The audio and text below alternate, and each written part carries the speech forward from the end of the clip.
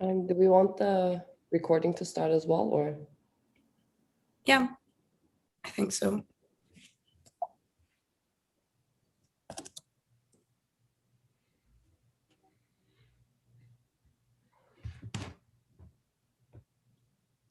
Give me 1 second though, because there's an issue with the live stream on the website.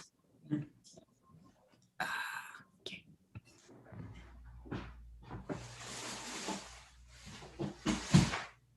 I'm not sure why.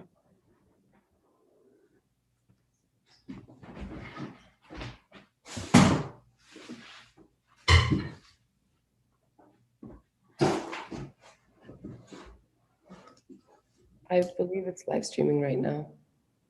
Yeah, but not on the website, I think. Give me 1 second.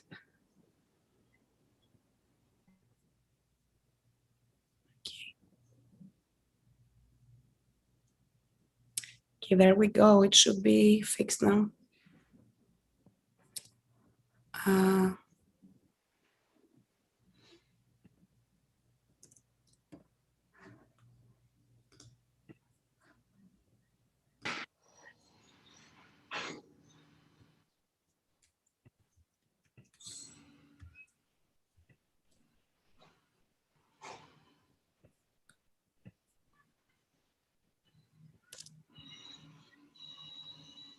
There we are.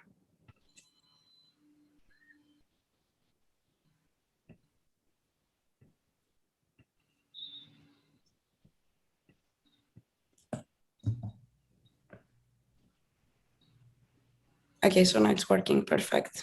Okay.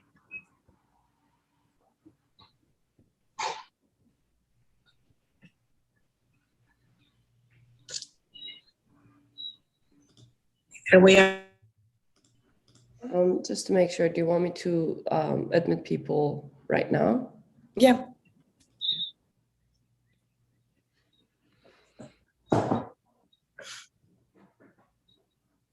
Okay, so now it's working perfect. Sorry.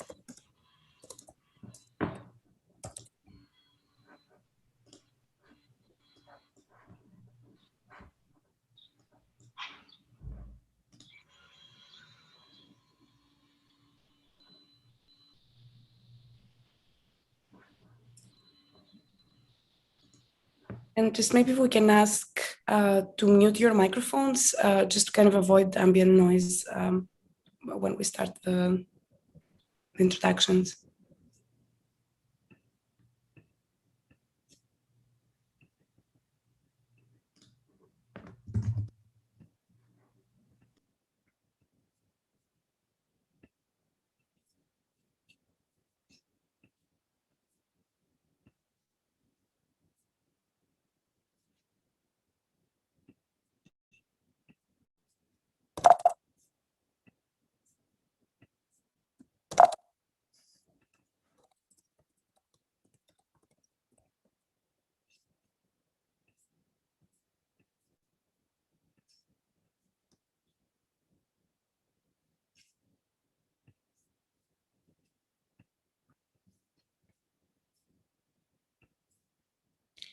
Okay, so we're going to wait a couple more minutes because there's a few more people joining, and we will get started.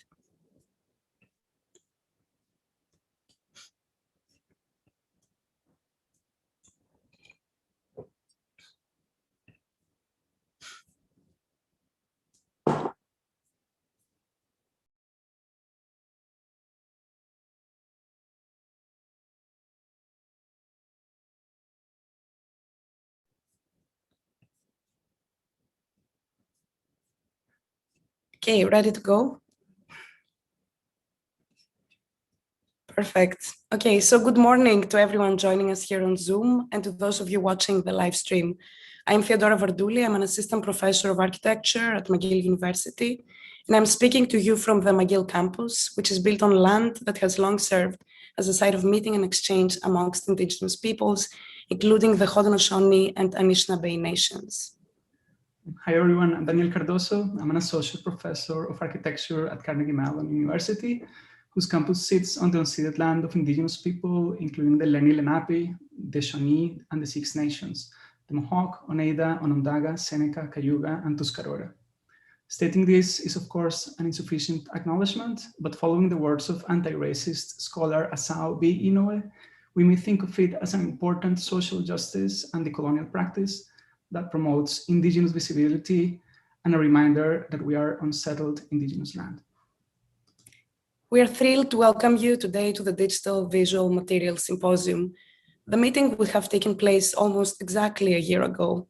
We would have gathered here in the McDonald Harrington building in the so-called G10, one of the largest auditoriums on the McGill campus and home of the School of Architecture's lecture series.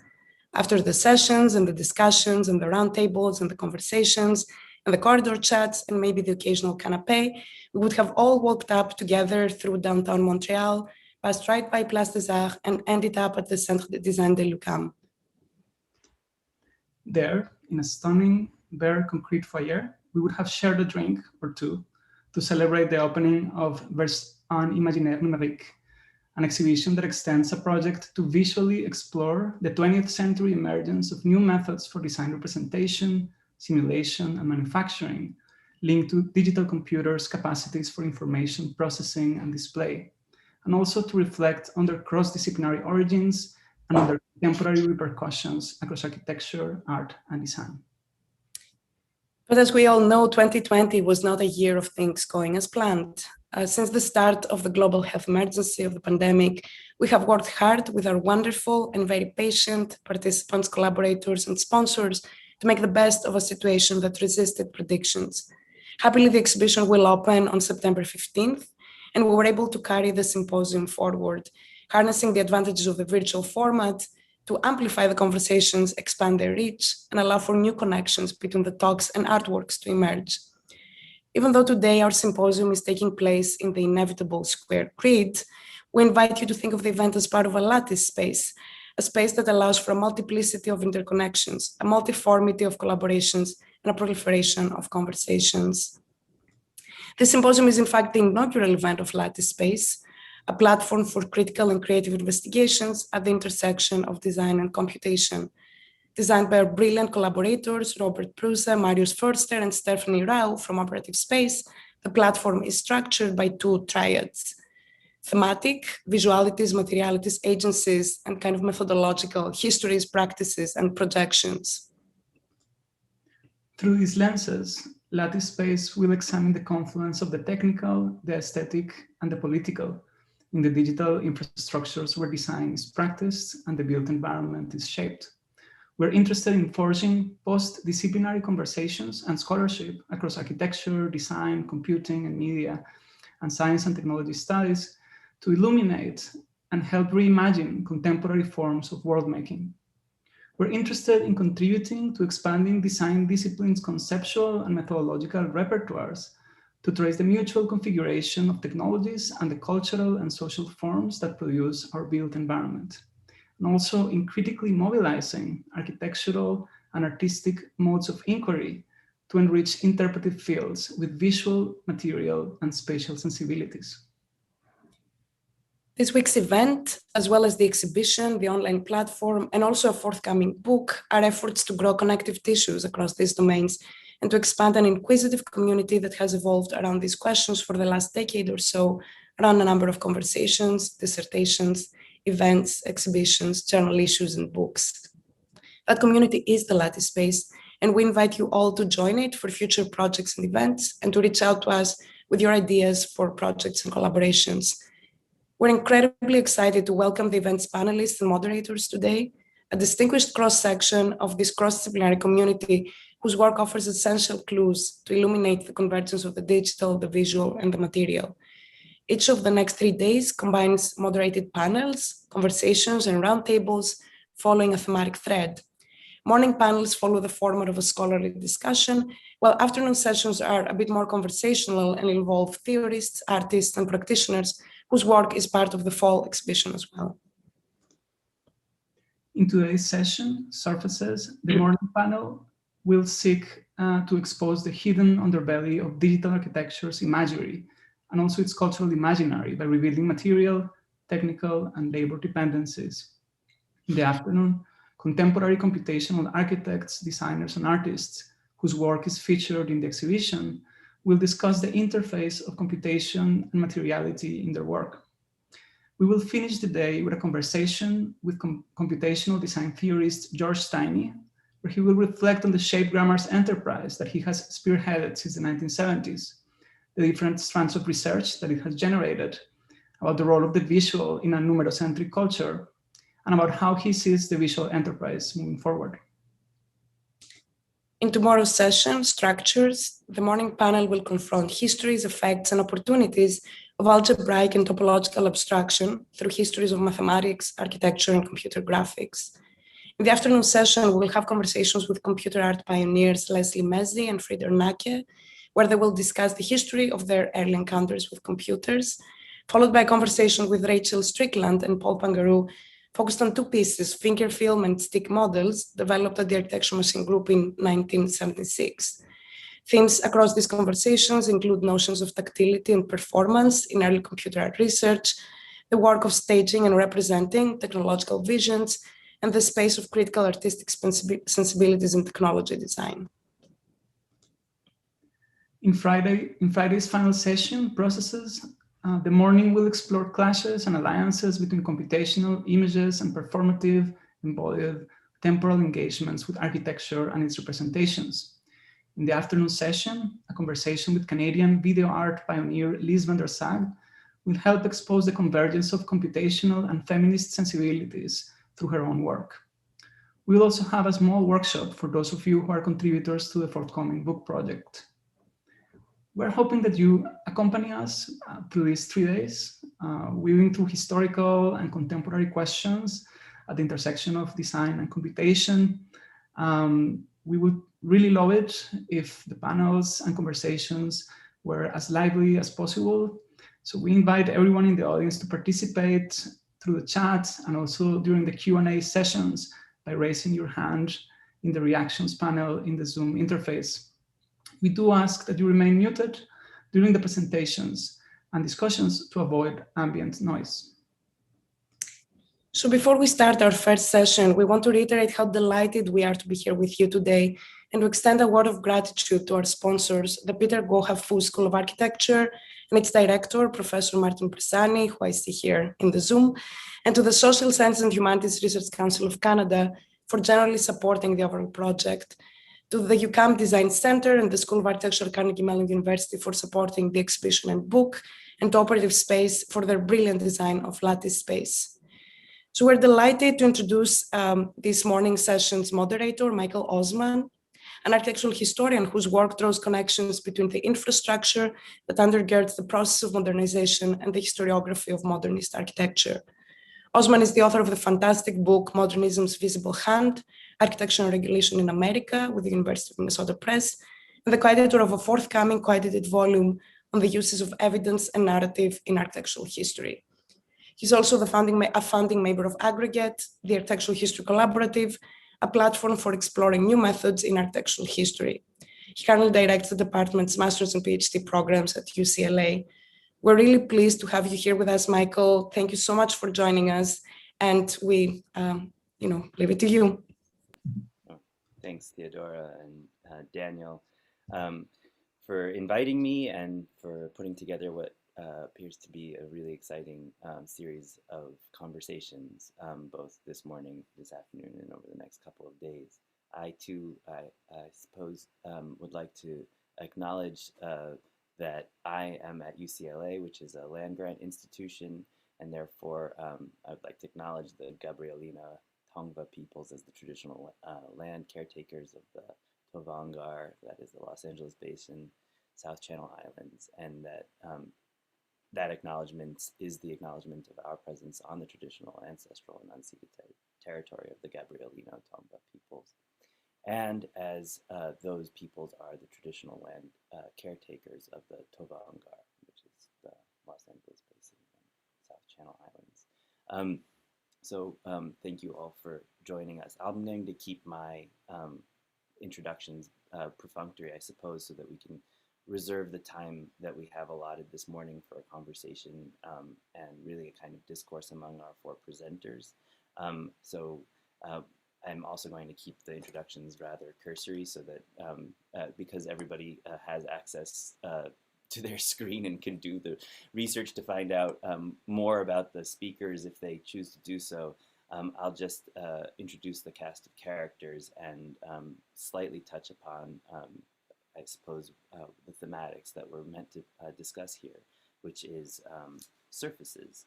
And Theodora and Daniel talk about how surfaces expose the hidden underbelly of digital architectures, both their imagery and their cultural imaginary, by revealing their material, technical, and labor dependencies. So we'll be seeing those kinds of, I guess, interdependencies in the four speakers. So I'm just going to introduce them all now, and then I just, in their order, if you wouldn't mind, just moving from person to person without requiring my intervention, that would be great. So I'll first introduce Jacob Gaboury, who is at the University of actually, we have a lot of West Coasters here, so thankfully all our alarm clocks worked this morning. So from the University of California up at Berkeley, where he is sorry, I had it all fired up, but he's an assistant professor of film and media. And he will be presenting to us a talk as below, so above, surface depth and depth in the computational image. And I think the core of that talk is something that I'm very excited to hear more about, which is about the Oberfläche and the Unterfläche and the interconnection between those two concepts in the work of Frida Nake. Is that how you pronounce his name? Oh, sorry. So Theodora just told me that Jacob is now advanced to associate, so congratulations. That's wonderful news. After Jacob, we'll be hearing from, I believe, a PhD student at also the University of California, if I'm not mistaken. You're still a PhD student, right? I am. I advanced to candidacy last. Okay, great. Yeah, I'll take any advancement. Okay, so Akshita Sivakumar at UC San Diego, who will be presenting a talk titled Materialities of Shiny Surfacing, moving back and forth between sort of the digital representation or constitution of the shiny object and the sort of, I would imagine, galvanization or metal plating processes that make things shiny for us. Anyway, I mean, I suppose in real life, if that still exists. So I'm excited for that. And then after that, my dear friend and close colleague, John May, who, although it says he's from Harvard University, is here with us in Topanga Canyon, I suppose. And John, as many of you know, is the author of Signal Image. Sorry, you can't hear me. I'll get closer to my screen. Signal Image Architecture, and the co-editor of the recent book, Design Techniques, which Theodora recently reviewed. And he's going to present on your new mnemotechnics. So this is, I think, a philosophical contemplation on the sort of de-skilling of our memory, and something that I suppose will be an extension of the work of Bernard Stiegler, who so sadly passed recently. And then finally, we'll be hearing from Mario Carpo, no digital discussion could go on without having Mario speak, because as we know from way back, Mario's been talking about the connections between sort of Renaissance architecture and the sort of our digital present, from books from the alphabet and the algorithm to the second digital turn.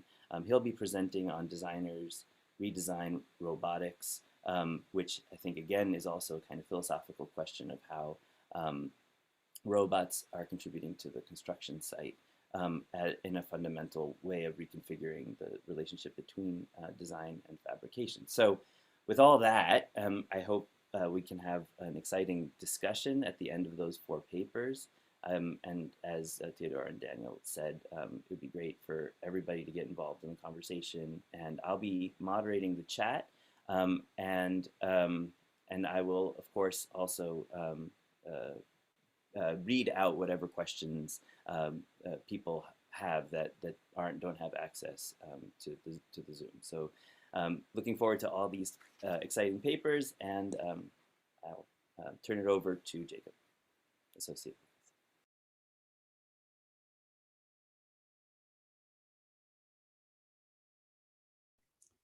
Okay, great. Thank you, Michael, and thank you, Theodora and Daniel, for organizing this event. I'm really excited to participate, of course, and also to hear from and learn from all of the participants over the next 3 days. Can everyone hear me okay? Okay, great. Great. So yeah, I'm going to kick things off, maybe reflecting very literally on the theme of this particular panel, surfaces. And I want to start with an observation, a kind of observation about what I think is an interesting contradiction in our contemporary computational culture, which is that visual images are, on the one hand, celebrated as a kind of principal example of the drive toward technological development and innovation, and yet at the same time are often denigrated as somehow inessential to computation itself, right? As illusory, virtual, or otherwise unreal, which I think Michael sort of gestured toward where that distinction lies or no longer lies for many of us today. I think the idea that digital images are ubiquitous and highly valued goes without saying, especially for the group of scholars that we have assembled here. So these kinds of glossy, high resolution images are in many ways the visual capital of our digital culture. They're the images that sell each new generation of game console, that drive viewers to the latest superhero movies and ask us to purchase faster computers, bigger television screens, etc. Developments in computational imaging also drive research into things like object rendering and simulation, which we'll be talking about this week, 3D printing, artificial intelligence, and countless other fields. I feel like this, what interests me here in part is the way that computer graphics are often used as a kind of index for the development of computational technology more generally, and certainly changes over time in the development of computation more broadly, a kind of way of experiencing phenomenal changes in computing power in a way that's otherwise, I think, inaccessible to most people. There's a sort of subgenre of image that you see sometimes on websites like Reddit and other kinds of forum-based social media platforms that deploy images like this one you see here to kind of gesture toward this idea of like, oh, how far we've come over the last 30 years, let's say.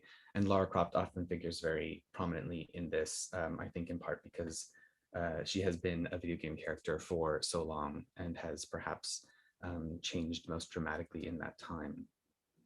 So computer graphics serve as a kind of stand-in in some ways for the development of computation more generally.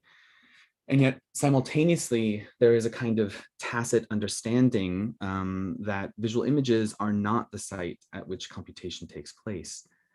They are an interface for the computer itself, a kind of translation object that makes computational logic legible for a presumed non-technical user. As I discussed, sorry for the book plug, As I discuss at length in my forthcoming book with MIT Press this August, the computer is not a visual medium, and computation is in no way tied to or requires visual interfaces to operate. And this is especially true historically, wherein the vast majority of computational systems prior to the 1980s had no screen or graphical output to speak of, using teletypes and teleprinters for input and output, and later command line interfaces for textual interaction. Even during the early development of computer graphics in the 1960s and 70s, visual computing was often criticized as frivolous and inessential to the supposed real work of computing. In this early period, prior to the commercialization of computer graphics, computational resources were extremely limited and expensive, and therefore making pictures seemed to many to be a waste of time. This is something that holds true archivally in my own work at the University of Utah, but I think the best sort of distillation of this observation comes from Nicholas Negroponte, who in a 2014 interview sort of famously recalled that researchers working in computer graphics and design in the 1960s were considered what he called, quote, sissy computer scientists, not the real thing, which we can unpack in discussion. So even following the emergence of computer graphics as a kind of legible commercial technology at the end of the 20th century, digital images became synonymous with illusion and artifice. Their appearance marked a kind of crisis of visibility, whereby the world was refigured as an image severed from the materiality of the thing that it represents. Popular accounts of this transformation were commonplace in the enthusiasm surrounding new media technologies in the 1990s, a period perhaps characterized by theories of the postmodern and the new, the supposed dissolution of the material into the virtual, and the rise of simulation across all facets of contemporary culture. This is also the period in which graphics first enter the realm of popular entertainment on a large scale, with the release of the first feature-length computer animated film, the broad success of Hollywood blockbusters that prominently featured computer-generated effects, and the development of the first interactive 3D gaming consoles. So in many ways, alongside the internet, computer graphics were one of the sort of quintessential new media technologies of this period. And just as scholars touted the revolutionary power of the web, distributed networks, hypertext, and cyberspace, so too did they sort of envision a future in which computer graphics would dominate our visual field and transform our relationship to reality itself. But I think in many ways, this sort of moment of visibility was more of an aberration than a kind of new innovation, a sort of dramatic flourish of visibility that sort of erupts fully formed before receding almost as quickly as it came. It may not be true for those of us speaking today, but I think for most, computer graphics seems in some ways an almost improper object, a kind of old new media whose vision of total simulation feels, I think, naive at best, historically, at least at this point. Instead, over the last 20 years or so, especially in my own field of media history and media theory, we've seen a kind of dramatic shift away from visual methods for the analysis and description of computational systems, and toward what we will discuss here as the kind of materiality of digital media as historically instantiated technical objects. So to do injustice to an entire field of practice, new media, we're often reminded, are not as new as they appear to be, have much in common with those older media forms that they were said to replace. And that if there is some kind of radical transformation to be found at the heart of digital technologies, it lies in the procedural algorithmic logic of computation itself, and not in the ways that computation is made meaningful to us through visualization. And I, see myself working in the context of this materialist turn. I think it offers a valuable corrective to over a decade of enthusiastic writing on the transformative effect of simulated images, and of kind of reading the output of our machines with little regard for the means by which such images are made possible.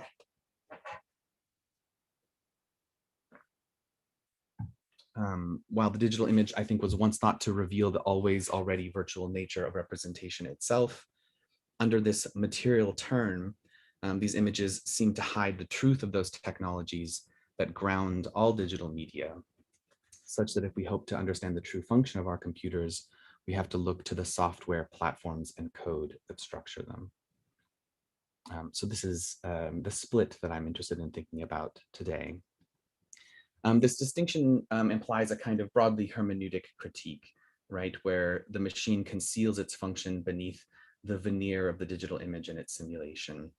And we're compelled to open the black box and look beyond mere representation.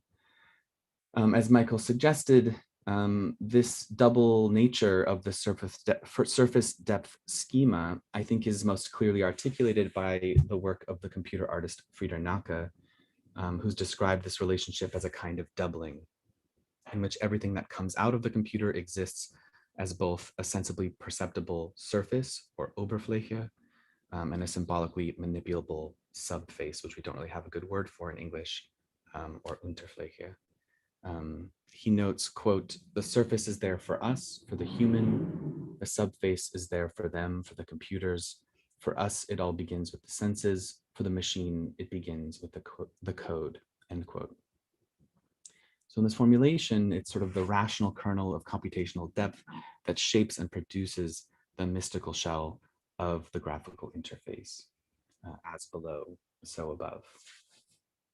Interestingly, Frieder Nacke worked primarily, at least in this early period, with plotter drawings, which of course further kind of problematizes this notion of visuality as a kind of screen-based interaction, and the idea of computation as a screen-based medium. Taken to the extreme, this formulation suggests that we've not simply misrecognized our true object of analysis, but have in fact fallen victim to the illusory and seductive quality of digital images, which hide not only their material function as technical objects, but likewise their role within the broader social and political circuits of computation. So to imagine computational media as virtual or ephemeral erases the physical and effective labor required to build, maintain, and dismantle technical systems, their potentially catastrophic effects on the environment, human and non-human life, their political function in the lives of their users, the culture of their designers, and the shape of our societies. As media scholar Tara McPherson has warned, quote, "Our screens are cover stories disguising deeply divided forms of both machine and human labor. We focus exclusively on them increasingly to our peril," end quote. And yet, as you might imagine, I don't have the chat open. I don't know if, yes, shout out to Frieder Nacke's talk next week, or tomorrow rather. I'm very much looking forward to that. And yet, as you might imagine, you know, I'm not interested in refusing the screen image. And in fact, I think this refusal of the screen image produces its own set of restrictions, right? Despite this sort of turn toward the mechanical interiority of our technical things, our engagement with computing remains highly visual and deeply tied to the logic of simulation. Certainly, it is true that our screens are not transparent windows that lay bare the act of computing itself, but they are likewise not somehow outside that act. And they play a principal role in shaping our understanding of and relationship to computational technologies.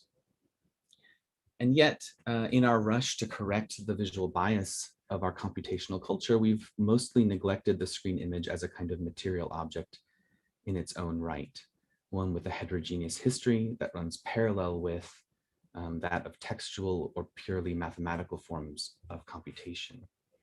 And so rather than dismiss the visual as a kind of mere interface for deeper material processes, I'm interested, and I would like to suggest that we should extend this materialist critique to include the simulated image, unpacking the means by which these images are modeled and displayed. If we read the digital image in this way, as an object structured by a set of distinctly material practices, it can allow us to move beyond discourses of immateriality and virtuality, surface and depth, to a theory of the digital image that isn't visible in the rendered output of our screens. And in doing so, my hope is that we will find that computer graphics are far from the kinds of peripheral interfaces that they quite literally appear to be, that they are in fact one of the foundational technologies of our modern computational culture, and they've played a central role in the development of computing and computer science over the past 70 years. In order to understand this, we have to look beyond our screen and train ourselves in new ways of looking at computational images. And in doing so, we'll find that computational images aren't pictures of the things they represent. They are pictures of the world that produced them, and they execute a theory of that world in the world.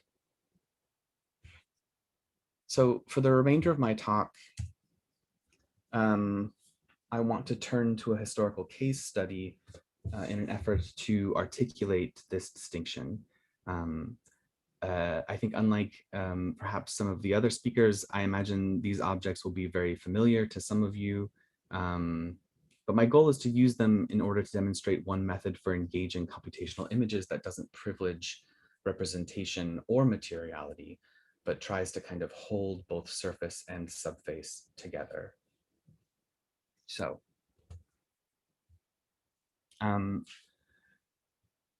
prior to the 1960s, computers were machines built for the procedural calculation of numerical data.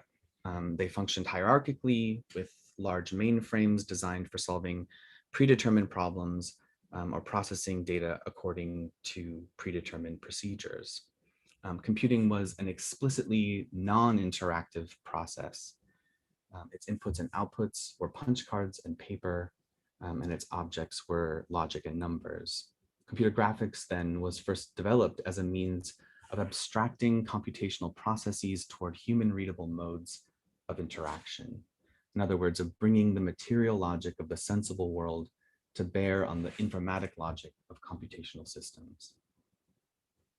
Through computer graphics, the image world was operationalized, made to compute and perform actions, to take up and simulate space.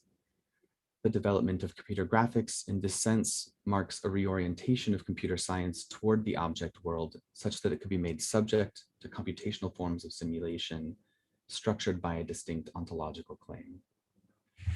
Over the past 50 years, this claim has become one of the dominant modes of engaging with and thinking through all manner of processes, such that our contemporary world is now populated by a vast number of objects shaped by their encounter with computer graphics.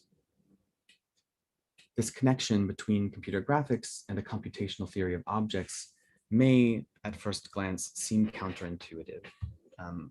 One of the challenges I'm sure many of us have run into in working with computer graphics is that the term is entirely non-specific, right? It can be used to refer to any image produced by computer processing, from a digital photograph to a fully interactive 3D environment. Nonetheless, nearly all contemporary computer graphics are structured by a theory of objects that emerged alongside early experiments in visual computing in the mid-20th century, in which the world is understood as a relational system of objects capable of discrete forms of interaction.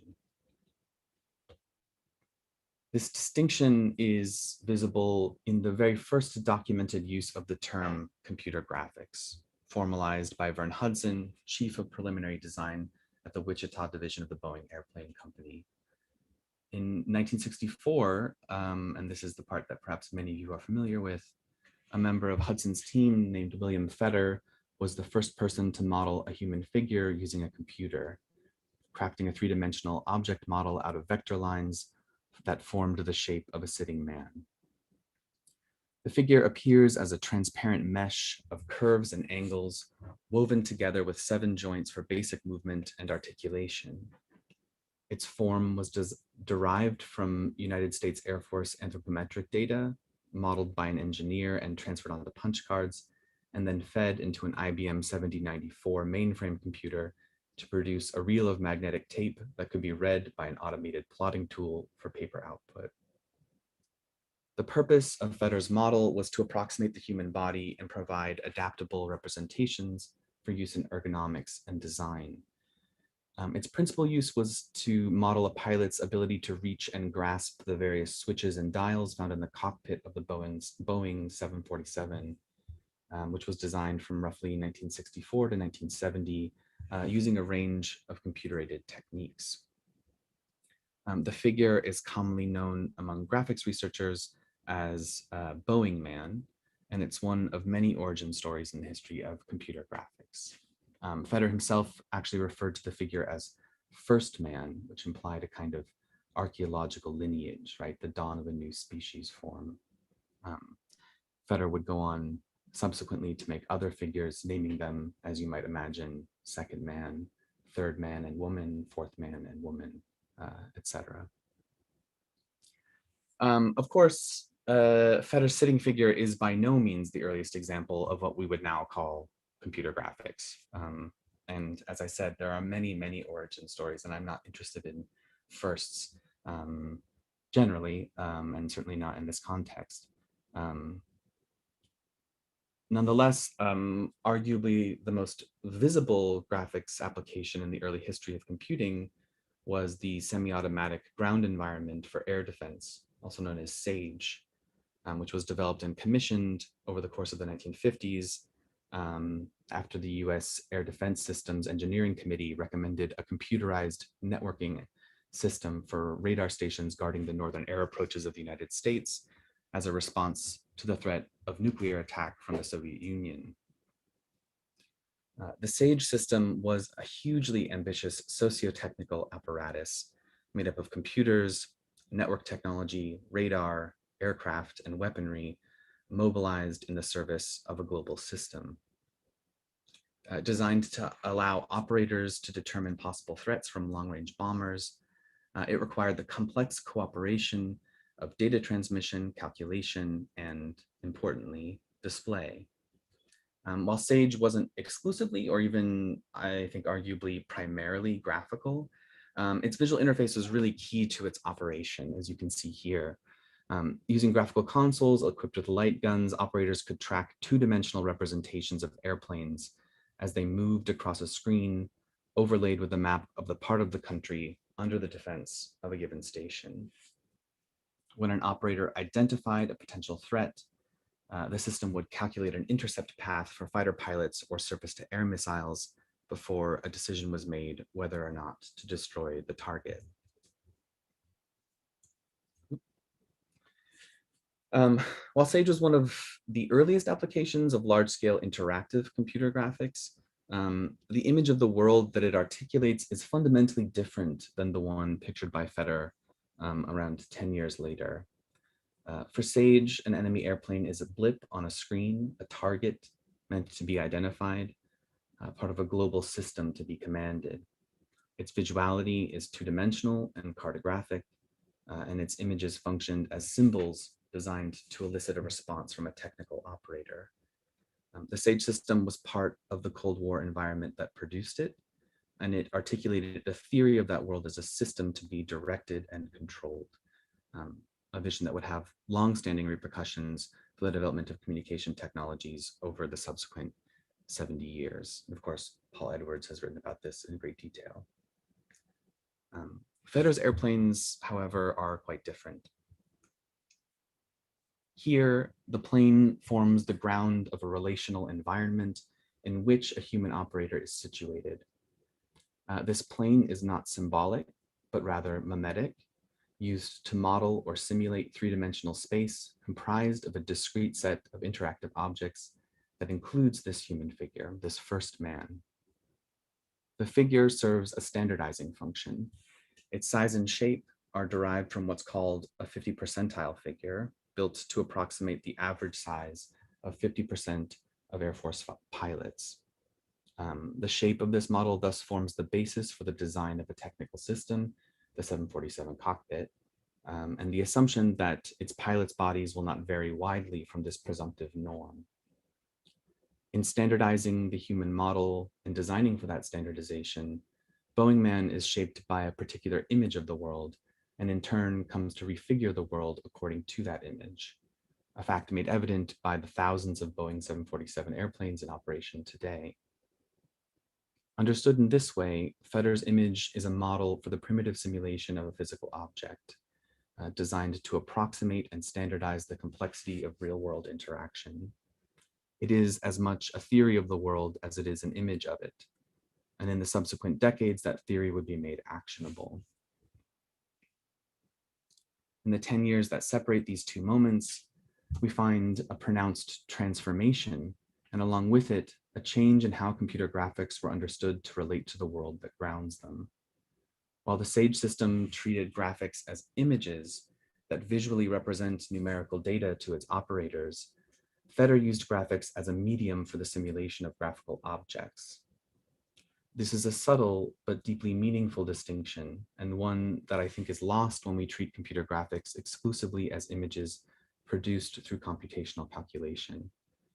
It's a logic that emerges alongside computer graphics and grows to become altogether diffuse across the field of computer science as it begins to take up graphical systems and develop novel uses for computational images. As early as 1961, Ivan Sutherland was using object-oriented structures in the development of his widely influential Sketchpad program for computer-aided design. Likewise, Stephen Russell's Space War, which I think Ren Jog will be talking about on Friday, considered by many to be the first graphical interactive digital game, was designed using object-oriented principles in this same period. One of the earliest modern graphical user interfaces, developed from 1972 to 1979 at Xerox PARC for use with the Alto computing system, was predicated on the object-oriented structure of the Smalltalk programming language to such an extent that the language is inextricably tied to its interface and requires it in order to function. Of course, each of these object forms can't be made commensurate since they don't share or adhere to a single fixed theory of object relation. They're nonetheless all exemplary of a broad transformation in which object simulation becomes a principal structuring logic for computational systems, particularly those systems tied to visual image production. Through computer graphics, then, the act of computing is refigured from a set of procedural calculations into an interactive environment, understood as a spatially embodied field of discrete computable objects. In short, computing is transformed from a process into a medium.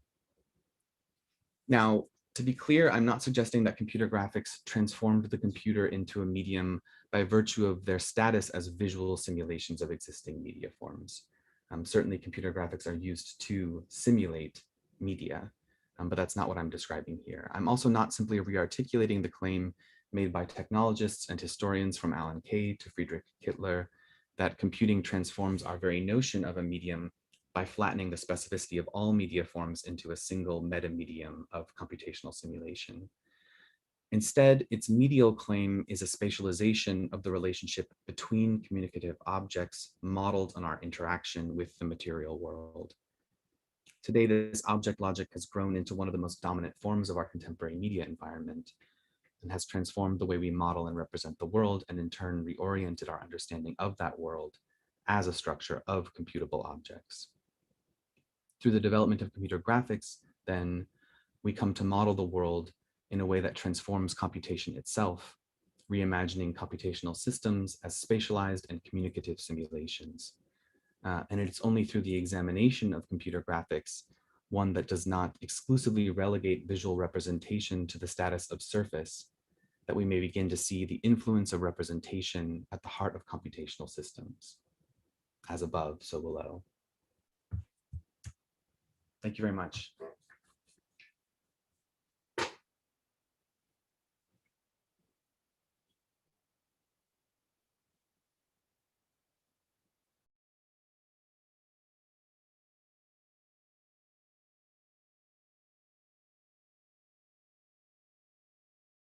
Never mind, a year and a half in, still muted. I think Michael had requested just smooth transitions, so I'm assuming I'm just going to start. Excellent. Okay. Hi, everyone. My name is Akshita. I respectfully acknowledge that I am at UC San Diego, and we live and work on the unceded territory of the Kumeyaay Nation that spans across and precedes the US-Mexico border. Okay, so I am going to be presenting work on the materialities of shiny surfacing and shiny surfaces. And I'm going to start us off with this prompt. In the design of the built environment, shiny chrome surfaces might feature in digital visualizations of chrome fixtures or in the specifications of physical fixtures. Today, I'd like to think together about the representational stakes of the operations of surfacing, particularly decorative chromium surfacing, within the designed world through this propagation. What allows designers of the built environment to think the materialities of chrome rendering and chrome plating apart? I engage this question in one of many possible ways, with the goal of recuperating the material conditions and contours of surfacing processes in order to expand the sight and scope of how we think about surfaces in design.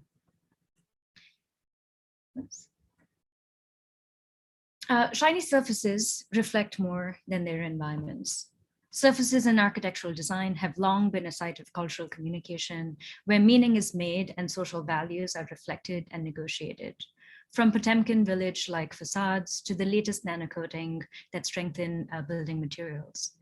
Chrome surfaces have variably but surely materialized modernist aphorisms of newness, reflectivity, lightness, and durability.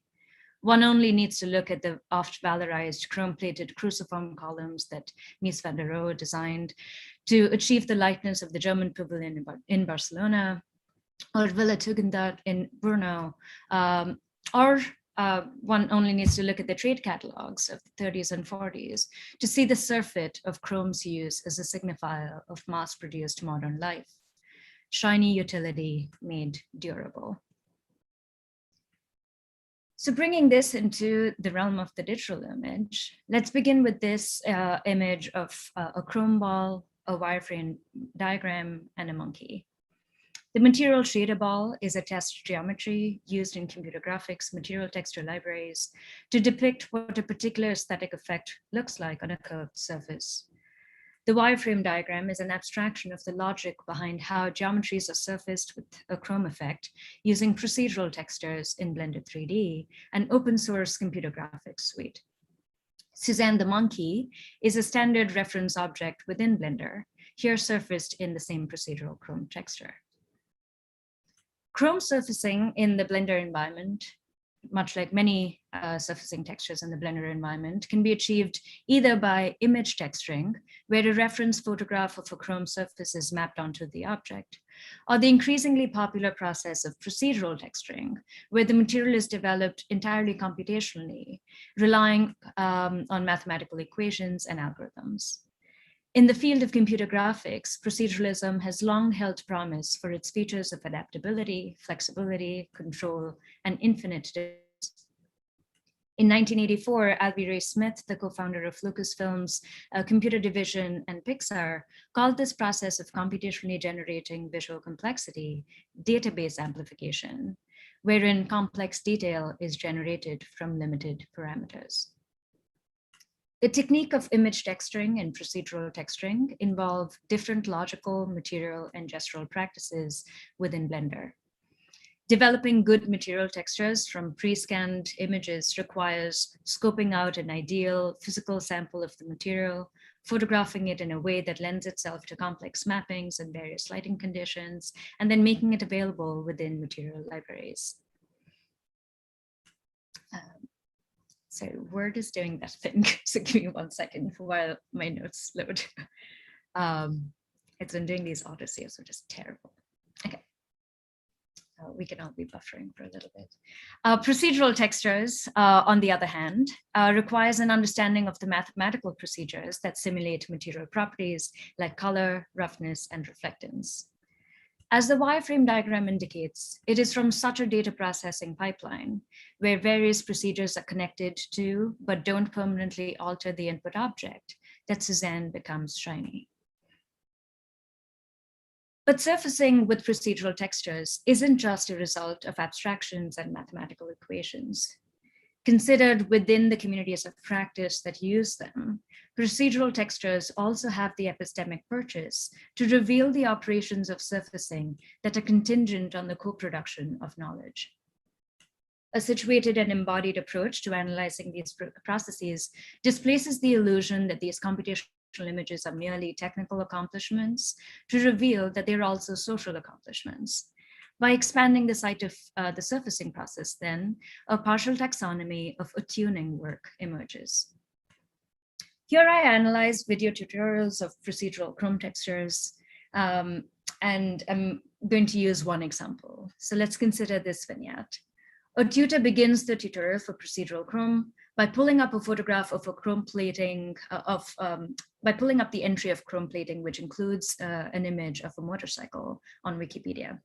He says, Wikipedia is my first choice if I'm researching materials because they have images of the material, but also a description of how the material is manufactured and how it behaves. Chrome is a shiny, glossy material, and because it's a plating, and the plating is really thin, it has something special. It has something like a color ramp, and the color ramp is from white to black. If the Chrome is not facing directly at you, it looks black.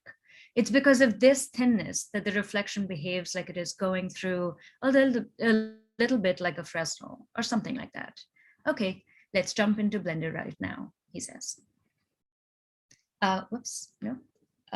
Okay. Rather than starting with a wireframe diagram of the procedural logic, the tutor begins with the photograph. And for the next minute, we, the tutor and the invisible anticipated audience, spend some time collectively studying the perceptual properties of how light reflects off the chrome surfaces of the motorcycle. He then moves on to pair the observations with a sequence of shaders in Blender that can create a similar effect computationally, periodically referring to the motorcycle photograph on which we've been mutually calibrated. He then adds procedures in the following order to develop the effect of chrome: glossy BSDF, color ramp, layer weight, and then finally connected to the material output. The attuning acts through human-machine interaction that occur within such seemingly mathematical operations include gauging, matching, and anticipating.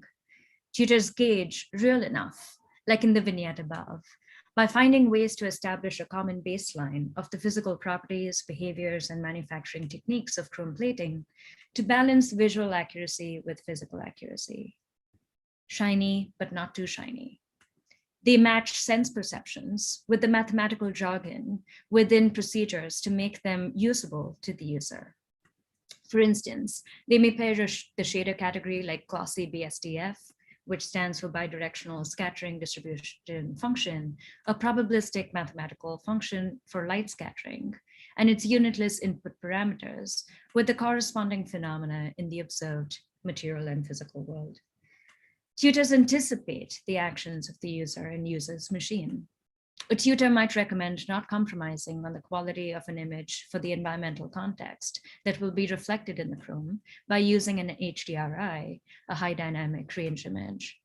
They may also anticipate technical configurations of the end user's machine and recommend settings of procedural techniques that account for various levels of computational power and memory capacity. Digital surfaces through procedural techniques are then not merely abstract technical accomplishments. Attending to the embodied and material practices of attuning within Blender communities gives us a way to move past seemingly oppositional categories of abstract material, digital versus physical, visual effects versus real or real enough, analog computation versus digital computation, or even objects and environment. But we don't need to stop there. And with that, I bring us back to this question: what allows designers of the built environment to think the materialities of surface rendering, of chrome surface rendering and chrome surface plating apart? Do we privilege cognitive work? What kinds of toxic environments do each produce? This line of questioning draws into relation these worlds that seem adjacent but are considered apart. This line of questioning then expands the site of surfacing. Given that surfaces play the role of cultural mediation, the question remains, what do we care to access from shiny surfaces? While chrome may have faded from its peak modernist desirability, the process of electroplating this thin layer of chromium onto a metal substrate is nonetheless still popular for its unmatched durability and non-corrosive properties, from everything from plumbing and lighting fixtures to automobile parts, to non-trivially in the production and maintenance of objects which have large cultural capital, like show cars, and even in parts within the aerospace industry and the military. And of course, there are different kinds of chrome, but we can discuss that later. So moving into this realm of these material fixtures, I want to access practices of knowledge production in situ that contextualize environmental impact. I bring us to a neighborhood in San Diego, Barrio Logan, where in 2002, a chrome plating facility was shut down after years and actually decades of coordinated efforts between environmental justice groups and community residents, superseding the monitoring activities by the San Diego Air Pollution Control District. Here I examine the violence of abstractions and regulations in electroplating processes, where objects are dipped in hexavalent chromium plating vats and is usually regulated by municipal air boards to ensure that fumes are suppressed at the site of emission.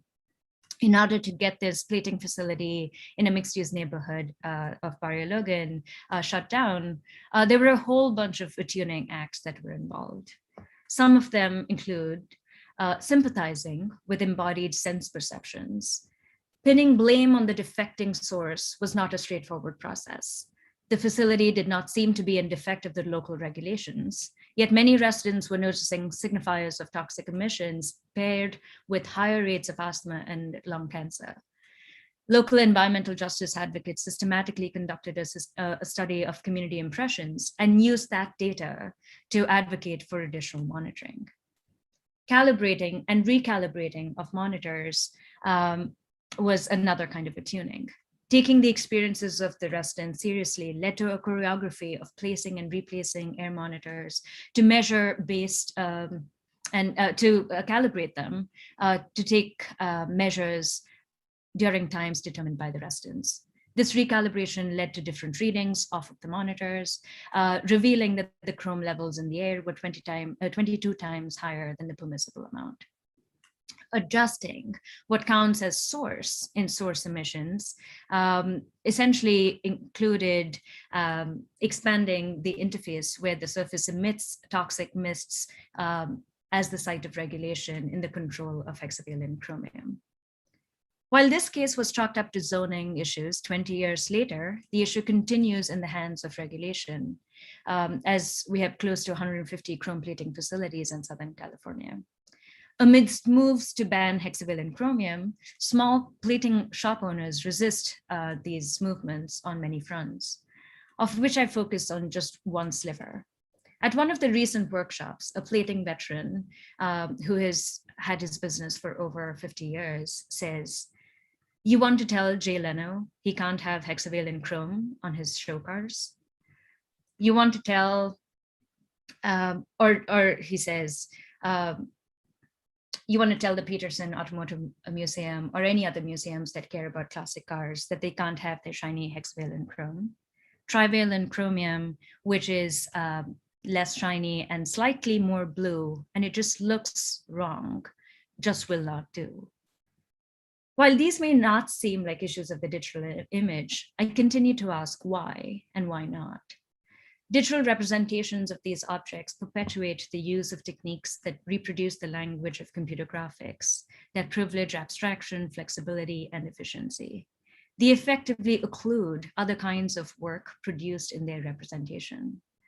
So what if the partial and contingent taxonomy above could provide a foil to typical textual libraries of materials to instead include the co-produced actions of gauging, matching, anticipating, sympathizing, calibrating, adjusting that accompany them?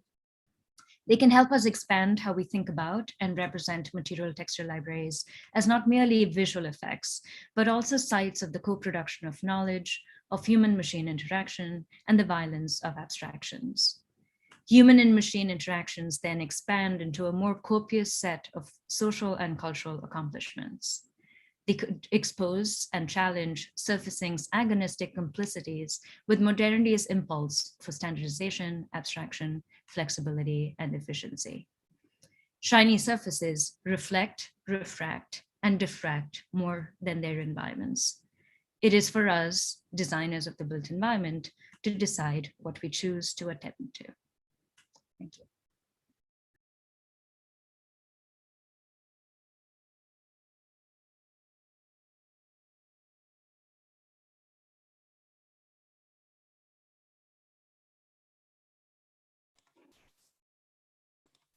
Okay, thank you. Can you hear me? Yes, okay. My thanks to Theodora and Daniel for the invitation and for organizing this. And it's actually, I'm realizing it's been some time since I participated in a symposium like this. And so it's amazing to hear these papers. I have to say I'm going to speak a bit more informally, and for a number of reasons. In part because I think my own work is in a kind of transition period right now. I'm listening jealously to the previous presentations, especially this amazing presentation just now. And when you see a kind of a project that's gaining momentum and is sort of really beginning to expand and move into some amazing questions, I'm in a much more awkward phase right now where I have just enough distance from having completed some writing projects. I have just enough distance from them that I can begin to disagree with some of the things that I was saying and be critical of those things and see where I was wrong. But I don't have enough distance that I have a lot of new material. And so I'm going to be repeating a few things that I've said in things that I've written over the years, over the past really 4 or 5, 6 years now. But I'll try to add a few things to those. I think also I would like to also just acknowledge that while these events are these kinds of events and these ventures are so important, Theodora and Daniel, what you've launched here. I mean, we live in anti-intellectual times, and so these kinds of events are really we should see them just as in their energy as sort of politically radical, just by virtue of simply asserting that life should be critically reflected upon. At the same time, I've come over the years to want to say up front that these events are also kind of structurally unfair, in that we all write in order to, I assume we all write pages and pages and books to avoid concision, and the old adage that concision and reduction are the most lethal enemies of any good thinking.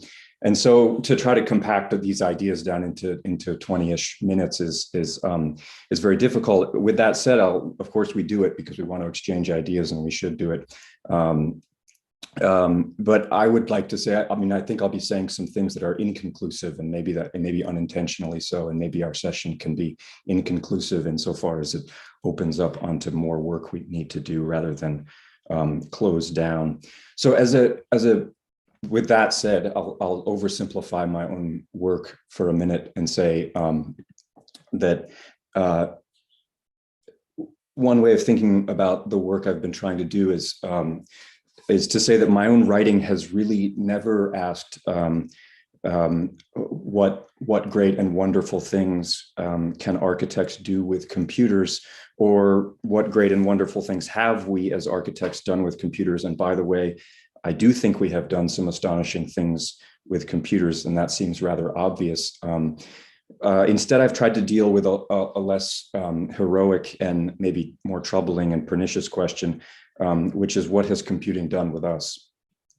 And perhaps its corollary, what is it still doing with us?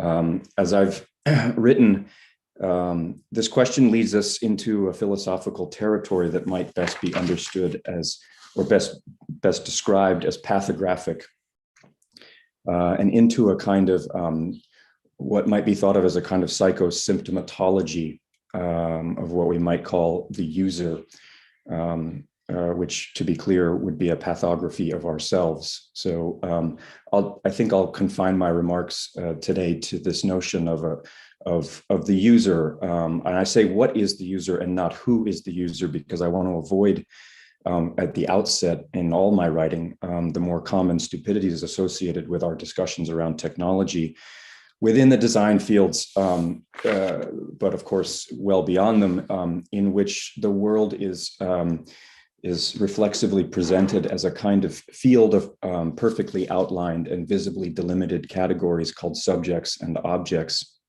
And I'm luckily, I think, in good company on this panel, and certainly in other panels as well, where people would acknowledge, we would all acknowledge that that's not a great way of looking at technical life. A world in which, to see the pleonasm of the term itself, subjects, quote unquote, use objects towards known and knowable ends. Instead, I want to describe and understand computation within this broader category of technics, of which the concept of technology is a kind of dangerous or difficult category, where technology itself can be seen as a discourse on techniques. I also should say up front, because I'm not on campus, I'm in my home, and my neighbors have a very large farm. You will hear farm animals in the background. This has been a feature of my teaching for the past year. So that was an actual donkey. That was not, you're not imagining that. There's nothing I can do. There's nothing I can do about it. There's no mute for the animals. So in this mindset, computation is rightly placed within this kind of almost unimaginably long lineage of hominization, this process by which this group of animals paleologically came to describe themselves as and call themselves humans. And the user, quote unquote, the user, us, is seen not as a subject, but as this open and extremely malleable field of following Leroy-Gourand, what we might call percussive gesturing. On this view, all of our clicks and swipes and scrolls can be seen as situated within a kind of paleology, a kind of paleology of energetic motion, repetitive, percussive, and part of what Leroy-Gourand calls our fundamental technical tendency, which, it should be said, asserts our animality rather than divides us off from it. Now, the challenge in any such pathography must move along two registers at once, and I think this is a methodological question that Jacob raised as well. And both of these must somehow be acknowledged. On the one hand, that pathography wants to assert that something has and is happening to us. As I tried to say in the opening of my book, recent book, we can feel our images changing us. That's a very, when I write that sentence, it's a very personal statement. This assertion is, in a way, intuitive and lived. Historiography proper can document and hypothesize it, but only lived life can proclaim it. At the same time, on the other hand, the assertion of a pathographic break between pre-computational and computational life cannot and must not anchor itself in any brand of humanism, either tacit or overt, in which a kind of stable, essential physiological dualism dictates the terms of analysis. And I will try to show what I mean by this. So with those ideas in mind, I'll rehearse a few points I've tried to make in the past few years. One of which is this image here that we're looking at, which is a kind of break between three different media formats that I've tried to describe in what might superficially seem like very technical terms, but that on my view, have significant bearing on categories of epistemology and ontology. So on the far left, the category of orthographic drawing, which I've described as hand mechanical gesturing. the middle category of chemical photography, and the far category, the far right, of course, the digital image. In particular, I've wanted to sort of delineate or demarcate the middle media format, chemical photography, as likely on the long historical view, as likely belonging to a relatively brief transitory phase between the formats on either side. So borrowing, as Michael said, from Stiegler's work on the orthographic age, we can see that the image on the far left, the image of the orthographic drawing, belongs to not simply to a kind of recent history of architectural orthographics, but rather to something like a 4,000 to 5,000 year history by which certain kinds of symbolic gesturing came to constitute a way of representing the world. If we eliminate the middle image, the chemical photograph, for a moment, as belonging to a very different process than either of the other two formats, and we look at ourselves as living firmly in the format on the far right, then we can begin to see the kinds of breaks between conceptions of time that are embedded in these media formats. And so I'll talk for a bit about that, about the notion that media formats contain within them models of time, which is to say that in one's interaction, in one's immersion in different media formats, and of course at this point, and this has all been only hyper emphasized by the pandemic, we all, of course, are always already an image insofar as we deal with ourselves and our world that way, that we are immersed in the time of imaging. And now, of course, I take Jacob's points, and this is something for the conversation. What I mean by imaging, I think it corresponds much more to what he's trying to describe than perhaps the dematerialized histories that he's working against in a way. So one of the first things I've tried to emphasize in the writing, which really is aimed at my own fields, is that computational time, we know, is anticipatory. It is predictive rather than reflective. And so the user is first and foremost, therefore, not at all a subject who uses technology, but an expanding field of gesturing in which the primary and perhaps only conception of time is one in which presently computable futures are constantly compared against one another in so-called real time. And that within this model of time, the past is a kind of, we could think of the past not as history, but as a kind of signalized landfill. A place where previous gestural image objects, to borrow Jacob's term, can be trashed but later retrieved. By the way, these are all computational concepts, or even quote unquote dumped en masse if their accumulations grow too large. I've tried to assert that we should stop viewing these skeuomorphic concepts as mere metaphors. They are now the foundation of our thought and memory. As a result, one significant but under-theorized dimension of digital culture is the technical collapse of historical consciousness, and describing and contemplating this collapse has been at the center of my work, because on my view, this collapse, this dimension of computation will have far deeper reverberations than any specific stylistic tropes it might successively produce. Second point, that and this I've had many conversations with Michael over the years, and his own work has contributed enormously to how I've thought about this. But in a way, when we're watching these two videos, we are on the surface, we appear to be viewing a transition from the mechanization of manual labor to the signalization of mental labor. And one of the paradoxes of looking at technical history is that although we should theoretically and philosophically deny the division between the manual and the mental, and we should refuse those at a kind of epistemological and ontological level, we nonetheless have to occupy the mindset of the system designers temporarily if we wish to understand the goals and aims of these systems.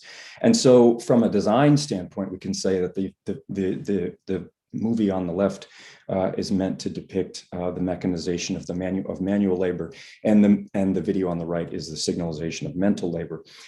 This transition, given that it carries with it the dissolution of a certain kind of historical temporal contemplation, has, on my view, opened up a novel field of politics for which we have few, if any, concepts to guide us. It has completely transformed and rearranged not just the space-time of labor, but the space-time of management as well. It has completely, it has pressed managerial goals and protocols into processes of electro-recording and real-time statistical analysis, establishing a micropolitics for which we have that we I think fail to fully understand at present. And so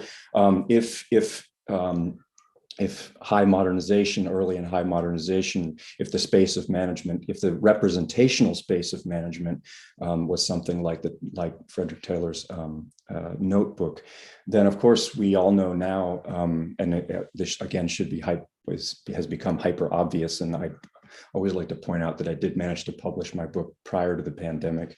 And so I'm not saying anything I hadn't already said, but an image like this should make it immediately clear that the space of management has drastically changed and it is drastically changing. So this is a Microsoft Teams user activity report, which is now a mandatory feature of any team that uses Teams.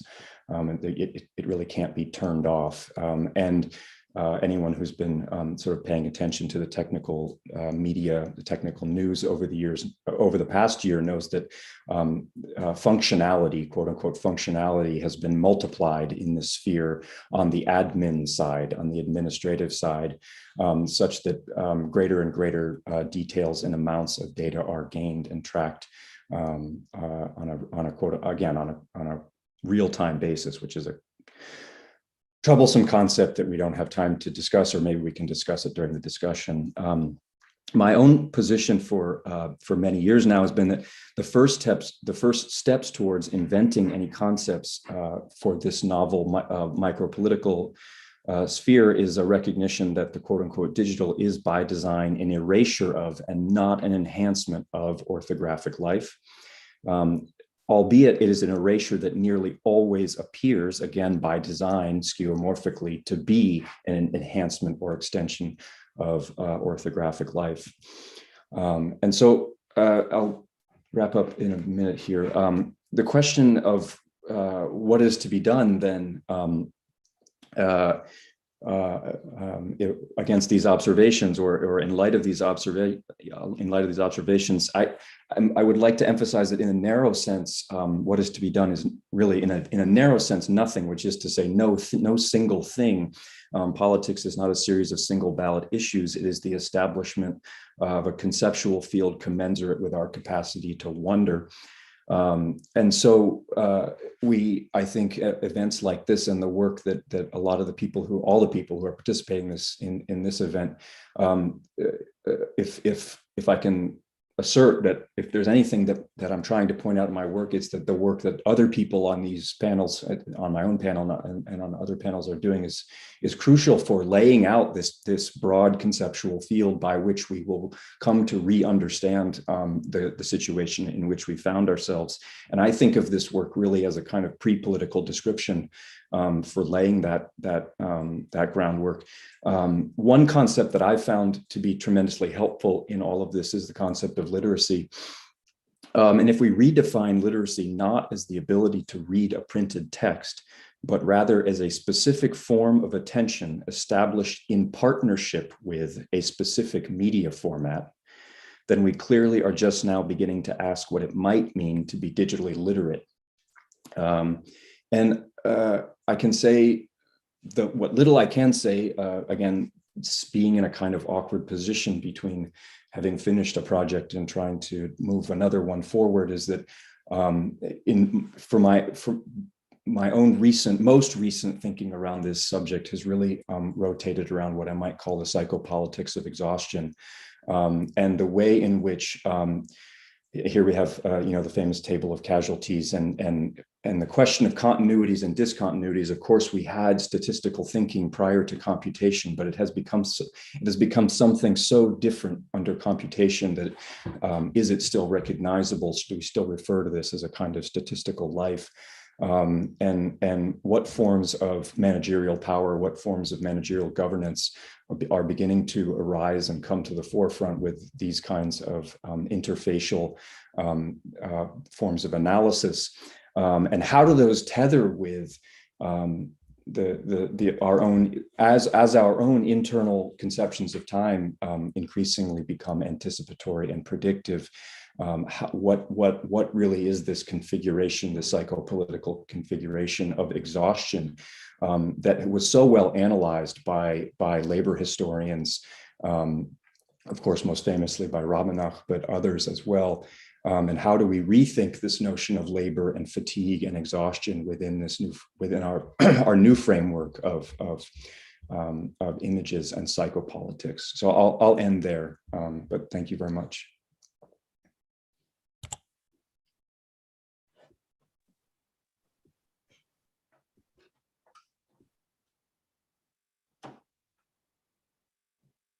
Do I have to speak now? Yes, please. Can you hear me?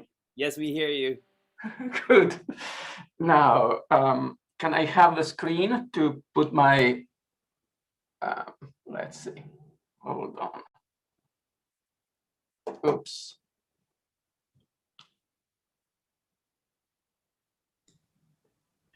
John, we may need you to unshare your screen.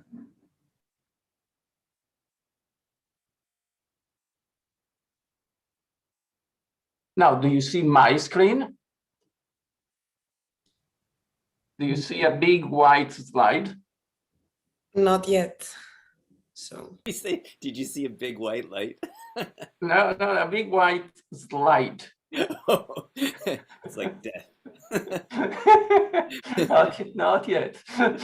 Hopefully. Wait for it. Now, do you see my screen at all? Not yet, Mario. No. What should I do? Because I see my screen. Maybe if you're, I believe it's possible that you have started the presentation in your computer. If that's the case, you may be. Wait, perhaps I should now. Yeah. Do you see my screen now? We do now. Thank you. Good. So now let's enlarge this picture.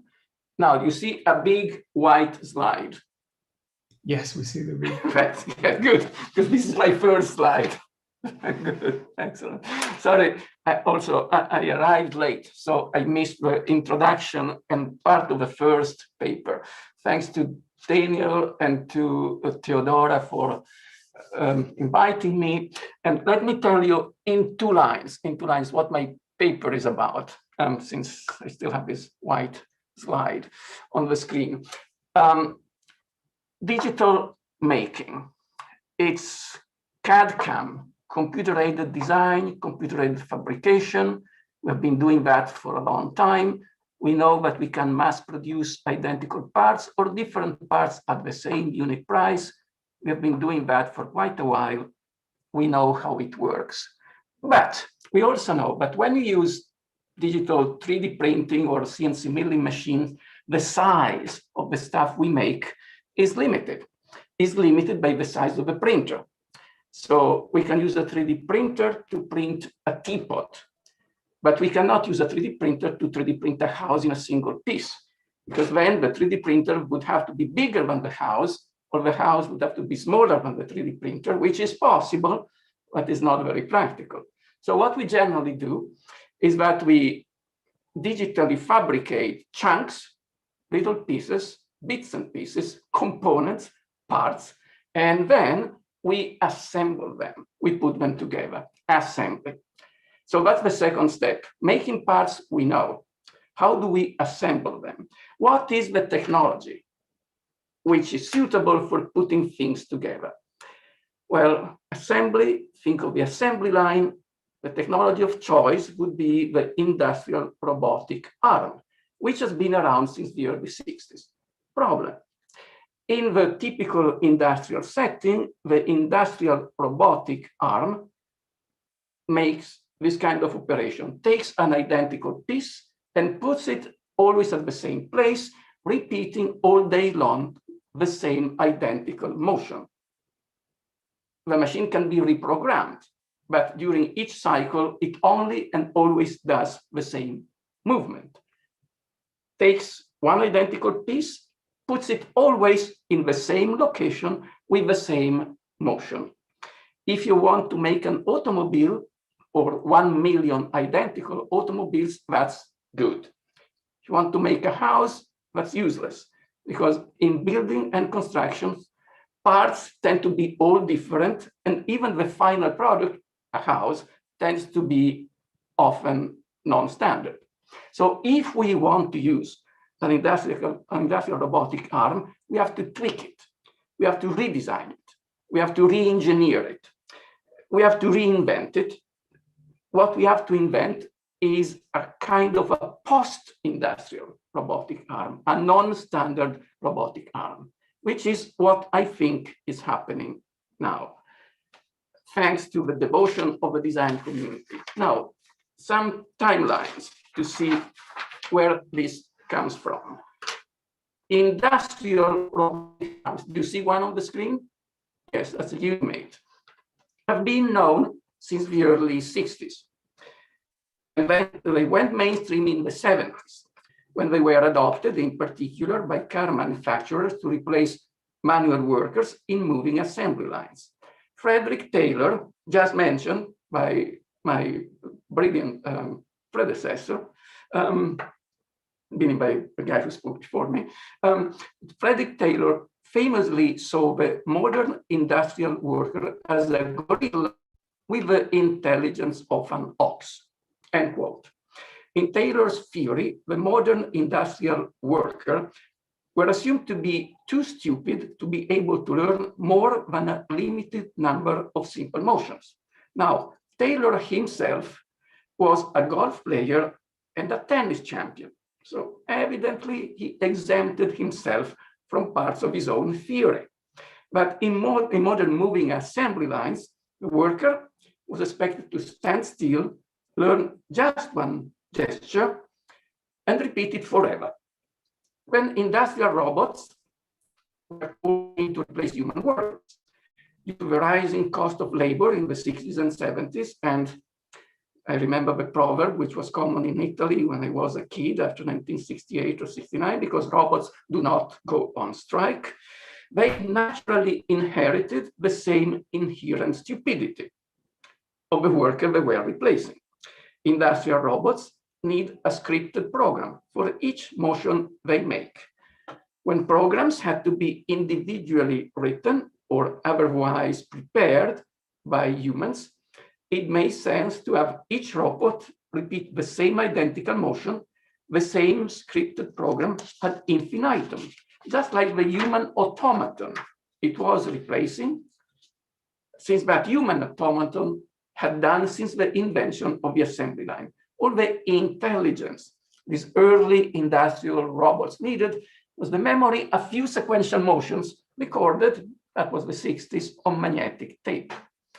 This was often done by having a human drive a robotic arm by sight through some kind of remote control, recording this sequence of instructions and repeating it identically as many times as needed.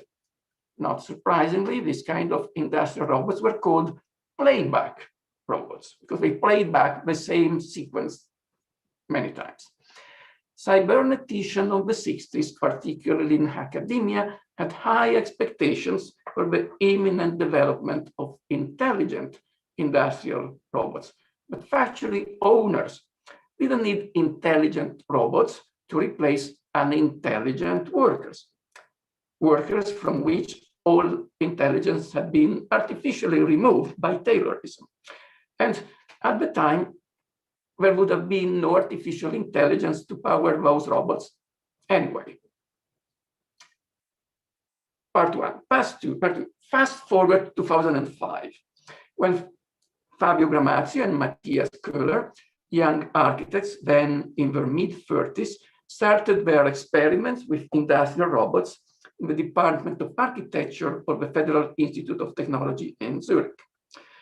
Personal computers of the early 2000s, say 15 years ago, could automatically script most of the instructions needed for driving the motions of a robotic arm. That was done by some kind of reverse engineering, by setting the final position of the robot's manipulator or hand, then letting the computer calculate all the motions needed to get there. Regardless of who did the scripting and how, industrial robots would still need one script for each motion or set of motions. But Gramazio and Köhler soon realized that computers could also be tasked to write sets of instructions for sequences of incrementally different robotic operations. They concluded that if that sequence could be automatically calculated and scripted, then bricklaying would be, among the building trades, a prime candidate for robotic automation.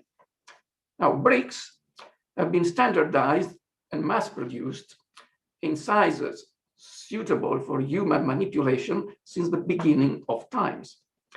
And since the early 20th century, the pioneers of scientific management, or task management, have strived to optimize and standardize the quintessentially artisanal craft of brick laying. Frank Gilbreth, the founder of Time and Motion Studies, and an early associate of Frederick Taylor, then the two had a disagreement. But at the beginning, they worked together. And in 1909, Gilbreth famously managed to simplify the bricklayer's operation, reducing the number of human gestures needed to lay a brick from 18 to 4.5. Don't ask me what the half motion is, because Gilbert explained that in his book, 150 pages. And to achieve that result, he scripted the motion of the bricklayers using diagrams of this kind to script the motion of the bricklayer on the scaffolding, using a technique which is not very different from what Rudolf von Laban was honing more or less at the same time to script the movement of ballet dancers. According to the principles of scientific management, manual workers can improve their performance by repeating fewer identical motions. And to the limit, the best performance is achieved when each worker will repeat just one motion forever. In the case of bricklaying, this can be partly obtained by simplifying the structure being built.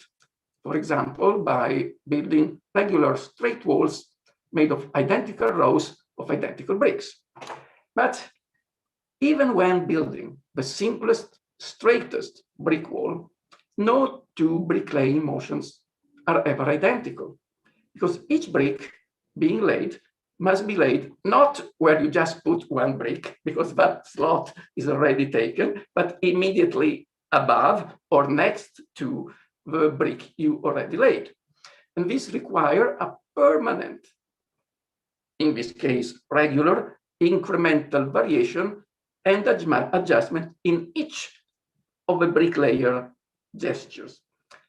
Early industrial playback robots designed for the repetition of identical motions could not do that.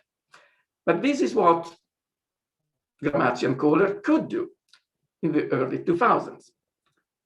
Industrial robots designed for the identical repetition of standardized gestures could not do that. However, when it appeared that electronic computers could be tasked to script the different motions needed to put each brick next to or above another brick, it also appeared that they could be equally tasked to script all the motions needed to put each brick in a given course at a different angle with the horizontal alignment of the wall or of the brick next to it, and so forth. Hence, potentially opening the way to the construction of very complicated brick structures, so long, however, as the position and orientation of each brick in the structure can be individually notated and calculated.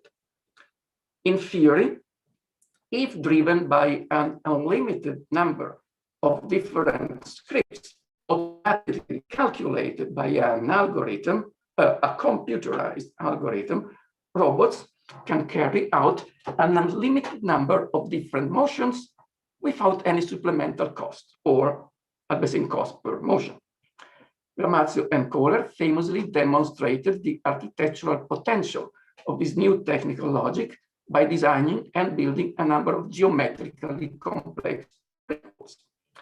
More recently, they have applied the same logic of differential or non-standard assembly to stocks of different components, each individually designed and custom built for the roof of their own laboratory at ETH Zurich, completed in 2016, that included almost 50,000 different timber components, automatically assembled in 168 different lattice trusses.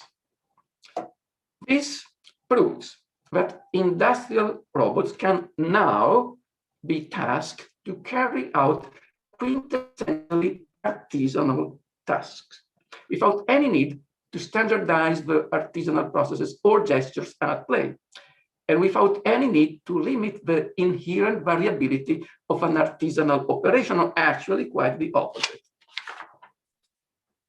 However, when this first groundbreaking step was made, the next one was easier, in a sense, almost inevitable. Industrial robots have been endowed with some rudimentary sensing capabilities almost from the start, from the first patent application of DeVol in 1954, as a matter of fact, due to the combination of advanced sensors and artificial intelligence or machine learning. Industrial robots can today be tasked to make independent decisions based on the detection or sensing of random unpredictable factors. This mode of operation used to be called adaptive fabrication. It was originally meant to cope with local incidents and tolerances in a traditional and highly controlled industrial environment. When generalized, however, the adaptive or intelligent skills of today's industrial robots are the harbinger of a truly revolutionary approach to design and making, one where robots do not execute sequences of pre-scripted motions, a sequence where all is notated in advance, but one where robots only receive a general assignment, a task, and then they make independent decision to implement the task they received and deliver it.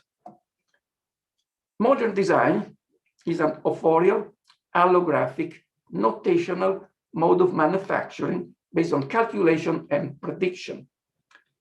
Its core notational tool, the engineering blueprint, based indeed on orthographic drawings, as just shown, is based on the assumptions that humans, the workers on the receiving end, will do exactly as told. And materials, all the physical parts to be put together, will behave exactly as expected or calculated.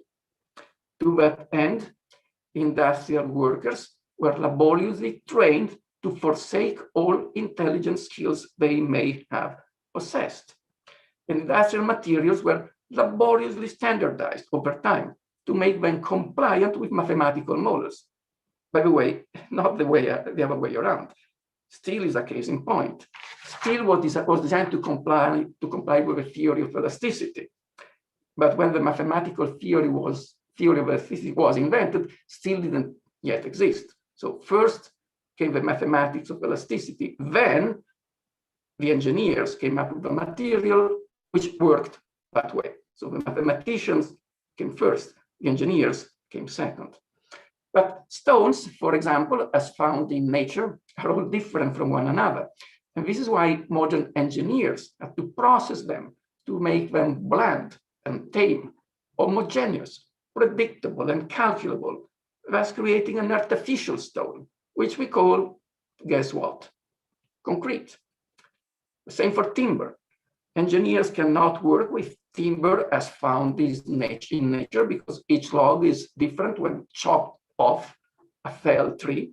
For that reason, the timber we use in building is engineered, between quotation marks, and served in standard and heavily processed formats: plywood, particle board, laminated timber, and now for the last 2 years, even cross-laminated timber, etc.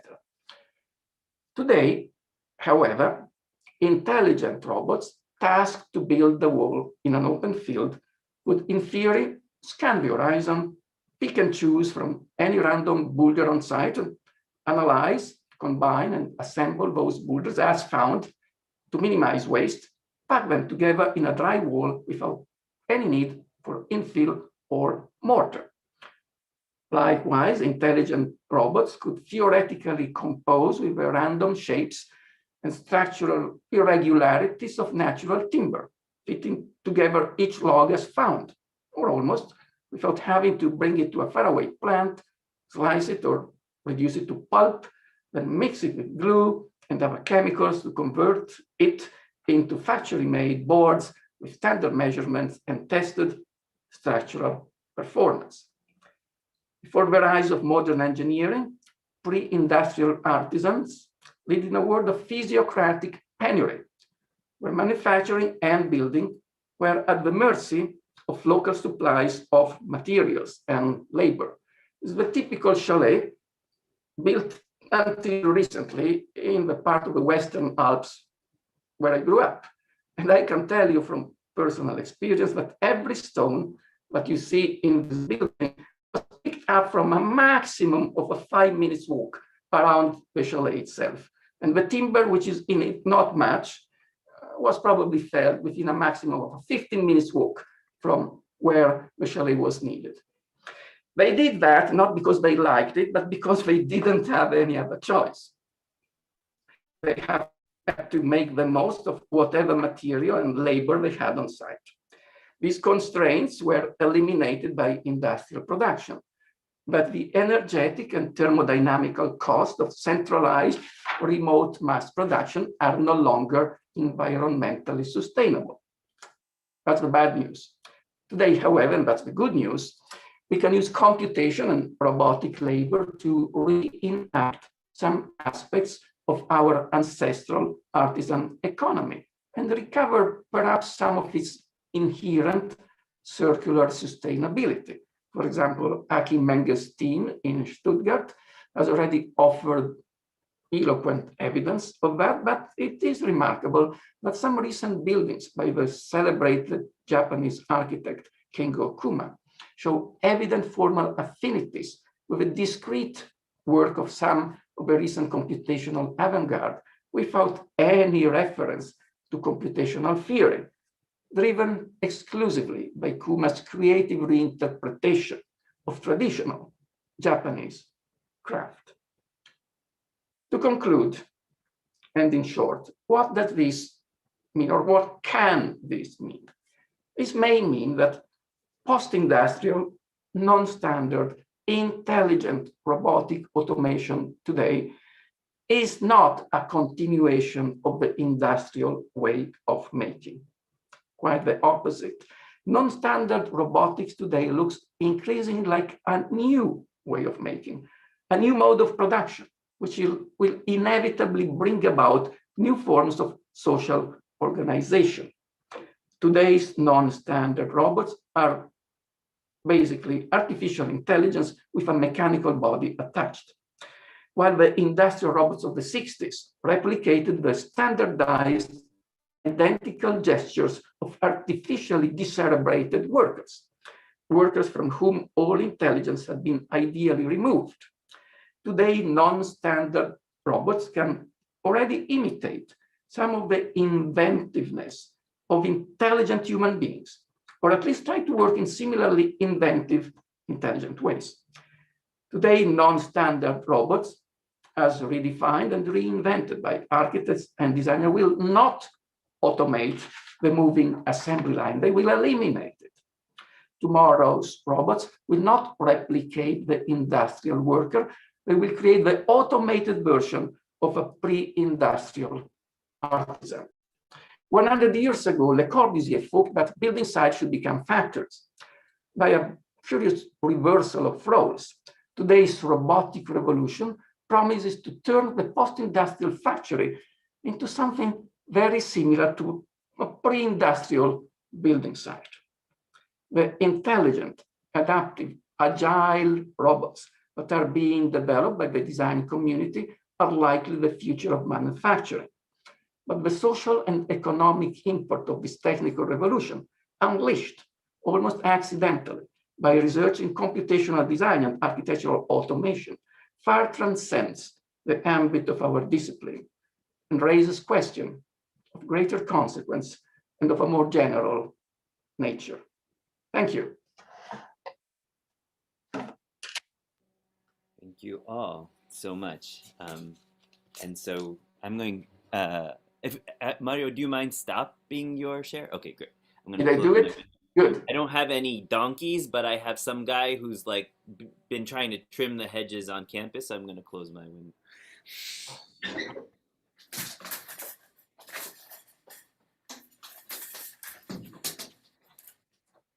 Sorry about that. It's like whereas John's environment is coming to life, you know, mine apparently is coming to too much life, so we need to trim it back. I'm very excited to have a discussion with all of you. It seems that we've got extra time than we were expecting because we have a discussion which is meant to last until 12:30 Eastern time, so that's over an hour. So I, as the sort of so-called chair of the session, I take the opportunity to try and just address each of the papers independently with a question, just to begin us in a kind of conversation. And then I'd also obviously like to open up the conversation to all of the people who've already contributed questions in the chat, and to allow, of course, the panelists to speak to one another about their stimulating papers. So what I've over the course of the last hour and a half, I've been trying to think about how to create kind of some symmetry between and among the papers that we've just seen. So I have a technique. And I don't know if it's appropriate, but here it is. Let me give it a shot. My thought is that I will try and pair each of the papers with one tradition in Western philosophy, and I'm curious to see each of your response, because it's not necessarily clear if I'm doing the right thing, but this is an attempt at provoking a response and maybe dehabituating us from, or you from your assumed, I would say, sort of philosophical affinities. So here it is. To Jacob. I'm looking for you. There you are. Hi, Jacob. So I'm very excited about your paper, and I'm particularly interested in the proposal that you make, which is that as above, so below, as a kind of perhaps overcoming, negation, deletion, you can see where I'm going with this, of a binary, of an opposition, and perhaps even one might call a dialectic. And so I'd like to offer you the question, and I'm going to do the 4 questions in a row, just so that you can see the symmetry between them, or among them. Your encounter with our friend Hegel. How do you see your project as perhaps some form of overcoming or aufheben of the oppositions, the dialectic between over and under, of what is visible and what is invisible? how in a certain way can the synthesis of those two seemingly opposed categories reveal something perhaps altogether new, as you call it, a kind of theory of a world. The graphic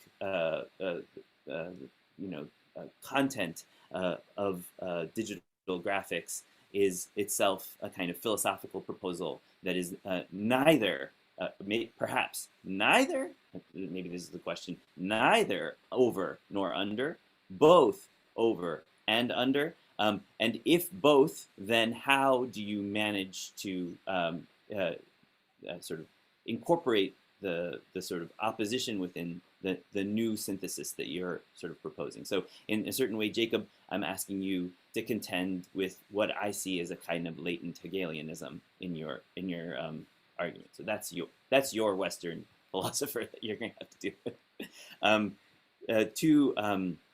To Akshita, is that the right or Akshita? Yeah, either is fine, Akshita. I said it wrong for the first 20 years of my life, yeah. So it doesn't matter. Okay. So to you, I offer.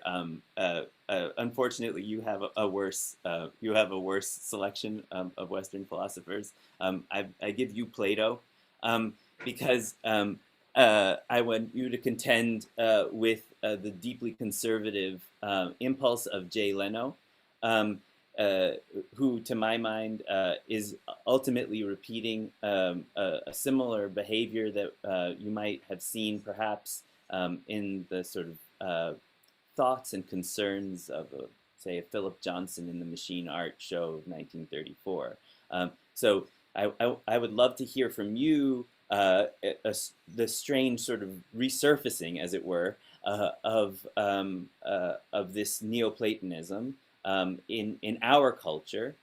What are its politics? I'm especially keen for you to reflect on the sort of externalities of this Neoplatonism, which you refer to through the sort of toxicity of the Barrio Logan case. But I'm curious, what is at stake in your sort of Leno et al.'s obsession with this form of reflectivity, of this particular kind of reproduction of a kind of 30s modernism. So if for Jacob we have sort of a latent Hegelianism in what I'm kind of taking as a historiographical gesture, for you, I'm more curious about a kind of latent Platonism in the agents that you're looking for. So it's not so much a kind of historiographical question for you, but more kind of like, how do you analyze your agents through their association with that? John is maybe a more obvious case of Heidegger. So from one conservative to another, from Plato to Heidegger. I guess the question I would ask of you, because I know the work so well, and I think that we were both kind of stumbled into an ongoing conversation with the question concerning technology, is that if Heidegger used the word being to refer to the thing that we no longer have access to because of Gestaltung, because of Gestell, because of the replacement of being with technology as a kind of new sort of substrate for life. I guess my question to you would be, what is the sort of philosophical extension of that through your observation that life has a kind of script? This form of life has a script, a technical temporal script that is described through management. In other words, can you put together your okay I'm insisting on it being Heidegger, Alessandra, but we'll offer that John return to Bergson after this. But I'm curious how life, as a technically mediated form of being, or the replacement for being, can be described through management, and completely exhaustively described that way. And if there's nothing left beyond that, then I guess the question is, if, like for him, there seemed to be this potential other form of truth on the other side of that. What's your politics? Like, what are you looking for? So I guess that's your Western philosopher. And then finally, and Mario, I think you'll be genuinely surprised by this. And I'm going to give you Immanuel Kant. No, I was thinking of Karl Marx. But no. That's too easy. No, I give you Immanuel Kant because I'm reminded of the lines from What is Enlightenment, that the first line, actually, of What is Enlightenment, regarding man's self-incurred immaturity. I'm reminded of this particularly because of your brilliant use of the word stupidity. And to my mind, an idea about the return of intelligence, which for Kant is the form of enlightenment, the form by which we can recognize enlightenment's coming into being. And so what Kant proposed is that we have a self-incurred immaturity in which we've allowed our previous intelligence to be replaced by other forms of what he would call heteronymous sort of duties, duties to your priest, or duties to your or to the tax collector, what have you, and that this was the state from which we had to sort of emerge of self-incurred immaturity to return in a certain way to some kind of enlightened being. So I'm curious if you're describing a kind of neo-Kantianism, where what the robots, these robots now with artificial intelligence, return us to a kind of alternative form of enlightenment than the one that industry had proposed that it would give us. And instead of what it gave us was ultimately stupidity, and what we were realizing we're emerging from, that self-incurred stupidity, into a new kind of artificial enlightenment, as it were. So I hope that those help. I'm not sure, but it's just a way of maybe getting the ball rolling and a conversation going. So maybe we return back to Jacob and hear about Hegel from you. Thank you, Michael. Yeah, I'm happy to begin this way, and I think you've certainly pointed out this sort of dueling terms, not only of the presentation maybe, but also of the book as well. And yeah, I mean, I think in some ways, obviously my disciplinary background and the sort of context and the discourse from which I'm sort of positioning this project are more film and photography than they are architecture and design, which I think means that some of the sort of split that I'm describing, or the kind of conflation that I'm interested in, is perhaps more apparent and obvious in that field, and perhaps has a longer history, as some of the comments were talking about. And certainly I'm interested in having that conversation. Whereas in film and photography, obviously, there's a sort of privileging of the image, even with an investment in materiality, but a materiality of photographic processes rather than design and construction.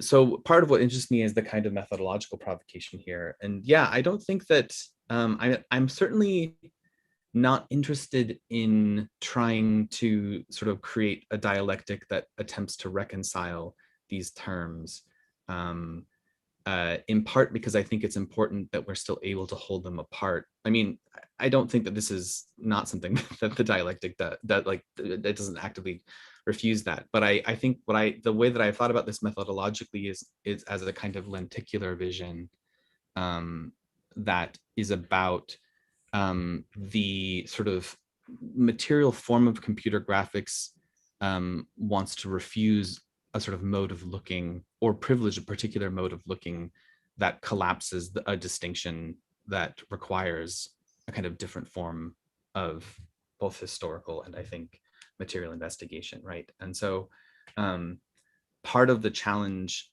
is that rather than beginning with two concepts that seem opposed and creating a synthesis, what we have is a single object that we have to recognize actually is materially constructed from two potentially oppositional material forms.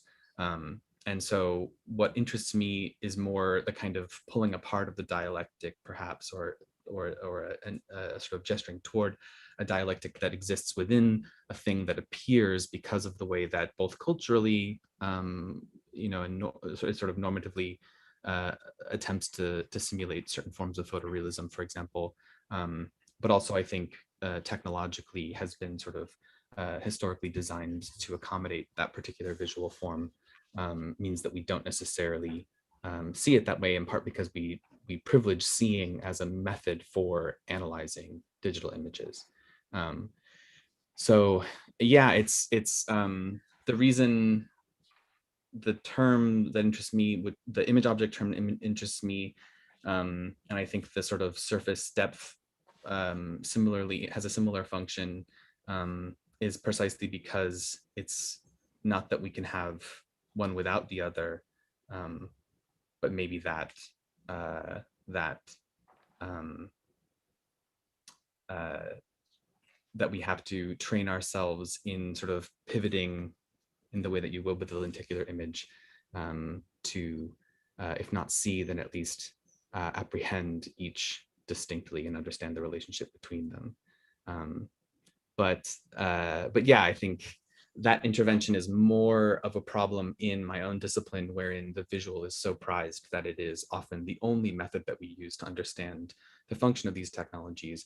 Whereas, of course, in architecture and design, we are much closer to, at the very least, the tools used in the production of images, if not necessarily the sort of deep materiality of computational systems, and of course the history that produces those software objects and those systems. So sorry, just a quick sort of, as you're talking and I see your head bouncing back and forth, in your own image, as it were, what I keep seeing behind you are those Utah teapots. And I guess the question would be to you as a sort of final kind of return, Jacob, are we meant to look at that teapot, which I presume you can actually pick up and hold in your hands, in your model? Are we meant to see it as, right, there you go. Are we meant to see it as simultaneously an object and an image? In other words, that would be like, yes, Hegel wants us to not just see this as a teapot. Or on the contrary, as you just described it, like, we should now begin to understand this as a synthesis of something that actually was at one point an image and an object which weren't synthesized. That actually, that we take this to be an already existing kind of synthesis of two things that are opposed to one another, in some kind of historical. Does that make sense? Because I can't help myself but think that that's just a teapot. Yeah, I mean, there's like, the question is also like, at what moment does this stop being a mid-century German teapot and become something else? And I think that's not a question that a materialist framework tells us, because it requires us to understand that, this teapot is both a teapot and the most rendered object in the history of computer science, of computer graphics, right? Like that this particular teapot can't be just a teapot, I think. Okay, that's great. That is, yeah, perfect. Okay, is this my turn to jump in? Excellent. All right. Thank you for that provocation. I'm going to answer you without giving too much airtime to Plato, but I will address Plato. I think, a lot of my the interest in these dualisms, whether your mind-body dualism, abstraction, material, they can be traced back to Plato, but I think that what interests me is in how this sense of abstraction as something that has a longer life than the material object is perpetuated within digital processes in the kinds of procedural techniques that I talk about, and what that means on the material end when you actually play it. And I think what holds those two worlds together, because processually, labor-wise, class differences all included, the worlds are pretty separate. And I position myself as kind of a feminist scholar who is able to have access to both of these worlds, to say I can understand it as rendered as an abstraction within the digital image realm, but I also am interested in how these artifacts are materially produced, and as a designer within the built industry, I'm technically supposed to be able to manage the two, right? Be able to manage perceptions and sense perceptions and perceptual qualities of visual object, these digital objects, and have kind of a sensibility of how things are produced, what these plating thicknesses, what kinds of effects they can give you, and then of course you're canonized into these, the effects of likeness and 30s modernism. So to me, the Neoplatonic ways of thinking about these objects and the stakes of thinking these two worlds together through these, by studying the or kind of observing the what's his name, Jay Leno's of the world, is really to ask this question of, and I said this in my talk, but to ask this question of why we think these two worlds apart, and how do we continue to restrict what counts as computational labor in order to maintain these kind of characteristics of adaptability, efficiency, abstraction, and so on. And in maintaining that, the reason I look to these communities of practice of, Blender tutorials, or anywhere where someone is being initiated into the realm of certain kinds of knowledges, is to look at exactly how not kind of on the fly a lot of these procedures are. Like procedural texturing is meant to be this wonderful on the fly way of producing new textures, and that on the flyness is thoroughly challenged when you look at what additional kinds of work needs to go in order to maintain the smoothness and speed of computation and computational images. And the way this moves to me in the kind of realm of toxicity and toxic environments is to, well, she has things to say, sorry, but is to kind of slow down the process of even looking at specifications of how and why we specify, and then to trace how people use regulation to displace the site of plating and plating regulation. So for instance, hexavalent chromium is highly regulated. And the case study that I look at with, not only with Barrio Logan, but also the platers in LA and in San Diego who are trying to make a case to not ban hexavalent chromium. A lot of their argument, bringing this back into the actual material processes of plating, is to argue against not only argue against banning, but instead to flip the regulation script and to say California should get sole rights to plate because we have the highest regulation and we're able to make this process non-toxic.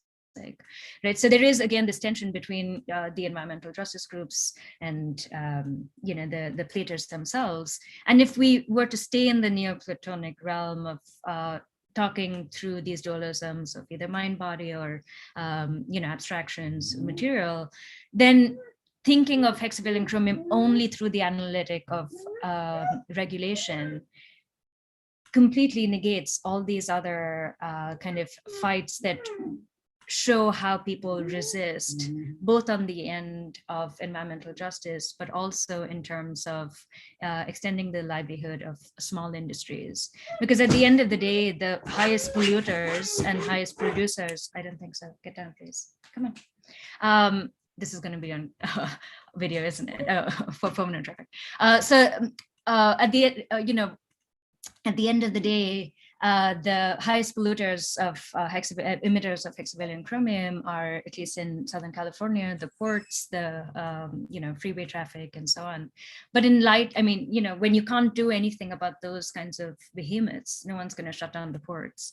It becomes these small industries that become not only the scapegoats, but also their facilities become the site, their buildings become the surface at which regulation is done. And I think there is, to me, the politics there is to be able to ask, how do you maintain a flexibility of where does surfacing occur in a way that breaks away from either understanding surfacing as a problem of abstractions or a problem of merely thinking of surfacing as the facility itself. Because the moment you start becoming more flexible with where is surfacing occurring as a social accomplishment, then our kind of boundaries of the built envelope, the algorithm itself, all of that becomes a lot more porous. So yeah, I think that's my response.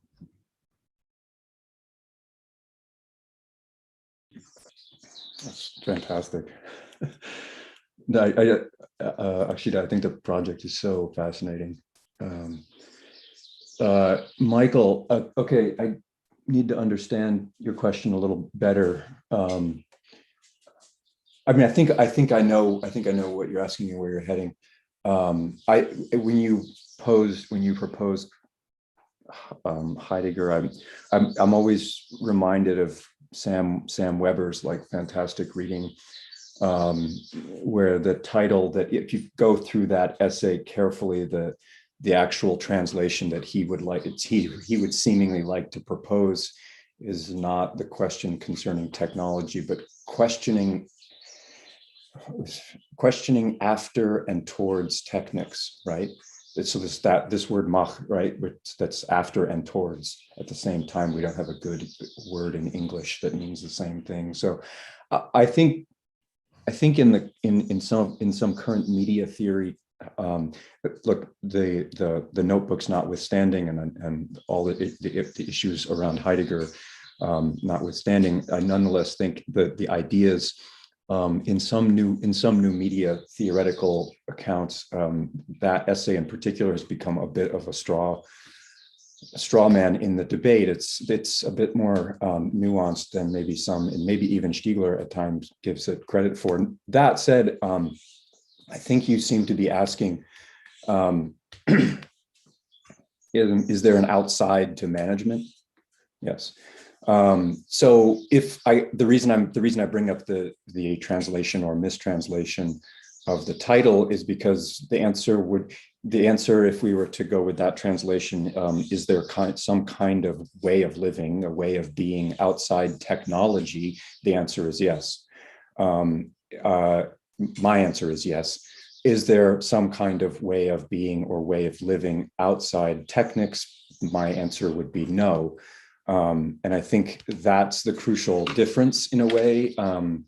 And of course, that's where, and I tried to say this as explicitly as I could in a very early footnote, that it's impossible to properly that my own debt to Leroy-Gourhan, and especially via Stiegler, is hard to even summarize.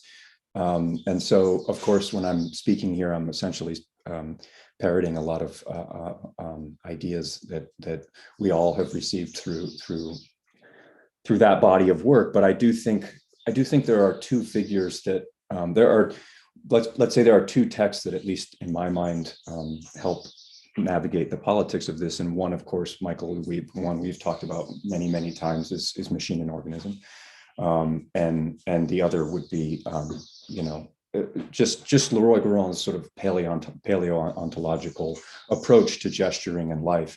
And I think if you take that kind of broad philosophical framework in mind, then you can say, no, there is no outside to management, meaning we manage to live. Life manages, right? We manage. And so from if we're to take living its milieu, right? Like life tries to live. And I think if we take it, if we're thinking then about contemporary computational politics, to bring it much more up to the present, if we think about contemporary computational politics within that frame rather than within the frame of the kind of concept of technology, then yeah, the political questions become more they become more difficult to justify on any kind of objectively ethical claims. We have to make more kind of generalized assumptions about that maybe we can say that none of us would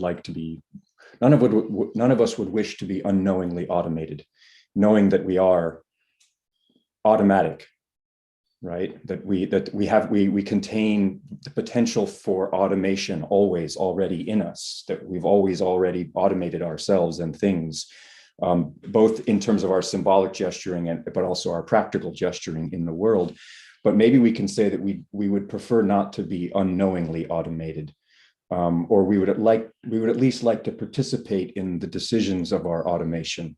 And I think that's maybe that's one place to locate a politics, or at least a kind of basic underlying kind of moral position that could lead to a politics that doesn't posit any kind of nostalgic realm of authenticity beyond technical activity or technical life. Yep, that seems possible, hopefully. Is it my turn? So I was counting the score. Hegel, Plato, Heidegger, Kant. So Germany 3, Greece 1, right? You know, an old Monty Python match, which ends on a tie, but here Germany wins. And I've missed the, what definition of intelligence from Kant did you come up with? I didn't take a note. Can you repeat it? It was brief and memorable. Right. So I think I was equating his notion of maturity, which is a kind of a necessary character, mode of existence for enlightenment to take place. So when, in that essay, he says, are we in the age of enlightenment? No, we are entering into an age of enlightenment, meaning we're becoming mature. And therefore, I'm substituting his notion of maturity with your notion of intelligence, and his notion of self-incurred immaturity with your notion of stupidity. But do you remember if that particular reference to maturity, hence the beginning of enlightenment, from which of these three critique it comes? It comes from critique one. It's an independent. 1784. So outside of the three major works. well, then that's be outside my ambit and remit. But I was thinking that in fact we could, if we really try, interpret artificial intelligence, not robotic, which is just an extension of artificial intelligence to a machine that moves based on someone else's control. We could read artificial intelligence in Kantian, in pure Kantian terms. In that case, artificial intelligence would fit into critique 1, the pure reason. It would probably be irrelevant to critique 2, practical reason, and would be completely external to the critique of judgment, because robots do not have aesthetic wisdom and they do not have faith. But if we go to the pure critique of pure reason, it is, I never thought of it, but it is almost self-evident that we can interpret artificial intelligence in those terms as a dialectic between the inborn is probably the pre-installed operating system, which is pre-installed into the machine. And so that is, in a sense, hereditary. It is always there. And then the accidental empirical experience, which fills the a priori form of knowledge with accidental content, is what the artificial intelligence is fed with. In that sense, we could read artificial intelligence in Kantian terms, but only to the extent that most of modernity is using those two vast categories. And so artificial intelligence, which is a product of modernity, not surprisingly works that way, because most of the work which was created by modernity, openly or in a subliminal way, has that duality in underpinning. Artificial intelligence has this mystique which is embedded in the name, but it is basically just machine learning. And machine learning in a computer can't be described as a dialectic between a pre-existing a priori pre-installed. The a priori is, after all, a pre-installed. It is pre-installed in our mind biologically, or it is pre-installed in the computer because it's the software we put in the operating system. And then it runs onto the content you feed into it. In that sense, the first Kantian description of artificial intelligence goes back to the Turing machine. The Turing machine, what is it, 1930, 34, 7, I forgot, something like that. The first description of the Turing machine by Alan Turing is a machine which has a hardware which is separated by the numbers you put into it. The first separation of hardware and software. To that extent, the Turing machine was a Kantian machine.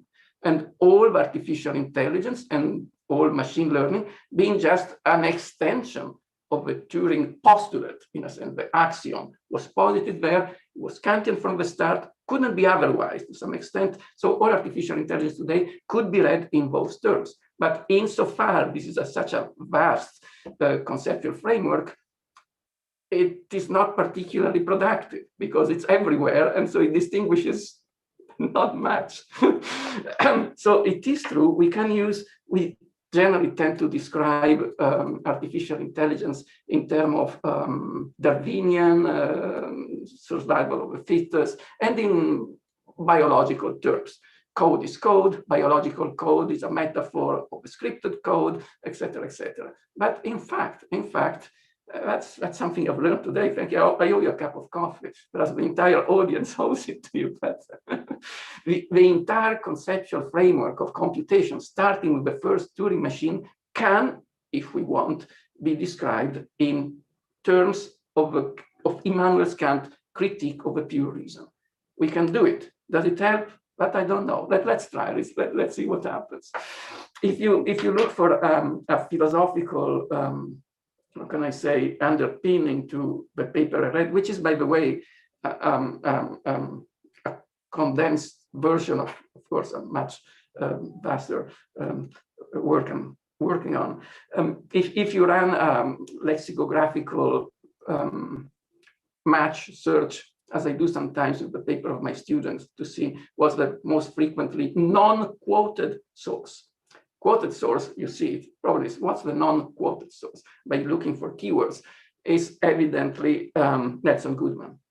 So the problem, it's a crossover between Nelson Goodman and Karl Marx's description of work.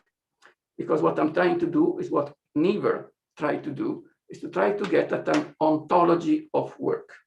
To what extent is work notational work? Before humanism, before the Renaissance, notational work basically did not exist. A slave could be flogged to be forced to do, to do something, but he was probably not doing scripted work. Probably a slave who was chained to the oar of a boat, of a galley. But he probably didn't have many options, but that was slavery, Free work, human work, was non-scripted. A medieval artisan, even a medieval master builder, was given a script, and he was given ample leeway on how he chose to implement it. This changed when the humanists of the Renaissance came up with the idea of the modern author, which the Brits call author, A-U-T-H-O-R, meaning the idea that if you build a building, just like when you compose music or you write a poem, it's your idea. And if you need a building to be built, then you need all the workers to implement the instruction you give to them. And then the artisan becomes a proletarian, someone who executed someone else's idea. And the notation, which we have perfected and honed over time, to transition from autographic work that you do because you think about it, to allographic work that you do because someone else tells you how to do it. The main notational tool that we have perfected over time is the blueprint, conceived by one mind and executed by another. And this idea of modernity, which Leon Battista Alberti imposed upon the way we built, not with the Industrial Revolution, but with Taylorism, was translated into the way we make pretty much everything. So what Alberti imposed upon the building site, Frederick Taylor imposed upon the workshop, and Ford imposed upon the factory. And from that point, all work became notational work, which is in a sense the second meaning of Karl Marx and Fremdung, the real alienation. Not only you no longer own the tools of production, you no longer own the idea upon which that production is based. And at that point, the separation between the maker and the object which is made is complete.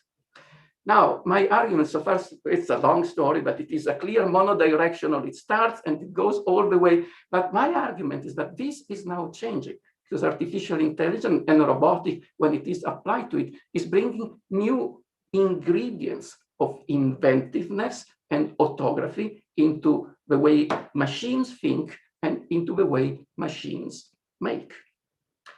And so, to some extent, what is happening, paradoxically, is that the next step of mechanization is not more notationality, because nothing can be more notational than a moving assembly line.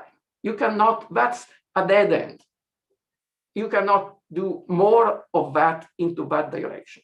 At this point, we have to do something else, and this is happening. The next step is not more notationality, but less notationality, which is, in a sense, we are putting this entire mechanism, which started in 1436 and continued 20 years ago, we are putting it into reverse. This is where I see a sort of discrepancy between the paper of John, who spoke before me. John, if I understood you correctly, you see this idea of notationality, this idea of the scripted work being extended from the way we work physically to the way we think. My suspicion is that, in fact, what is happening with artificial intelligence is the reverse. Artificial intelligence is bringing back some incipient degree of inventiveness into the way machines think. This is already feeding back into the way machines make. So instead of carrying over notationality from making to thinking, it is, in a sense, the autography, the originality, the uniqueness of thinking, which is through machines, oddly, and this is the perversity of the story, feeding back into the way machines make. So you think that this is continuing on the same line. I think the line is being inflected. I'm not certain I'm right. I'm not certain you're right. We'll see. Thank you, Mario. Those were great, and thank you for humoring me, all four of you, in this sort of romp through Greece and Germany. I am looking at the chat and trying to kind of organize things and see if we can engage those authors of those questions in actually maybe a live discourse. So the question was also kind of referred to again just recently in Theodora's last chat, which is Ultan's question about Husserl and Descartes. So we got another German, well, actually we now incorporate also the French, but I'm curious if Ultan is still here and would like to ask the question to Jacob and John beyond the chat, or if Jacob and John already have an answer to that question. I'll be right back. He's saying he's on a noisy construction site. Oh, really? What do you think of that, the question then? I need to, it was about periodization, no? It was about Husserl. And I'm rereading. I mean, I think, I could pick up on Mario's last comment, and maybe while I'm doing that, people can have time to reread Alton's question, which is buried deep in the signalized trash heap at this point. I think, yeah, Mario, I think it is a difference. I mean, of course, I've read your work for many years, and it's the first time we've been on a panel together, but I'm gonna let the animals do their thing for a moment here. But this is the first time we've actually had a chance to exchange, so that's wonderful. I think it is while your work over the years has had a huge influence on the way I've thought about media and design. One point of contention, I think, or one point of difference in the work is you've just precisely identified it, and it could boil down in some ways. And maybe when I very quickly read Alton's question, and I'll be curious to see what Jacob's thoughts are on it. But Antoine Piquant, who's an advisor of mine, and I've known him for many years. One time he said to me after a presentation, perhaps that he was criticizing my use of the term environment as being too facile and too general, and that it's a much more complicated term historically. And then he ended and he said, but perhaps this is the difference between history and philosophy. And I do think, in my work over the years with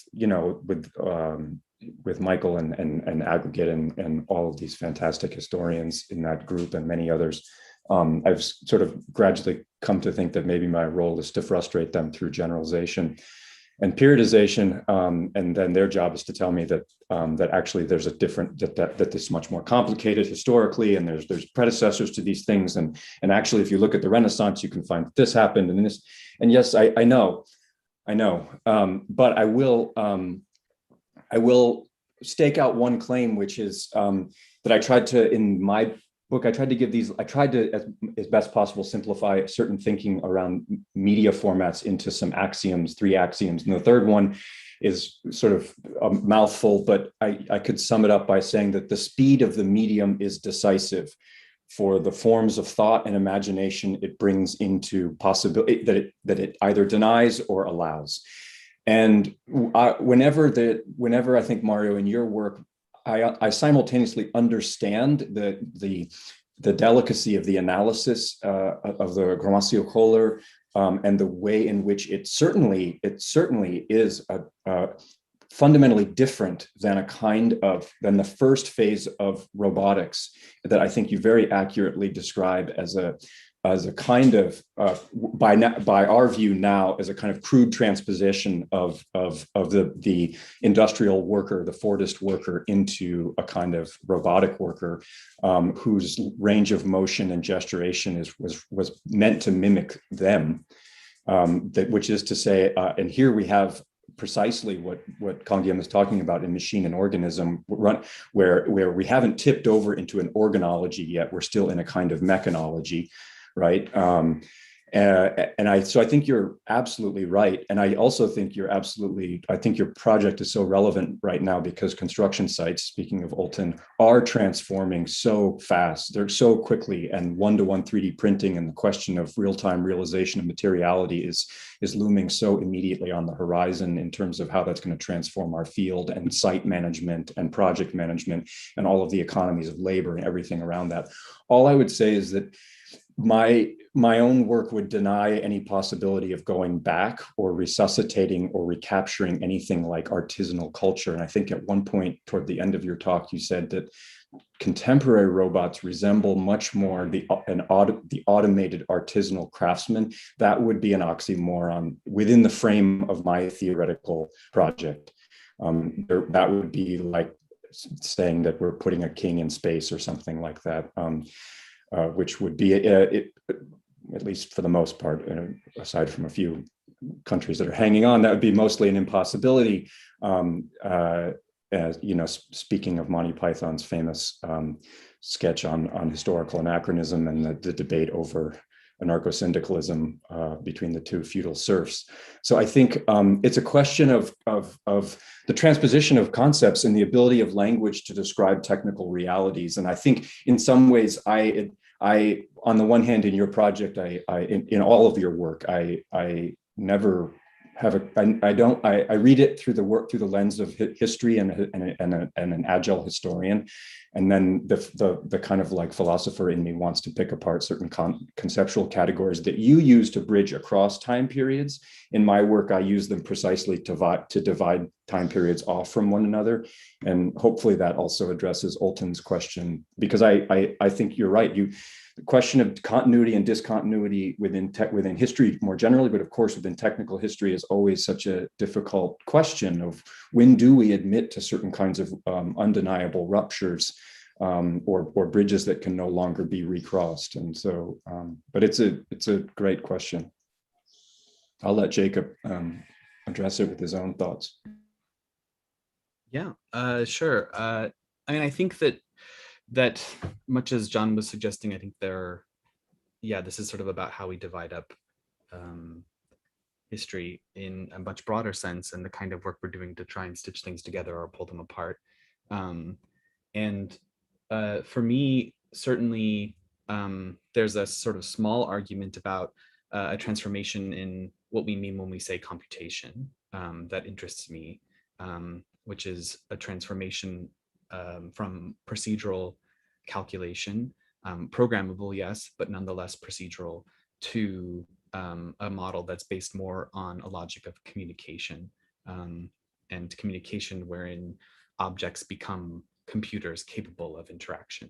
And this is something that is sort of very commonplace now, but certainly wasn't at the time. And so I think the distinction maybe seems less meaningful, in part because we are all, even by virtue of just using the internet, participating in a architecture that's based on an object-oriented logic of sorts. At the same time, though, I think what we're talking about is different attempts to parse complexity, which of course has a much longer history.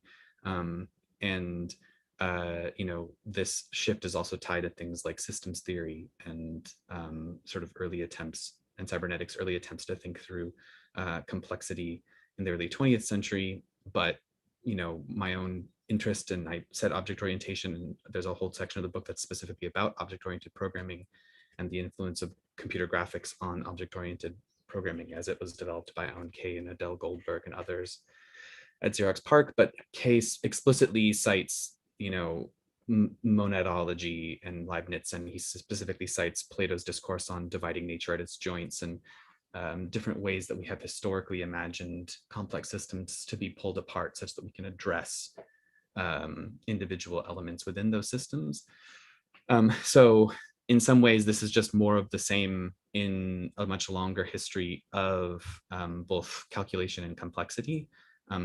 But the difference, I think, is that, again, and maybe this is just the thing that I see myself as doing, even though it's a bit simple and boring, but repeatedly sort of trying to gesture toward the complexity of, or the way that a certain term collapses a distinction that is meaningful. So computation, I think, as a concept, while yes, certainly persists from Turing's work in the mid 30s, I think has changed really radically because of computer graphics in a way that requires us to attend to their material particularity. So like the end of Ranjod's work, I know Ranjod had to run, but he'll be here on Friday. And some of the work that I do at the end of the book is very much about how the sort of distributed pipeline model of like every pixel of computer that GPUs now have is what lets machine learning work now. Like machine learning is essentially a technology modeled on a graphical logic of computation.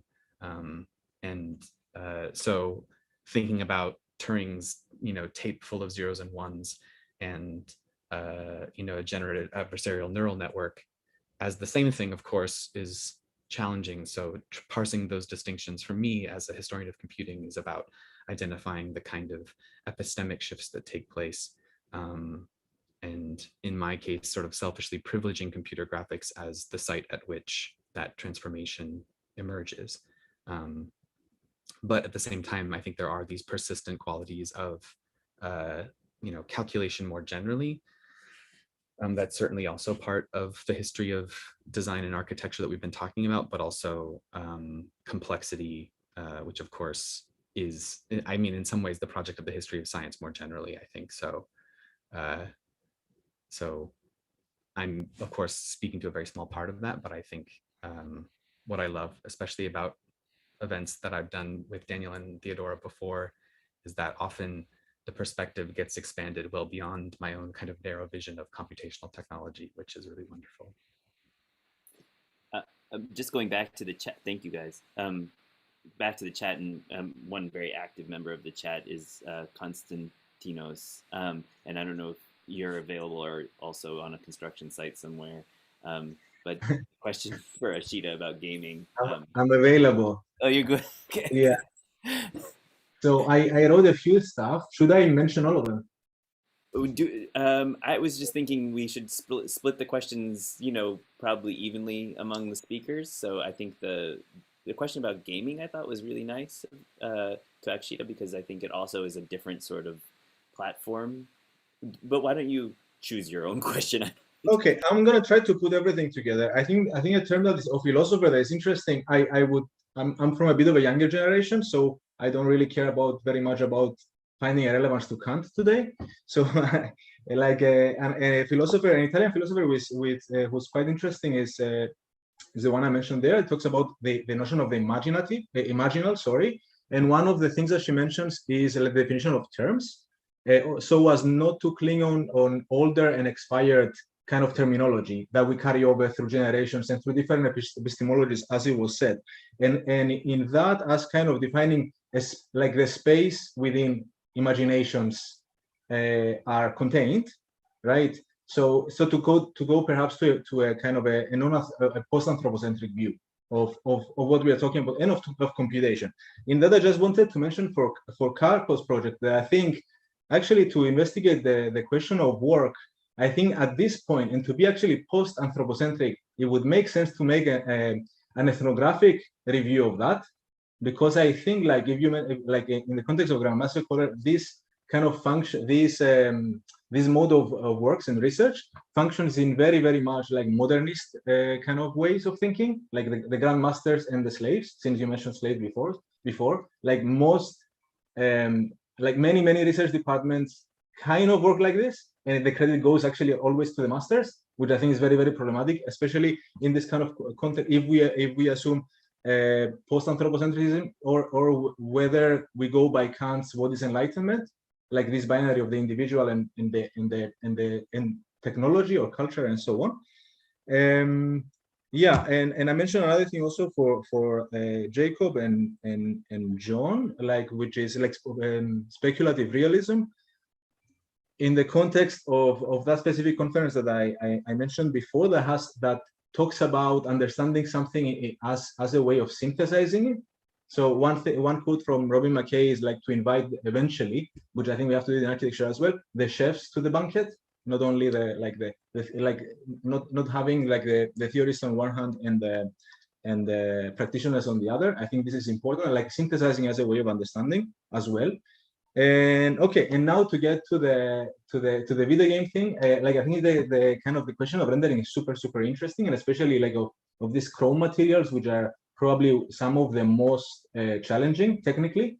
And I mentioned this, so there's the new technology called RTX, ray tracing, new kind of type of rendering or something. That also we are at this point that is super interesting in terms of culture, that computation is becoming a bit of a kind of a currency. Like we have a global shortage of GPUs, right? Because of mining, because of gaming, because of machine learning and so on, which is I think is important for the times that we're living. Also, like this is not only because of that, it's because of technical limitations as well. But yeah. So for example, like the history of video games is very much has very much defined, like from the 90s, the beginning of the 90s to today, has defined the evolution to some extent. And I think Jacob will probably agree, the evolution of computer graphics.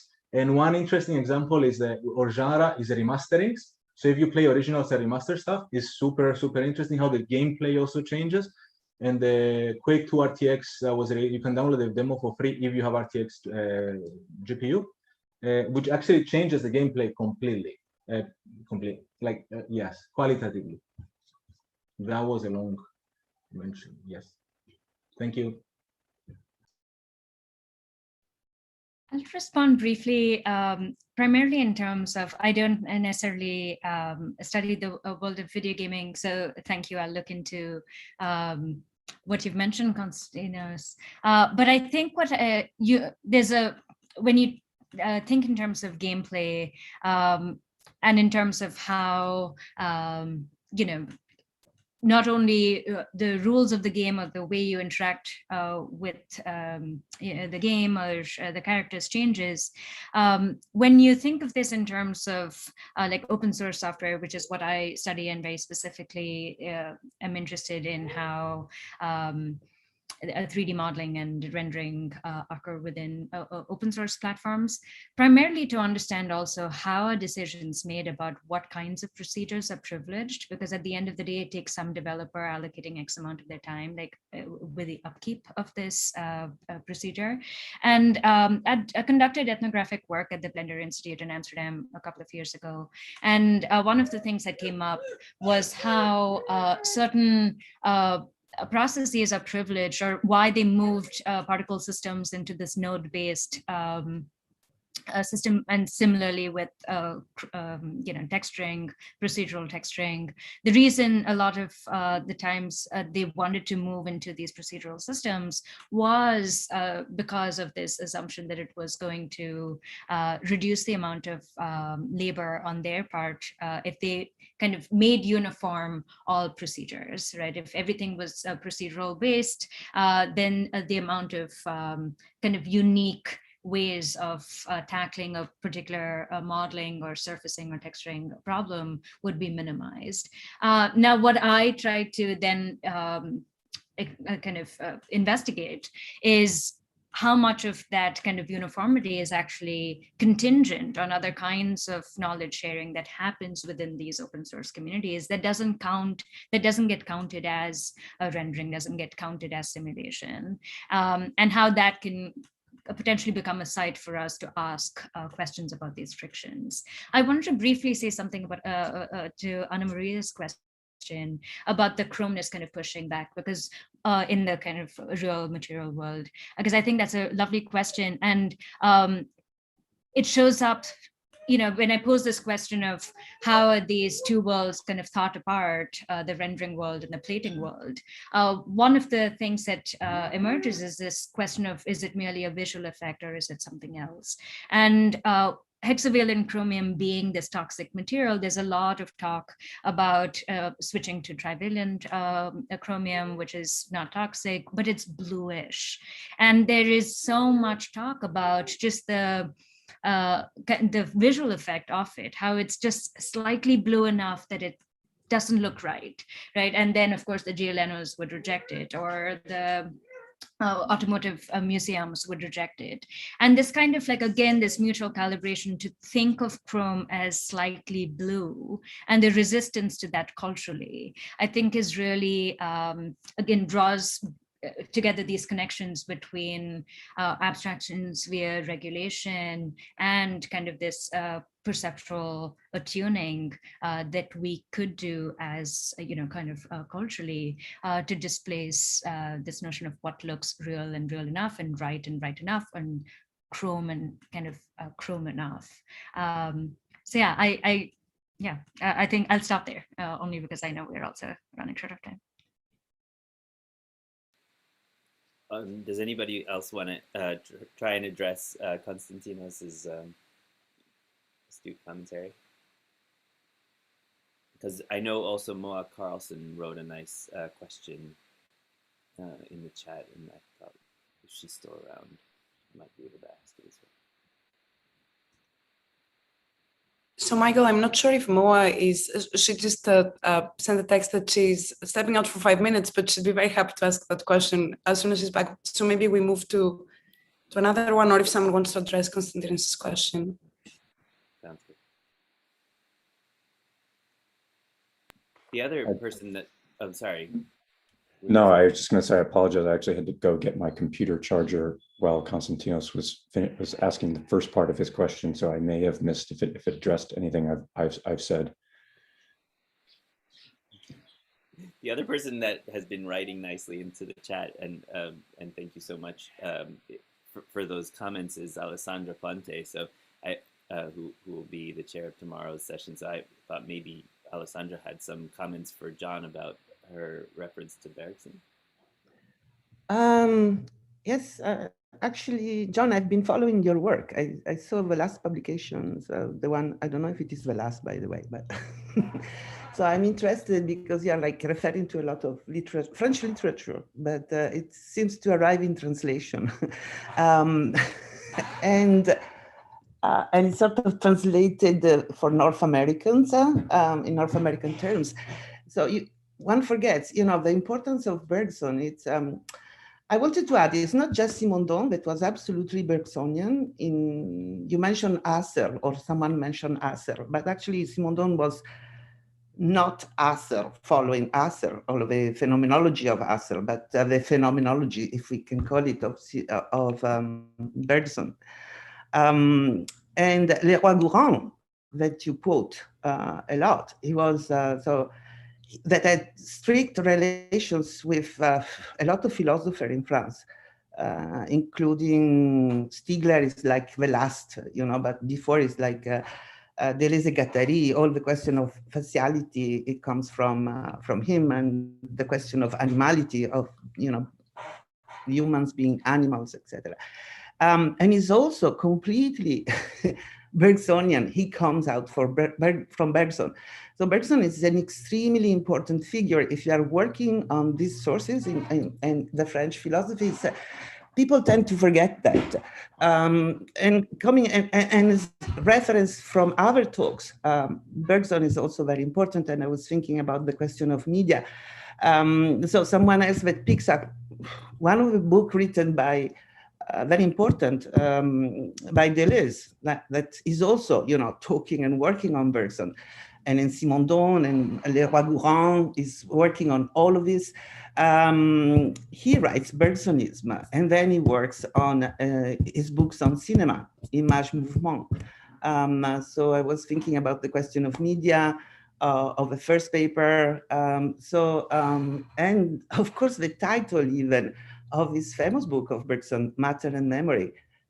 It's in a way a foundation for a lot of a discussion we are having today on the question. This is also for the talk on Chrome, in fact, the question of matter, so how matter is produced, and what relation we have with matter, and transforming it, etc. So it's a super important source, and it's absolutely undervalued, including by my friend Antoine Picon.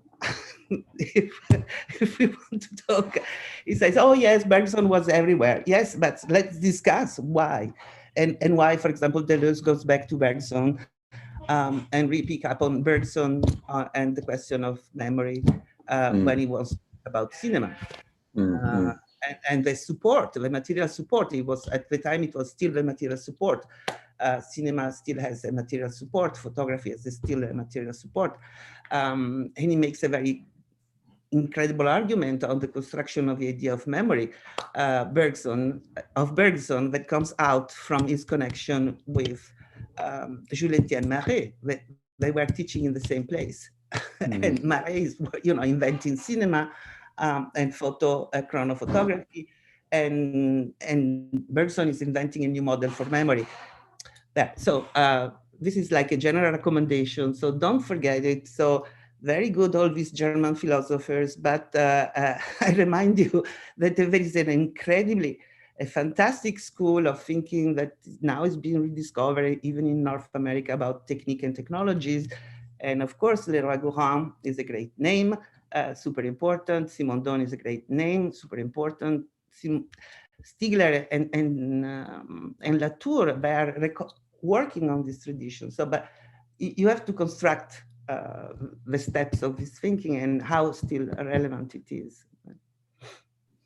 Yeah, I mean, I can only agree with all of that, Alessandra. I guess a few things. One is for sure it may be in there a bit more than it may be in the work a bit more than it might appear. I mean, on the one hand, it was the most recent book was a very, very conscious attempt to write a back pocket book, meaning it was an attempt to.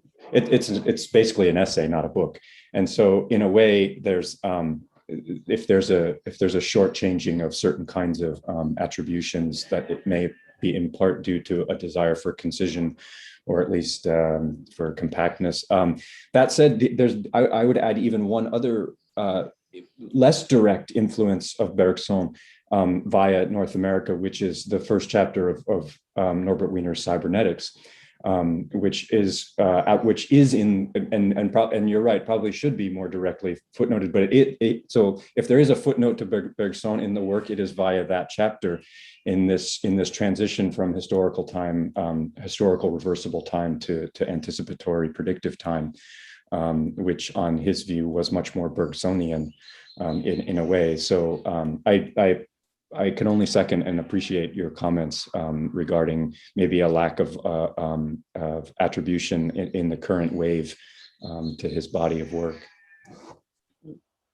And one more thing, actually, it never came up, the question of Marx. Actually, Mario, I think, was expecting Michael to mention Marx. Of course, it's a question of labor. It's central to the discussion about automation, artificial intelligence, what is work today, what is labor.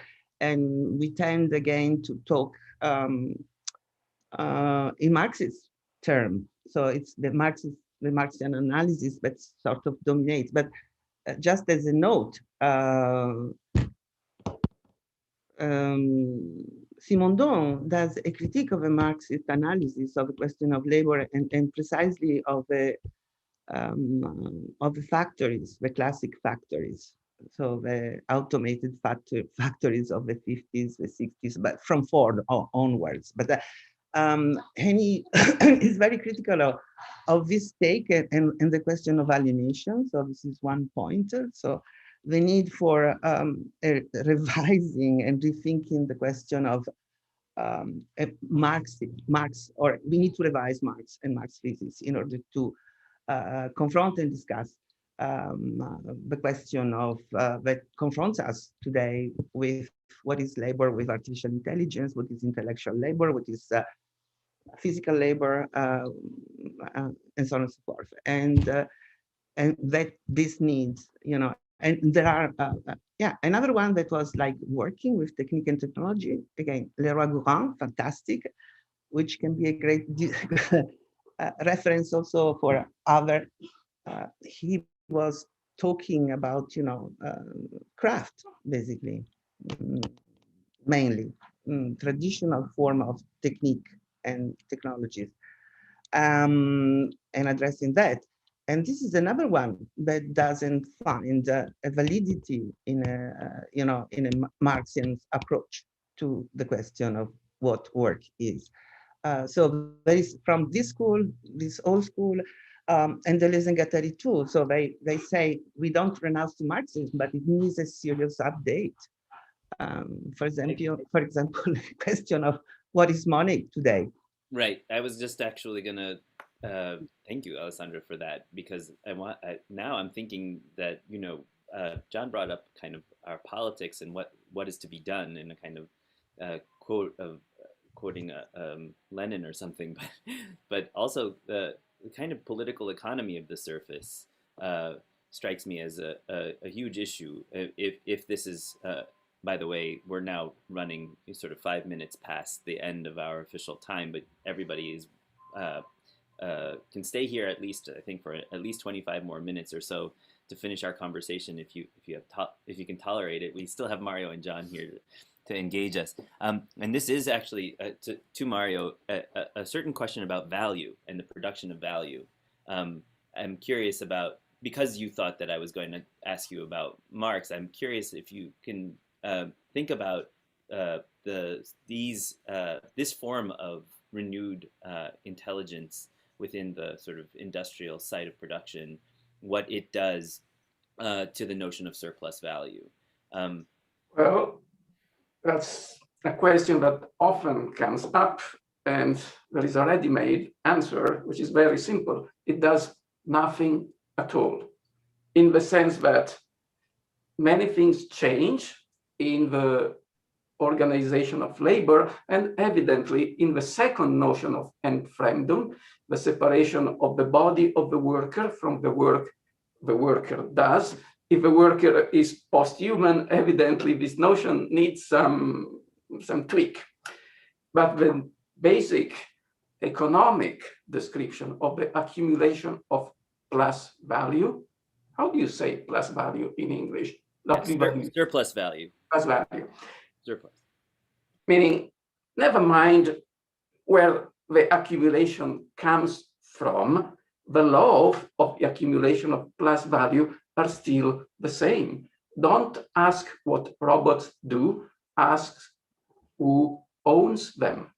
And then the Marxian analysis still applies 100%. If you want to describe what robots do and the ontology of work, then evidently that analysis doesn't apply at all. But if you just take into account the ownership of the tools of production and the way the ownership of tools of production and of the ideas which are used to organize the workflow, well, in that case, the law of the expropriation of value from the worker to the capitalist are not different if the worker is mechanic, organic, or biological. Man is the same way. It's a very heartwarming, and then we know how to fight that revolution.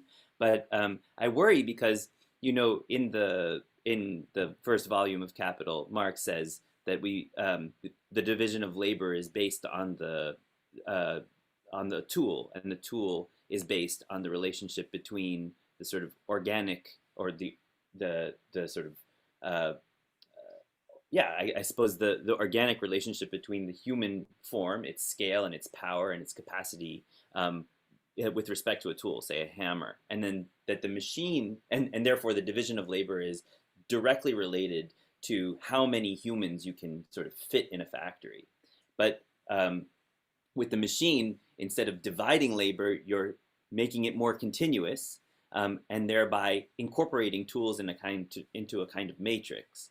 So my question for you is there no difference ultimately in the way, as the machine sort of transfers its value to the commodity? You're right.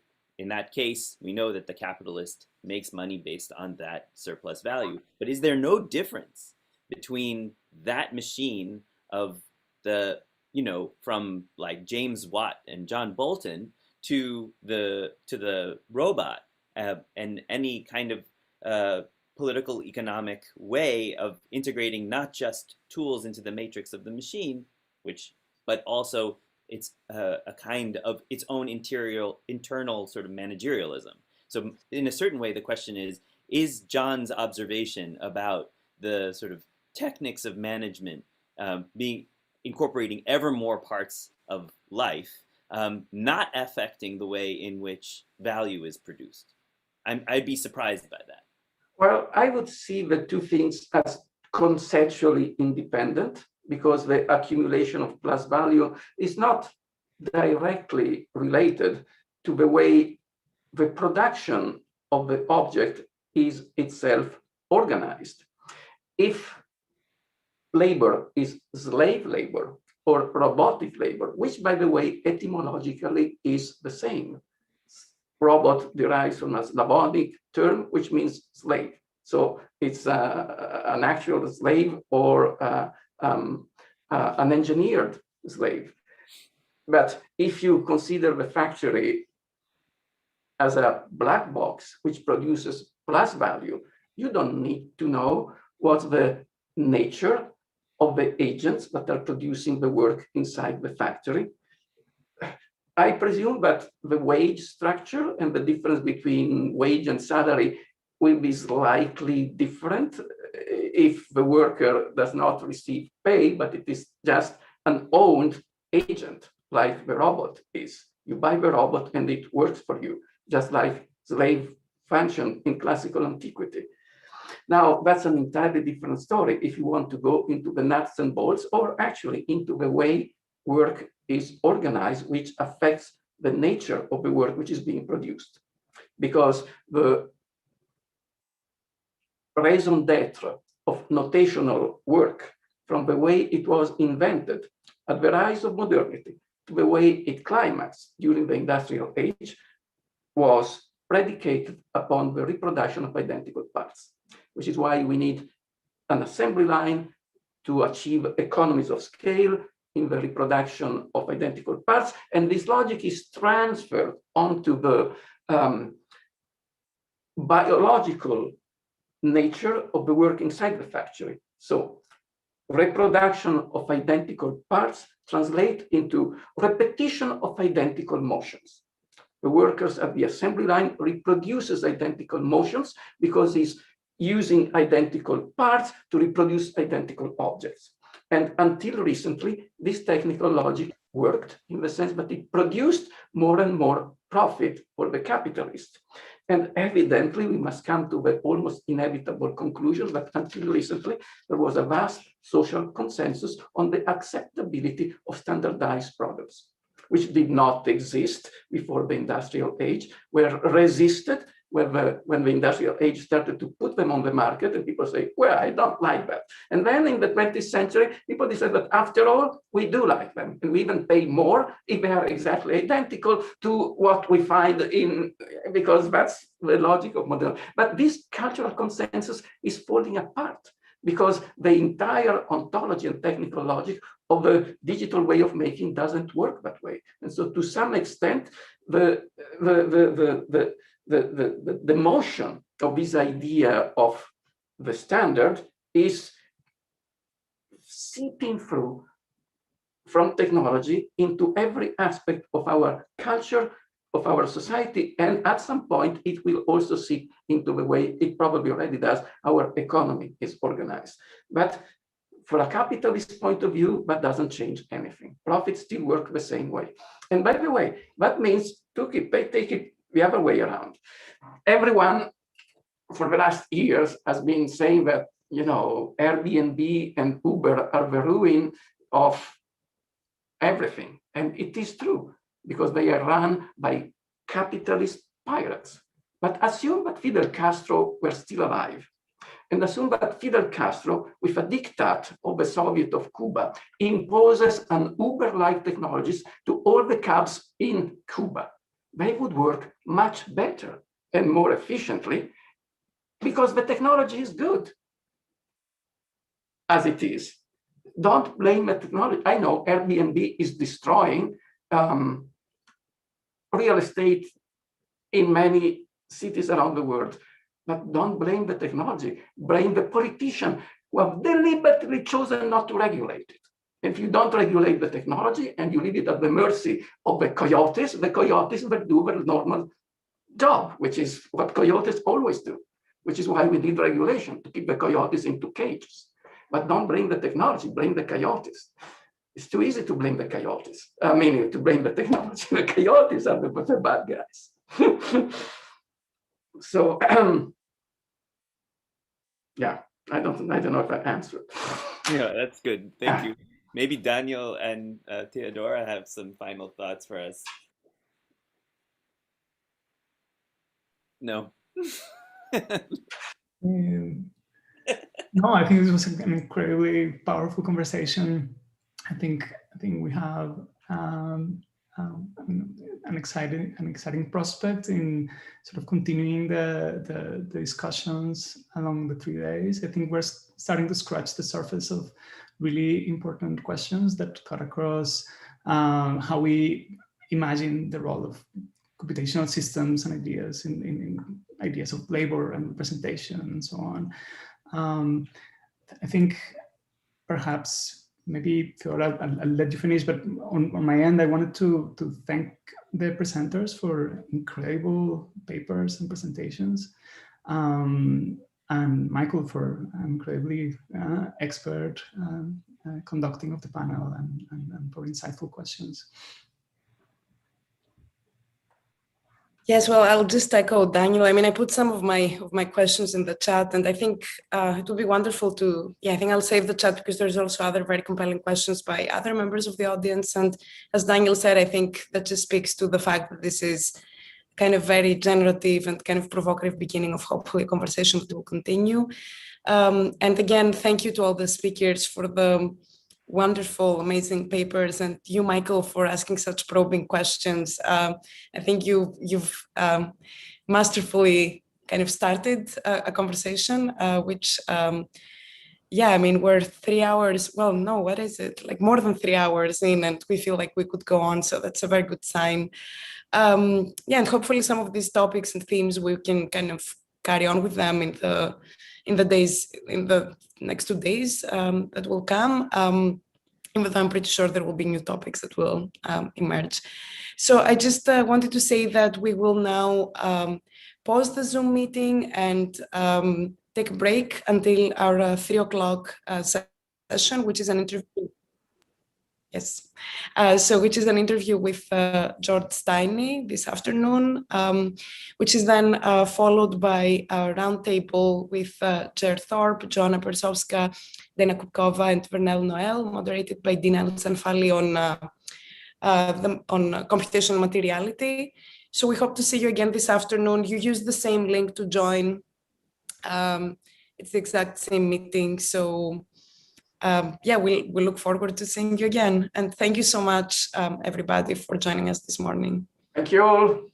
Thank you. Thank you. Thank you.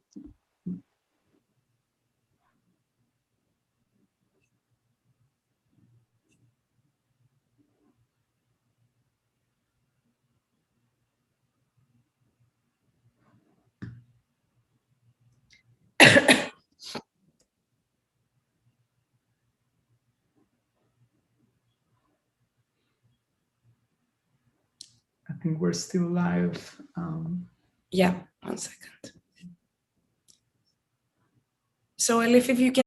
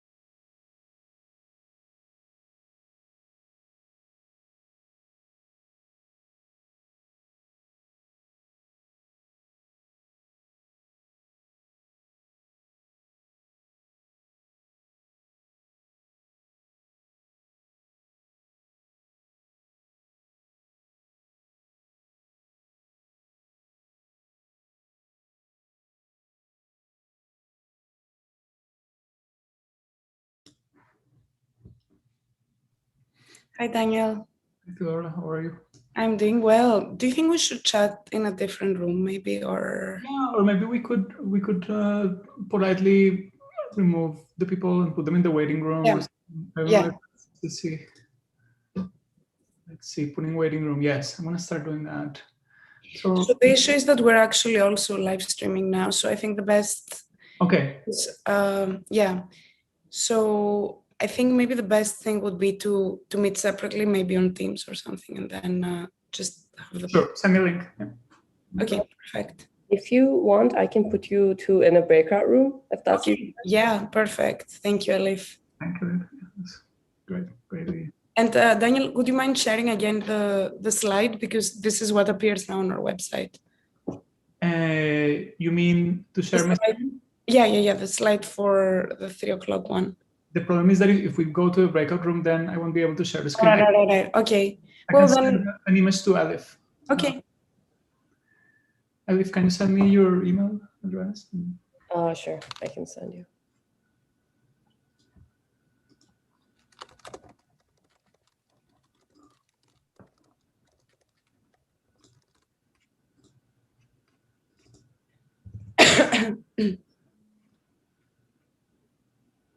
And I opened the room, so you should be able to just join. Great. Let me just send you.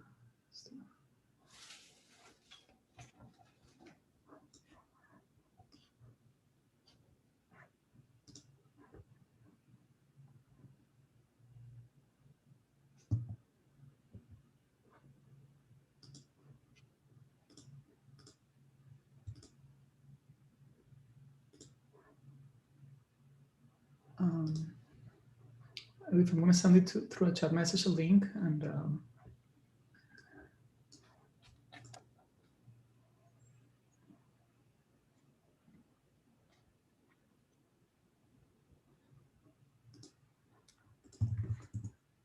did you get the message? Yes. Great. Okay. So see you in a bit.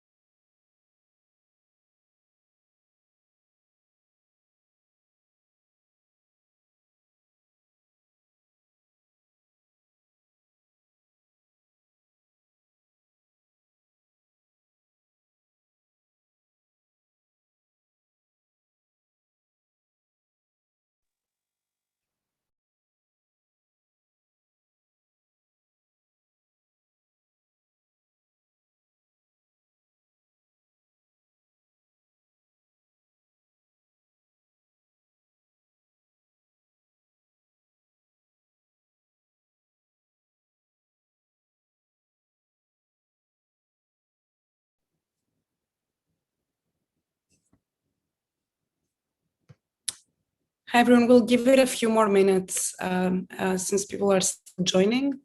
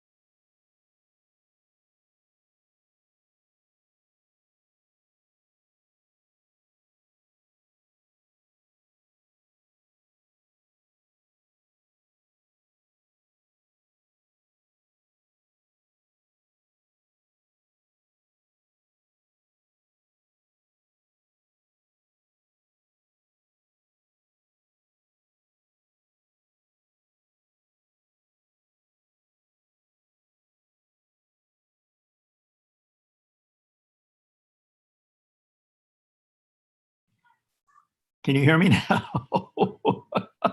Hi, Daniel. Hi, George. Great. I'd like to introduce myself to Leslie, who I've known for 50 years but have never met.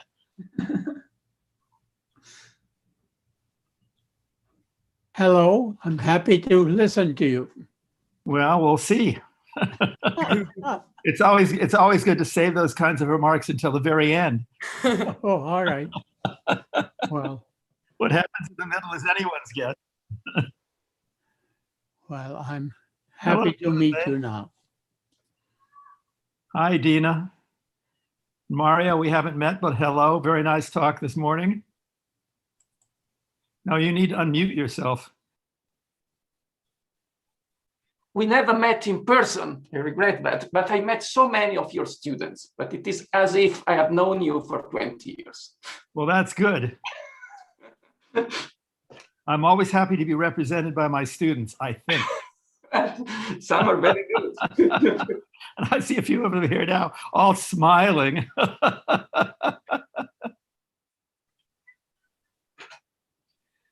Well, it's nice to see all of you.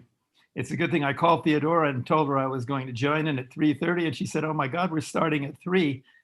Because all I had is the old schedule that said we were starting. Yes, I'm so sorry, George. Yeah, I'm so glad you called. That's such a wonderful coincidence that you called, because otherwise, yeah, it would have been. Otherwise I would have been outside on the porch, and it's very hot here today. Well, surprisingly, same here in Montreal, where even though tomorrow it's going to be 10 degrees again, I don't know what's happening. Yeah, tomorrow's going down to below 10. 10's what? No, above 10. 10's 50. I have to translate in my head. I get confused. You're in Canada now. Right. Yes. Across the border, and 50 and 10 goes to 50. Yeah. That's called inflation. Theodora, you know that I lived in Montreal for 3 years. I actually did not know that. I assume I should have known that, but that's great to hear. Yes. So I survived 3 winters in Westmount. Yes, well, it's a nice place to survive the winter, but yeah, they can be very tough. But bagels were first class. I remember it was a Portuguese guy making bagels in the Mall St. Catherine, which probably doesn't exist anymore. And they were the best bagels I've ever eaten. This was in Montreal. Montreal 20 years ago. Yeah, the trouble with Montreal, it must be a horrible city to have to quarantine, because there's so many good restaurants and outside stuff. That is true. That is true. They're opening the patios soon, so everyone is. I mean, it's a great place to eat, and the wine is good, and the people are friendly. That's great. Well, in the fall, you should all come to our exhibition in Montreal, and we can, exploit those opportunities. It all works. Everybody's very hesitant here. Yes, absolutely. So we can all quarantine there for 2 months. No, that's a good idea. I like that, Mario. We'll just find a nice French bistro and quarantine there. It's the best kind of quarantine. Okay, so I think we could start. It's 3:05. So what do you think, Daniel? Yeah, let's go for it. Yeah. Great. Welcome everyone to the afternoon session of the first day of the Digital.Visual.Material Symposium. The afternoon sessions in the symposium will be a little more conversational and a little more informal than the morning sessions. And we are incredibly excited to welcome to this session to George Stiny to reflect on the shape grammars enterprise that he has spearheaded since the late 60s, the different types of research that this has generated, and about the role of the visual in a numerocentric culture. I think it's going to be interesting to engage in conversation with George, in part because some of the threads that we started to connect and to draw in the morning session started to open up the question about computation, of this bifurcation, to use the word that Theodora used, that this bifurcation between thinking of computation as something that is closely connected to the hardware, to the material substrates of digital computers, or if there's room to think about computation as a more logical and procedural paradigm that is not so closely connected to the physicality of computers themselves. And I think in George's work, we can see one way to think about that distinction that is quite unique. One way of answering the question of, can there be computation without computers? Because rather than thinking of computers as aids to design, the kind of work that George has been doing tries to conceptualize design itself as a kind of visual calculation. First formulated in the late 1960s by George, along with James Gibbs, the theory of shape grammars offered a view of design as the open-ended manipulation of shapes through the application of visual rules. It also spoke of design as an irreducibly sensorial practice, as a cycle of perception and action, of seeing and doing. And because of its insistence that design cannot be reduced to symbolic transactions, shape grammars can be seen as a critique of numerocentric or software-centric approaches to computational design. And this is a point that George has spent a good part of his ongoing academic career clarifying. And yet, the mathematical scaffoldings and procedural logics of shape grammars have also enticed many other researchers to explore a contrasting sensibility, one focused on codifying and automating design. So powerfully ambivalent in how it's seen and used by researchers operating in different contexts and with different aims, shape grammars remain a key theoretical scaffolding for computational designers, a seemingly intractable technical problem for digital computing, and also a useful analytical and generative device with practical applications across different design fields. I always like being introduced by Daniel because he says everything I need to say. All I need to do is fill in the blank. Right. Well, George, it's really wonderful to have you here today. We're delighted to engage in this conversation with you. Of course, you've been a mentor to both of us, and George was my dissertation advisor at MIT. Just a very quick bio introduction. So after inventing shape grammars in the late 60s, George has been exploring their sweep in art and design ever since. He's the author of Pictorial and Formal Aspects of Shape and Shape Grammars, Algorithmic Aesthetics, Computer Models for Criticisms in Design and the Arts with James Gibbs, and Shape Talking About Seeing and Doing. In his next book, which we might talk a little bit about today, he discusses how shape grammars subsume Samuel Taylor Coleridge's imagination and fancy and Oscar Wilde's advice to see things as in themselves they really are not. So today we will begin with a brief presentation / provocation by George for a few minutes with a couple of slides. And then Daniel and I will ask some questions. We'll have a kind of open-ended conversation.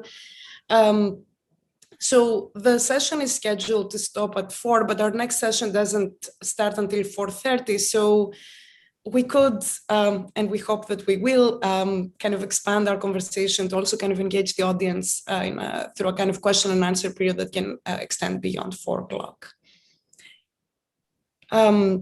So George, should we start with your remarks? Yes, let me thank you for the nice bio. I never recognized myself, but what I'd like to do is after this morning's session, mainly to be a little bit provocative, and then I'll show you some of the images that I have. But if you'll let me read the sentences so I get them right. Mario is included, and one other guy who I'll have to read. But essentially, they set the stage for what I like to talk about and what I like to think about. And this is no reflection on anybody that I quote, because just because some old guy like Kant doesn't include computation, and rightly so, doesn't mean that he can't. And that's what I'm after, and that's what I want to get at. So let me read these few sentences since I bothered to write them. You'll have to bear with me. It's a terribly unprofessional thing to do in this kind of setting, to read something. But I haven't committed them to memory yet. And then I'll try to share my screen, which is always an experience. I've been doing this for 1.5 years now, teaching, and I still can't do it with any kind of fidelity. So we'll see where it goes. Anyway, this morning, I found something odd in the contrast between what I saw and heard and what I normally try to show. And this is not because there weren't overlaps in conclusions and inclusions, but because there was a strange difference in emphasis. For example, one of you, I think it was John May, was happy to say that the digital is an erasure of orthographic life. I think by orthographic life, he meant drawing and painting. And for Mario Carpo, computers and AI and machine learning have no place in Kant's critique of judgment and aesthetics. And that's both because of computers and because of Kant. And the dichotomy there is something that I'd like to explore. On the one hand, shape grammars highlight orthographic life, again, drawing and painting, and diminish the digital as a special case of calculating that's zero-dimensional. And then on the other hand, shape grammars subsume aesthetics and calculating that's not zero-dimensional, and along the way, AI and machine learning. But before Daniel and Theodora grill me on this, let me show you a few images. And with all due respect to the impatience of youth, I'm going to start out with 3 old guys who go back to Kant, at least one of them does, and we'll see where that takes us. Okay, so now I have to share my screen. And the issue is, how do I get to my screen to share it? George, if you'd like, we can also share, we have your presentation, so we can also share it. Could you do that, Daniel? Yeah, definitely, yeah. I sent that to you because I knew I was going to screw up, being highly non-digital. There we go, perfect, excellent. Okay, my opening remarks are beyond fancy, calculating, and imagination's magical realm. If we go to the next one. Fancy and imagination, of course, are associated directly with Samuel Taylor Coleridge, who was a follower of Kant's, although not always a truthful one.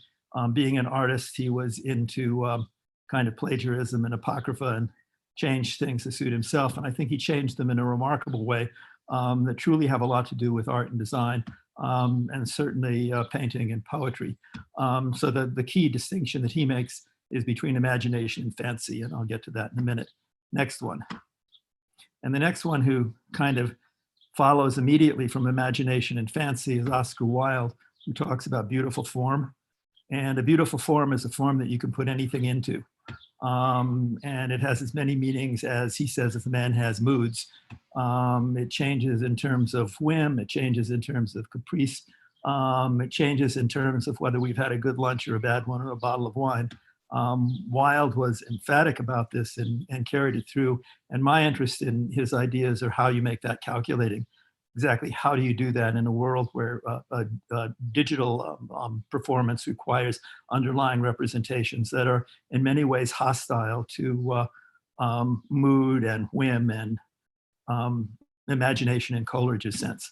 The third guy I want to talk about is not so old, but he's pretty old, is John von Neumann. And the interesting thing about John von Neumann is that in the Hickson Symposium, which I think was in 1948, which is what, 70 years ago, whatever it was a long time ago. actually raised the issue of the limits of calculating. And he probed those limits in terms of visual analogies, which are today's representations that come up in computer graphics. There's simply no difference between a visual analogy and a representation in computer graphics, or CAD, or BIM, or AI for that matter. And the instruments he used to probe these were pictures in the Rorschach test. And he said of pictures what Weil says about beautiful forms, that you can put anything you want into them. And his example was a Rorschach test, that no matter how you try to describe it or how you try to represent it, some bozo is going to come along and see something that you haven't described. And that bozo might be an artist or a poet or whoever, and change it in a way that you need to update the description. And his issue is, well, how long does this description have to be? How long do you have to wait before you have a comprehensive view of what's going on? Next one. So Coleridge talks about imagination and fancy in terms of S-plastic power. And S-plastic power is the ability to fuse things together so that where they had divisions before, the divisions disappear. And Wilde has a critical formula that really speaks to what a beautiful form is, and that is to see things as in themselves they really are not. In Wilde's typical disobedient sort of way, he took a phrase from Matthew Arnold and just put not at the end, and changed it, but changed it in a theoretical way that is extremely important from the shape grammarist point of view. Next one, Daniel. And then von Neumann, as I said, talks about visual analogies and the limits of calculating in pictures and the Rorschach test. On we go. How do I handle all of this? Well, in shape grammars, there's this thing called the embed fuse cycle, and it has to do with the way rules apply. And rules apply, first there's an embedding operation in which you embed a rule in an object, and then there's a fusing operation to get rid of everything that you've done so you can start over again. And this cycle repeats over and over and over again. And you might think about it as the imagination thing, machine. What's really interesting about it is that it corresponds almost isomorphically to what Coleridge describes as imagination. In imagination, boundaries diffuse, so that's the fusion operation where things come together and their boundaries are lost.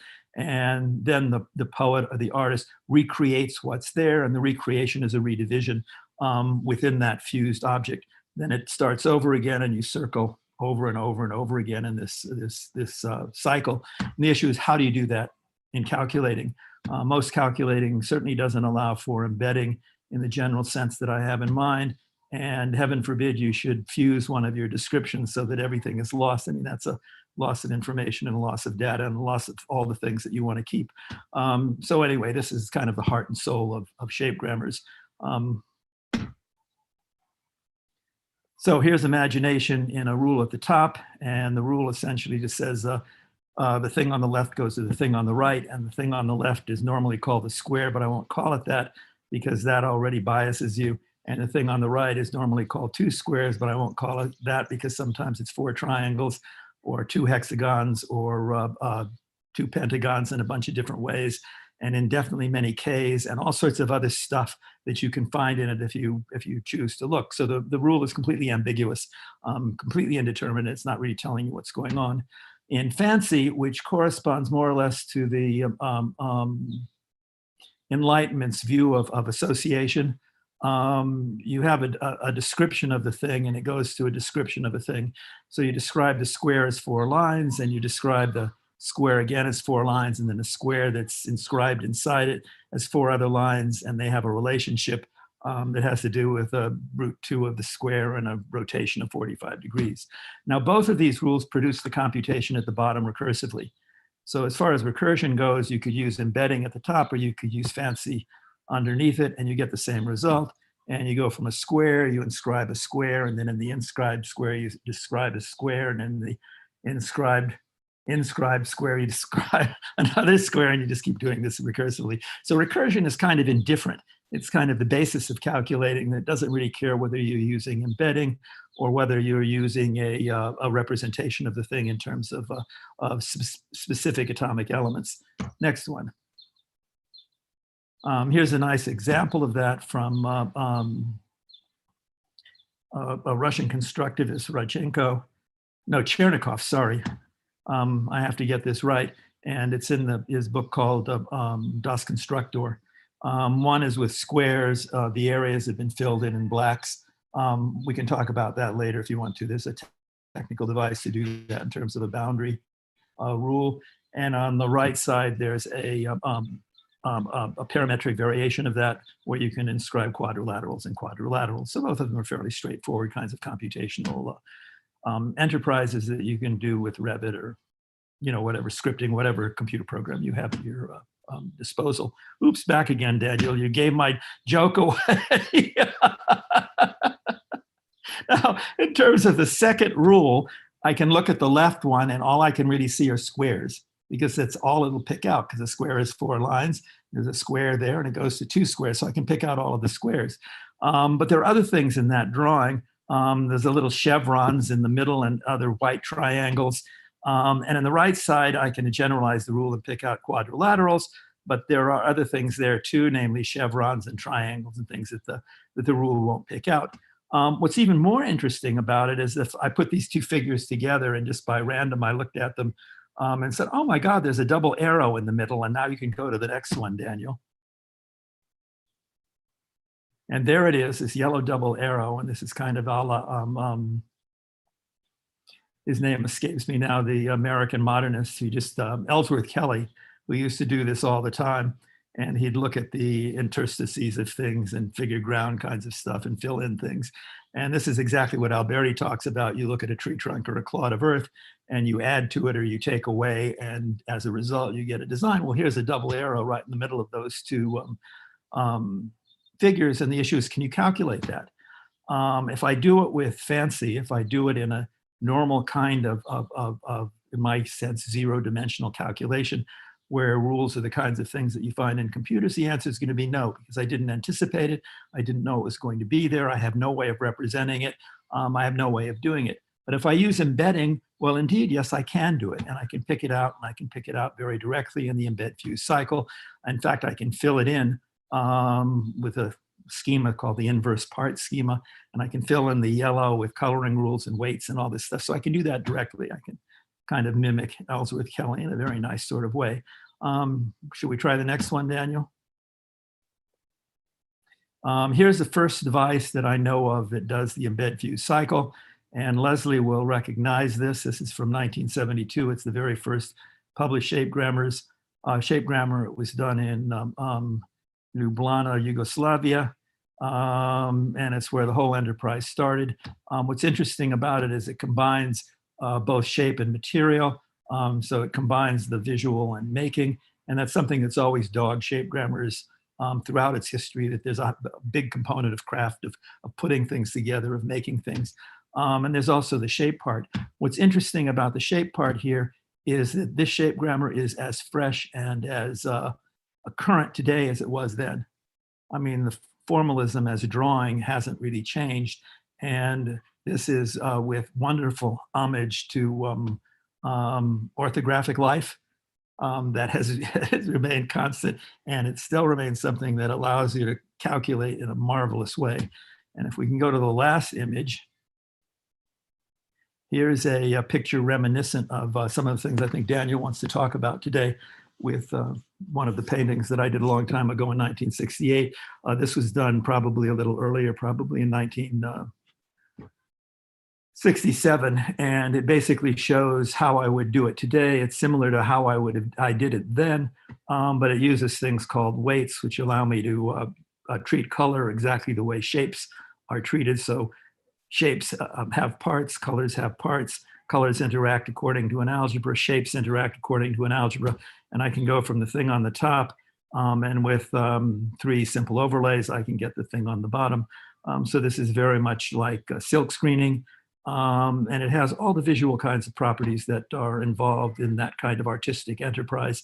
In fact, the way I would describe this is silk screening. It does exactly the same thing, although it does it with a vengeance in that you can silk screen over what you've done and get a result. In a silk screen, you have to cut the areas precisely so that they don't overlap, so that they abut in a nice way.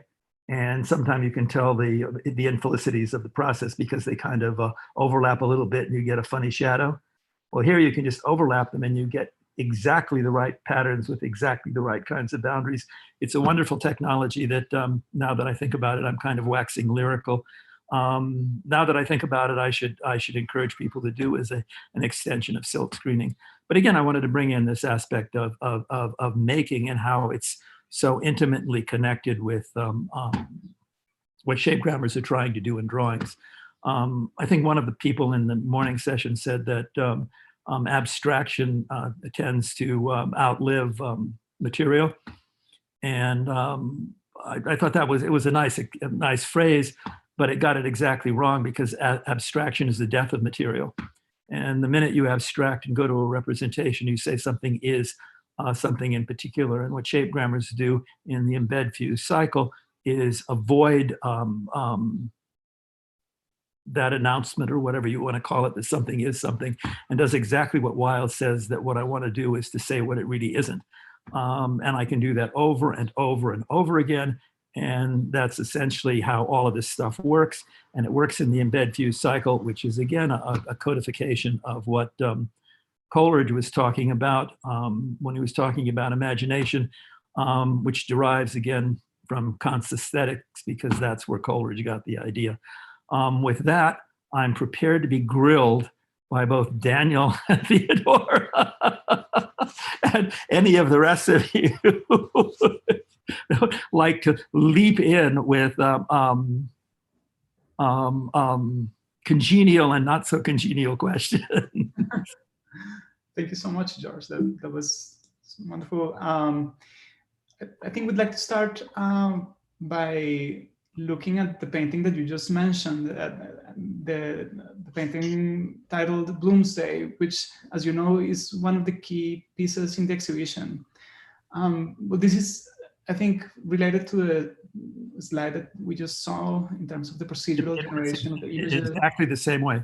Mm-hmm. It's as we can see in the image, it's a striking, large artwork composed of 12 triangular canvases, which can be arranged in multiple ways. So it's not only the generation of the image, what is sort of open-ended, but also the composition of the actual artwork is also open-ended, which is interesting. You painted this a while back in 1968. We believe this is a few years or perhaps concurrent with the formulation of the theory of shape grammars. This was before it. Before, yeah. Yeah, I actually knew what shape grammars were maybe 2 or 3 years, at least 3 years before the paper. Yeah. At that stage in my life, I've since corrected this lapse. I wasn't terribly good at the formalism, namely all the little symbols that you have to write out in order to write a scholarly paper. So I engaged Jim Gips to help me with that. And that's the reason that there's a Stiny Gips paper. But the shape grammar idea was prior to the paper. It's interesting that Gips did his PhD at Stanford in computer science, and I did mine with a wonderful woman at UCLA, Sheila Greibach, who basically looked at what I said and said, I don't understand that, but go do it.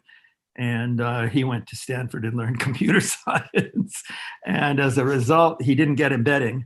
He did it in the standard combinatorial way, which you could do today, again, using scripting or whatever programming platform you want to use. And I did embedding, which has turned out to be very stubborn with respect to computer implementation, and stubborn in from some ways we can talk about later if you want to. It's funny that we went entirely different directions. Yeah, can you tell us a little more about the making of this painting? Well, at the time, I was obsessed with James Joyce. Mm-hmm. And the original arrangement of this was a 6-pointed star, and that's why it had the name Bloomsday. And you were supposed to trace through it in the same way that Bloom would trace through London. And the paths, when you use your eye and you use things that I would call identities today, were equally as strange and bizarre and random, and actually fit quite well into the Ulysses. It reminded me, of course, of the Odyssey and getting from Troy back to Greece and, encountering sirens and all these other wonderful things along the way. But of course, it was meant to be arranged in the way Daniel's arranged it here. And I hope in his next exhibit, he arranges it in yet another way, so that it fills up the wall in whatever way you choose. The panels all connect together because of the way the silk screening works, and the way those overlap rules work. So there's no difficulty in filling in the gaps and connecting it that way. It's one of the, I did a whole mess of these things, many of which I don't know where they are. Some of which I do know where they are, but this is one that I kept, and I wrapped it up and kept it upstairs. I should have hung it on one of the walls in my house, because we have these nice 18-foot walls, and it would fit in quite well, but never did. The image that I showed you before when I was showing my slides, I do have in my office. I've actually printed it with a printer, a laser printer, which is appropriate for that kind of object, even though this is hand painted. And I enjoy that every day when I walk into my office. It's really amazing, all the things that you can see in it. And that's what this is trying to do. I'm trying to capture is the visual, and how we interact with the visual, and how interacting with the visual doesn't preclude interacting with it computationally. And in fact, I can show that everything that I see in this thing corresponds to a rule that I can also show you. A long time ago, just after I did my, I'm talking a lot about this because it interests me. Just after I finished my dissertation at UCLA in 1975, I wrote a paper called 2 Exercises in Formal Composition.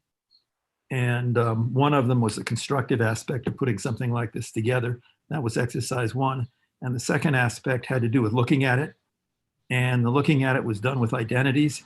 And today, that's where my preoccupation is, with those identities, how you can pick stuff out in all sorts of weird ways to restructure the object over and over and over again, and come to different aesthetic conclusions about what it is.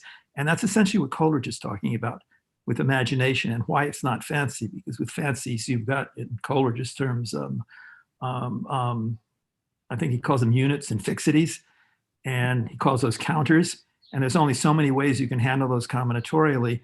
Yet in my world, where you can embed stuff, it's indefinitely open-ended, so that anyone who wants to look at it can see it the way they want to.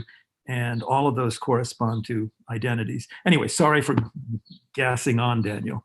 No, that's great. I think I'll just make a quick follow-up, and then we'll shift the subject. I was wondering if you could help us understand a little better the intersection or the interaction between your visual artistic practice and your theoretical work. Yeah, I can do that. When I started out doing this, I remember saying to myself, look, I can see these things, and I can see that they change, and I can see that they do all sorts of stuff, and I'm going to write out what the mathematics is that lets me do that. And that was entirely my goal doing a PhD. I started out and I thought I would have to have different ways of doing it. One way was I had a thing that was kind of a minimal representation, where you picked out the smallest bits, and that had to do with the way parts interacted. And I said, well, I know how to do that, so I won't do it. I'll start out with the other part. And the other part was these maximal bits. And that's the way I do it now with maximal elements. And the maximal elements are just fused elements that have certain geometrical properties in common. And it turned out that once I saw how to do that, I didn't need to do the minimal bits, because they just fell out, and they fell out by applying rules. So the whole idea of this was to start with what my eye did and then invent the mathematics. As luck would have it, the mathematics turned out to be some really nice modern stuff that has to do with generalized Boolean algebras and stone spaces and things that people still talk about today in the mathematics department.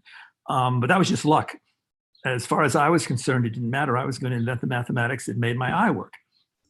And everybody else was busy taking existing mathematics and making the visual enterprise, visual material, correspond to that mathematics.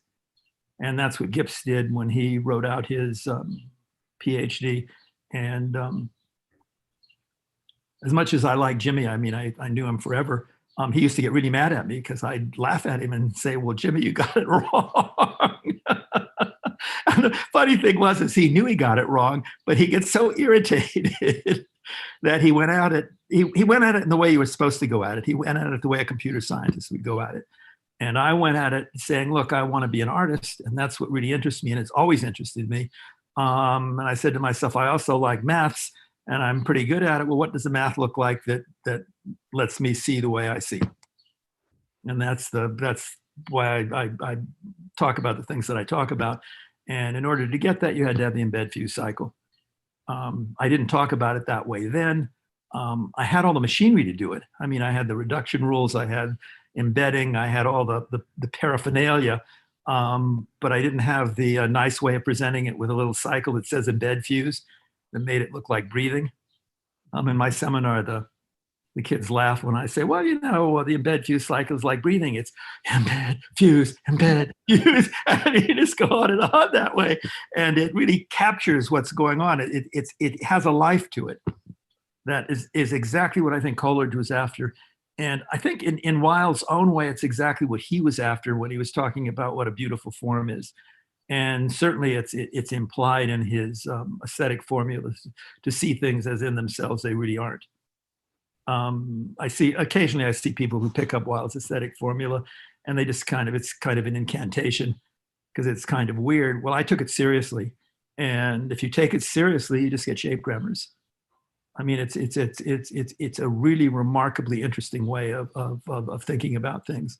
The point there is that one of the reasons that my recent work has been kind of focused on the romantics, both painters and poets, is because it's as artsy as you can possibly get, and therefore as far away from computation as you can possibly get. And what I'm trying to show that it's still calculating.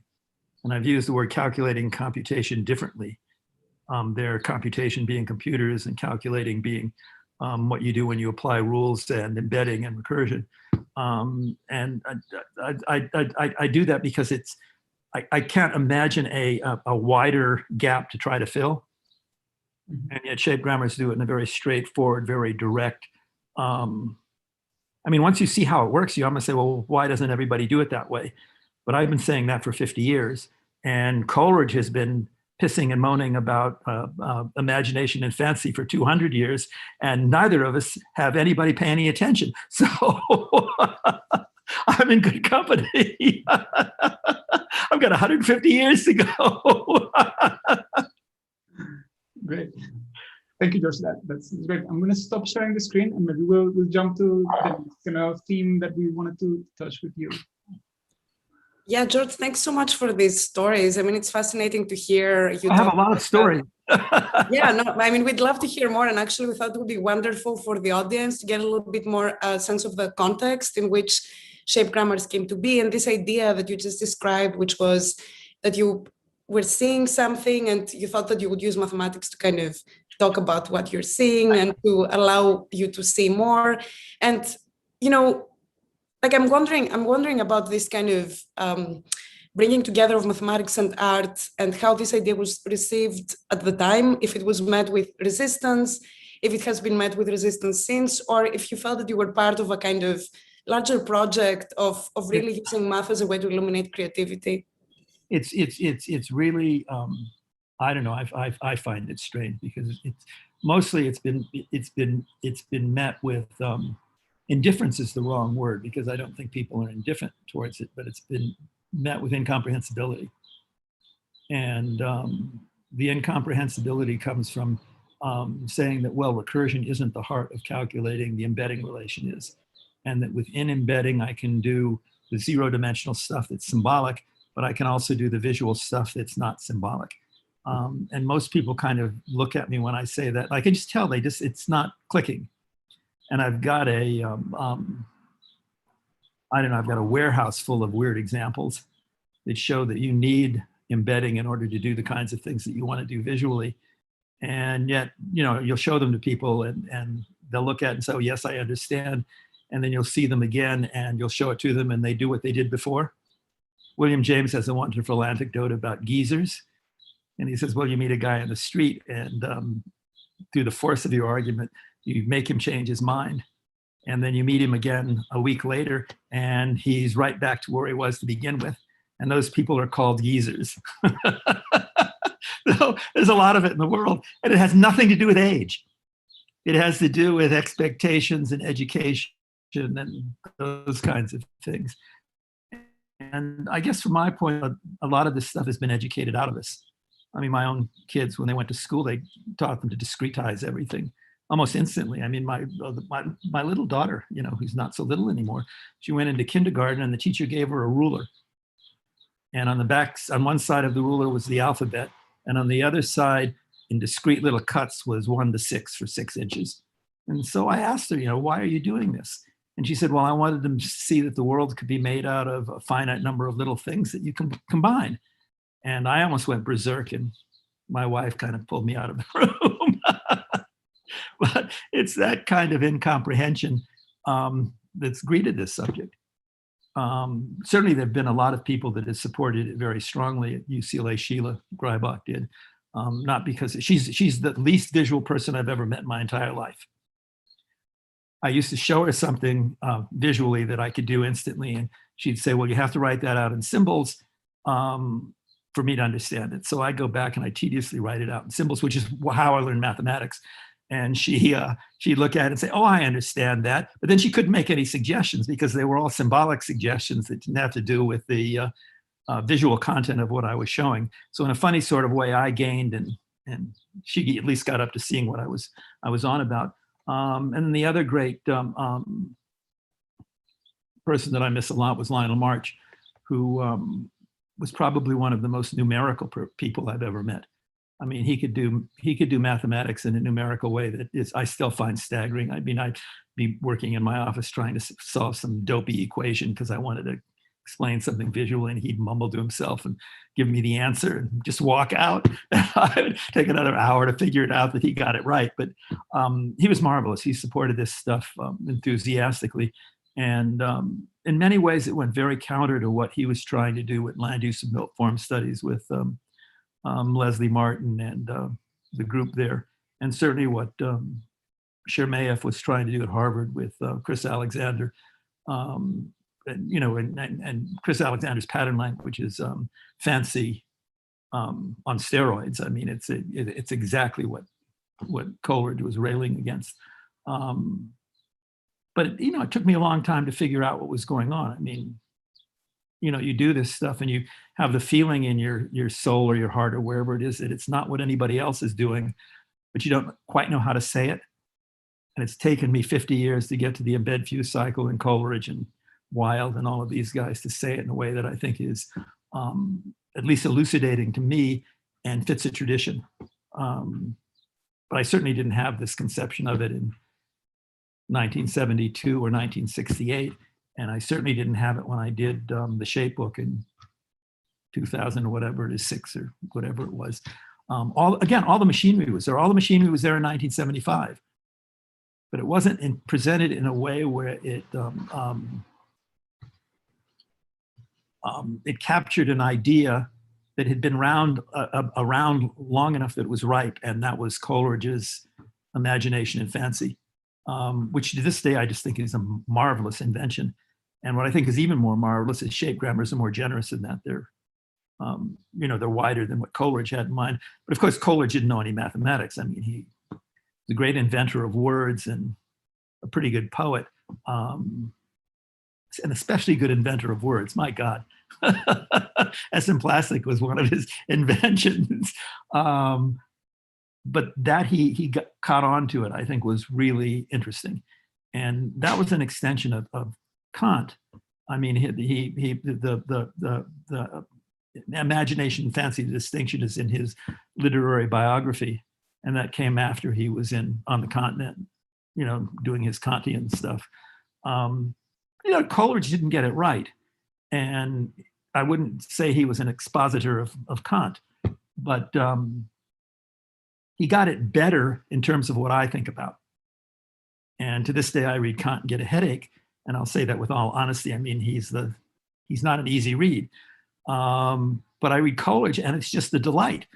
I mean, it's like thinking about shape grammars and you'll say, my God, he's got the magic. He's just got it just right. And if it didn't pick up Kant in exactly the right way, well, fine, too bad. I'm not interested in the scholarship. I'm interested in how things look. And the embed fuse cycle really picks it up in exactly the right way. And that's imagination and S and plastic power, redividing and fusing. Fusing is Coleridge's terms and redividing is Coleridge's terms. I mean, I'm not taking anything from anything. Right, so George, maybe a quick follow-up. I mean, one thing that we find particularly striking, even from algorithmic aesthetics, is this a kind of link that shape grammars kind of provides between analysis and generation, which is quite unique.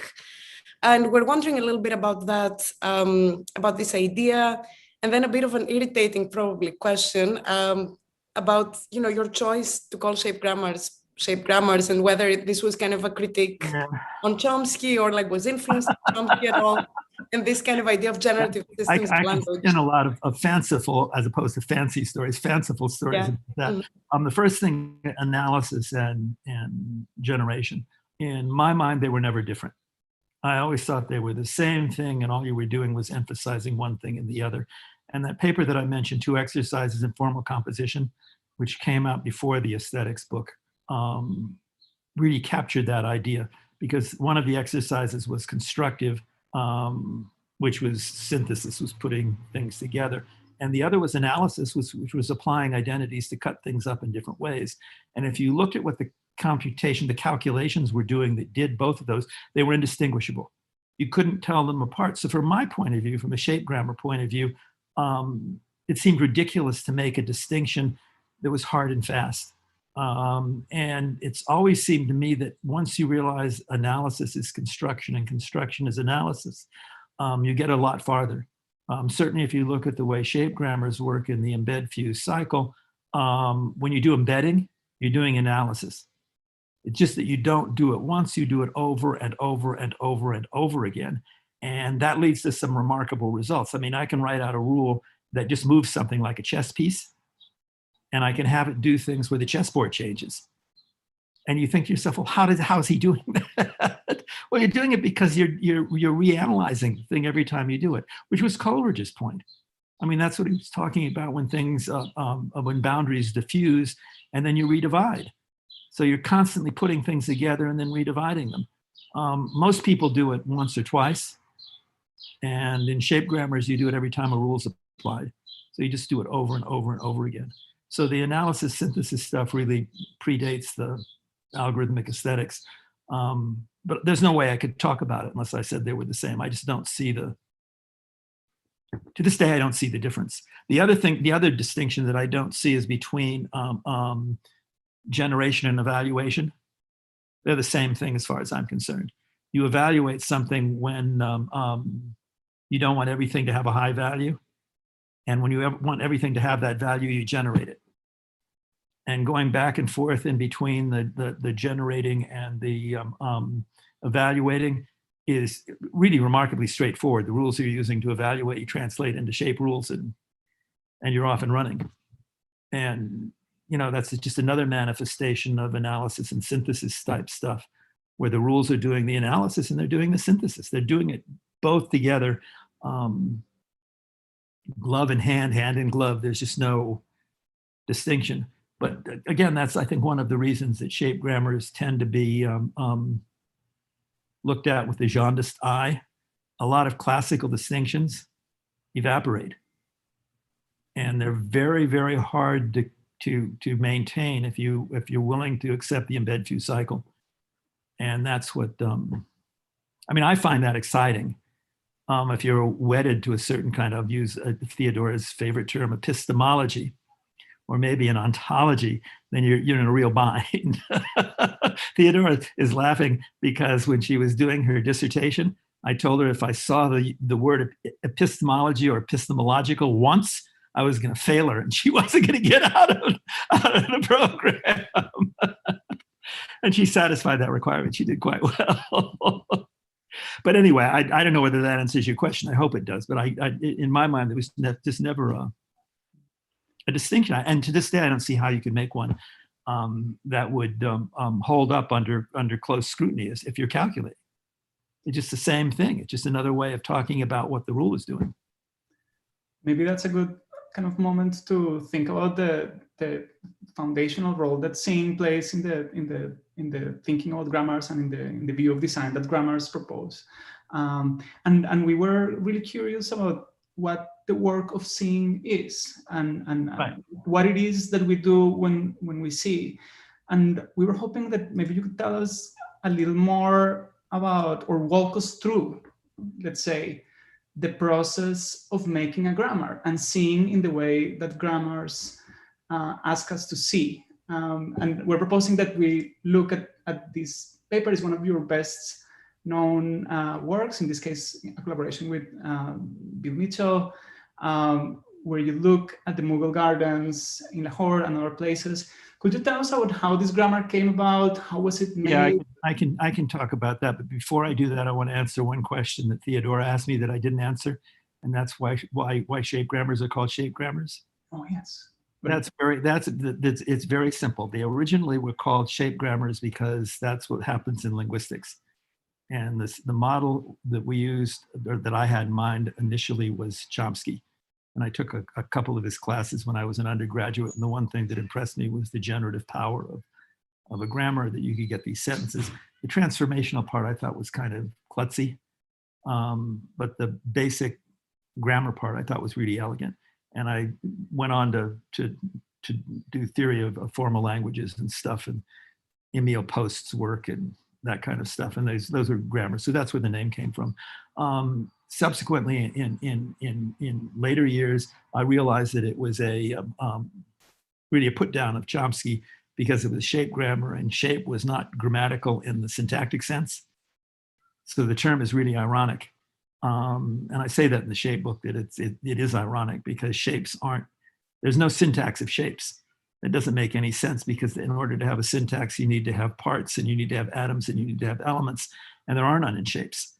So it was a send up of Chomsky, which I enjoy even to this day. And then, if I look at Chomsky's stuff now, he's got this minimalist theory where you put the units together in a context-free way. And he's got the no tampering rule. And the no tampering proviso says that if you put A and B together, you can't change A and B because they're together. And the shape grammar says, well, gosh, that's kind of dumb. I can take two squares and put them together, square A and square B, and get triangles. And, the linguist this is not thought. And the shape grammar says, well, that's perception, that's seeing. And all of a sudden, we're going like that. But what is really interesting is that the standard linguistic notion of grammars is a special case of shape grammars. And in my case, it's when things are I equals 0, when things have zero dimensionality. And if you pump that up a little bit and go to 1 dimensions or 2 dimensions, then you get shape grammars. Interestingly, Alberti, who's one of my heroes, I think he really got it right, talks about what architecture is a firm and graceful preordering of lines and angles. The lines and angles are spatial relations, and that they're lines and they're on a plane makes them one-dimensional in 2 space. So Alberti's already pumped the thing up 1 dimension, and the minute you do that, you get an entirely different world to play in. And it's the world of the designer, it's the world of the artist, it's the world of the painter, it's the world of the poet. And it's not the world of the linguist, which is not to say I don't want linguistics. I mean, most of my conversation is to get things done. And if everybody thought it was poetry, I get nothing done.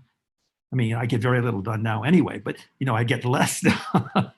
So it would be a complete disaster. So, you want language to do something for you. You want to be able to use it. But at the same time, you don't want to forget there's a hell of a lot more in the world than putting 2 words together so that they satisfy the no tampering proviso, which says A and B together are A and B. And that just, from a shape grammar point of view, that's just a nonsense. Okay, so now let's move on to the moguls. How did I think about this? Yes, and how did you make it? Like, what kind of work did it entail in terms of, was it a visit? Was it a library? There was drawing involved? It was drawing. It was Moynihan's book. Mm-hmm. And Bill was enthusiastic about mogul stuff. And I looked at it and I said, oh, I can do this because the recursion is obvious. It's just squares inside of squares. And that has a functional aspect to it that's very nice. You've got the right image there, Daniel. So you've got a square and you can put little 4 squares in it. And it had to do with the way irrigation worked in these gardens, because you'd have these canals, and what you wanted to do is to flood the green area.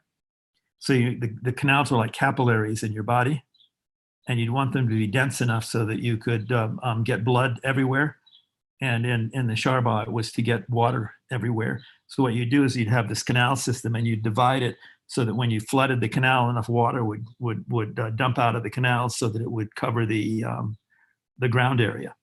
So the bigger the thing is, the more cuts you need to have. And the 4-fold division is just the 4 rivers of life, north, south, east, and west, and all of that kind of mythology stuff. So that was the basic idea of the Charbot, and that was pretty straightforward.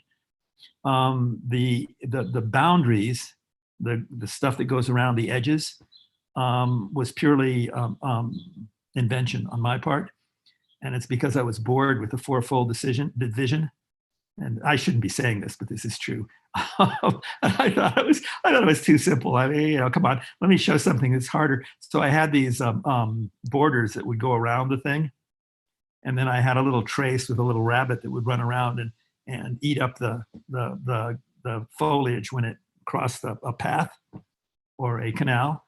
Today I wouldn't do it that way. I'd do it all in one synoptic move, which is much easier. But I didn't know enough about shape grammars then to do that. And then the canal details were from the book, and those were fun to put them in because they had their own kind of funny little logic, and they maintained symmetry in a certain way. The way you divided up canals with a square in the middle or with a octagonal shape in the middle. All of this, to be perfectly honest with you, aside from the words that are around it, was done visually. Moynihan's book I read after I did this. I mean, I paid no attention to it at all. I just looked at the drawings, and I don't know whether the drawings are true or not. We have a guy at MIT who just retired recently, Jim Westcote, who was an expert on mogul gardens, and he used to tell me, "Oh, you got it wrong." And I said, "Well, that wasn't the point, Jim. The point was to show you could calculate this stuff." And he said, "Well, they had a grid, and everything he tells me was easier to do than what I did." So I pointed that out to him, and he walks away. It's one of those funny things that he did the scholarship, and it's admirable scholarship, but he didn't want to embrace the way you might calculate it and the way someone might think about it in this visual sort of way. Maybe to build a little bit on that, I think it would be wonderful if you could tell us a little more about how it's been. What challenges have you encountered in trying to convey the importance of the visual calculation and the visual in general in a culture that is so centered in numerical and sort of digital calculations, such as MIT's, and frankly, I'll make 2 comparisons. Remind me that I have a second one. The first one is that to get my students, and you and Theodora, and I think Dean is there and others can chip in, Jose is there, it takes about 5 years to get you to see what these damn things are doing, with no guarantee that you're going to go away and do them. But it takes a while just to have it seep in. The other great irony is that algorithmic aesthetics, which is very much in the information processing tradition, it doesn't do information processing in the normal way, but it's very much in the information processing tradition that was at a high point in 1970 or whatever it was, 78, and it's still very much at the high point. It was very much in that tradition, and my students find that very easy to understand. And I get so irritated because they come up with really good questions, and it's very straightforward. It's part of our vocabulary today. But I show them something that's simpler, namely a rule, which I think is an aesthetic system itself, because it allows you to see something and to do it, which is the effector and the receptor and the algorithmic aesthetics. and the rule itself is kind of the aesthetic system. So the rule really compacts all of the things that are in algorithmic aesthetics. And I show them how that works, and boy, that takes a long time to get a response to. And I apologize to all of my students that are maybe watching this, but this is what I think of when I go home and I pull out my hair, which I don't have anymore to pull out, and say, my God, it took me a long time to get that one across. And here's algorithmic aesthetics that everybody found very, I mean, I was really staggered. I mean, you know, they read it in the seminar a couple of years ago, and the comments were great, the insights were great, and it was just this information processing model, and it fit, you know, what you kind of taught and what you know from computers. And yet today I wouldn't do it that way. I'd say, well, here's the rule, and this captures everything. It allows me to see, that's the embed part. It allows me to do, that's the fuse part, and then I can do the cycle over and over and over again. So instead of having a normal machine cycle with you know, units that get moved around in a database or whatever you want to call it, I've got this embed fuse cycle, and that's what it's doing, and it gives me this imagination. That's the part I really want to get across today, rather than the algorithmic aesthetics, which I'm happy people are picking up again. I think that's wonderful. Minsky taught it at MIT for a couple of years, and in those days nobody was interested in aesthetics. So I'm really glad that they're picking it up again. There's a lot of interesting stuff in that book, even though today I would burn it.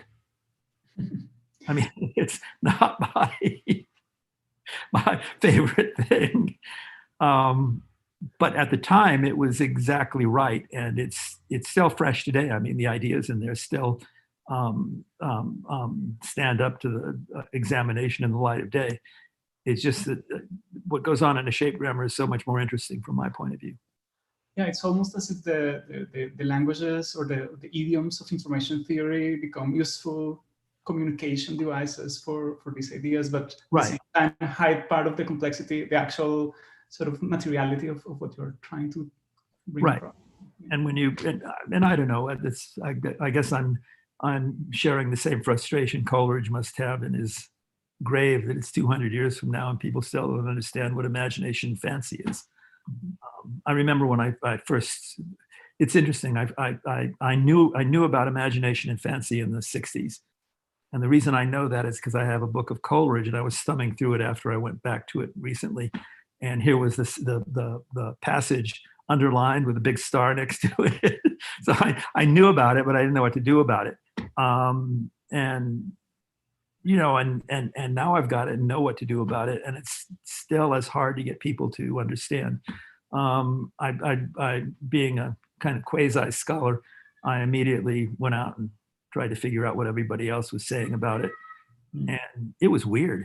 I mean, nobody had any sense of what poor old Coleridge was talking about, which is why it took, you know, why 200 years have gone by and it still doesn't work. The only person that really kind of got it right was I. Richards, in a little book called what principles of, not the practice book, but the principles book of practical, not practical criticism, but the principles of criticism, whatever it is. And he has these 7 kinds of imagination, or 6 kinds, and the last one is Coleridge's, and he runs amok saying how wonderful it is and talks about it in another book on Coleridge. My problem with I. Richards was that I had to read it as an undergraduate, and I hated it. I mean, it was one of those classes where you went in and you had to read this book, and you said to yourself, I cannot stand this guy. And to this day, I know why, because he wanted to have a scientific view of art. And his scientific view of art was psychology. And yet embedded in the book with this wonderful chapter on imagination. And I probably didn't get that far as an undergraduate because I just couldn't stand it. I mean, like, how can I read this? But anyway. This would be like, I think a really nice moment to maybe open up the conversation to, so I'm going to stop sharing the screen. And I think we want to make sure that people have the chance to converse with you and formulate questions. There's always some in the chat, but if people would like to participate, just please raise your hand and feel free to unmute yourself. And my apologies for being too expansive, but I get excited about some of this stuff. On the contrary, we're very grateful. Daniel? Mario, please. Yeah, it's just, I'm not going to ask any question. I'm just going to take my leave because it's very late in London. I have to feed my cat, otherwise it will starve. So thank you. Thank you all. Thank you, Professor Stiny. It was an honor Nice to to listen to you Mario. and almost to meet as if we had met in person. Next time in London, I will track you down. See you soon. Thank you all. Thank you all. Until the next. Leslie, I think you feel free to. Yes. So I'd like to say I'm really delighted at this reintroduction to this area after 40, 45 years. And it's so wonderful that it was you, George, because you're just what I was hoping for. A combination of the artist, the technologist, and now I realize the necessity of also the scholar, the philosophy, aesthetics, and so on and so on. That's only after a glass of wine. Well, anyway, this is wonderful. So I have a collection of the first decade of computer art, and the very last one that didn't manage to get published, but the very last one is your form 1, 2, and 3 from 1970. So can you tell us about that? That's before your paper. Yeah, that was done as a pedagogical example, and it was meant it was meant to be easy because the overlaps were easier, and you could describe it in terms of 7 L shapes that went over a single L. And I always thought the recursion was obvious, and of course nobody got it, which is now I show a square inscribed in a square because it's easier to see. But the ER form was done as an example because the gray one that I showed this afternoon was visually too hard. And where they're doing the same thing, most people didn't follow how the pieces overlapped. And that was crucial in setting up the silk screen, and which is my analogy for how they were doing. So I thought about form as a way of presenting it where the idea was simpler. Today I would use squares. I mean, I liked form because it was visually compelling, but the squares have to have more access to them. And the colors were meant to be, again, pedagogical, which is why it was red and yellow and orange, so that there was no subtlety in the way they work. The grays are much more interesting in the way the Lausure works. It puts them together because they don't add linearly, they add in a kind of exponential way. And that gives you all sorts of wonderful perceptual effects that I always like. And I figured those out by mixing white and gray on a canvas. And that's what I was always after. I mean, all of this stuff was hand painted. But again, for the pedagogical reasons, well, here's some orange and here's some red and here's some yellow. And interestingly, they hang in Sheila Greibach's house in Los Angeles.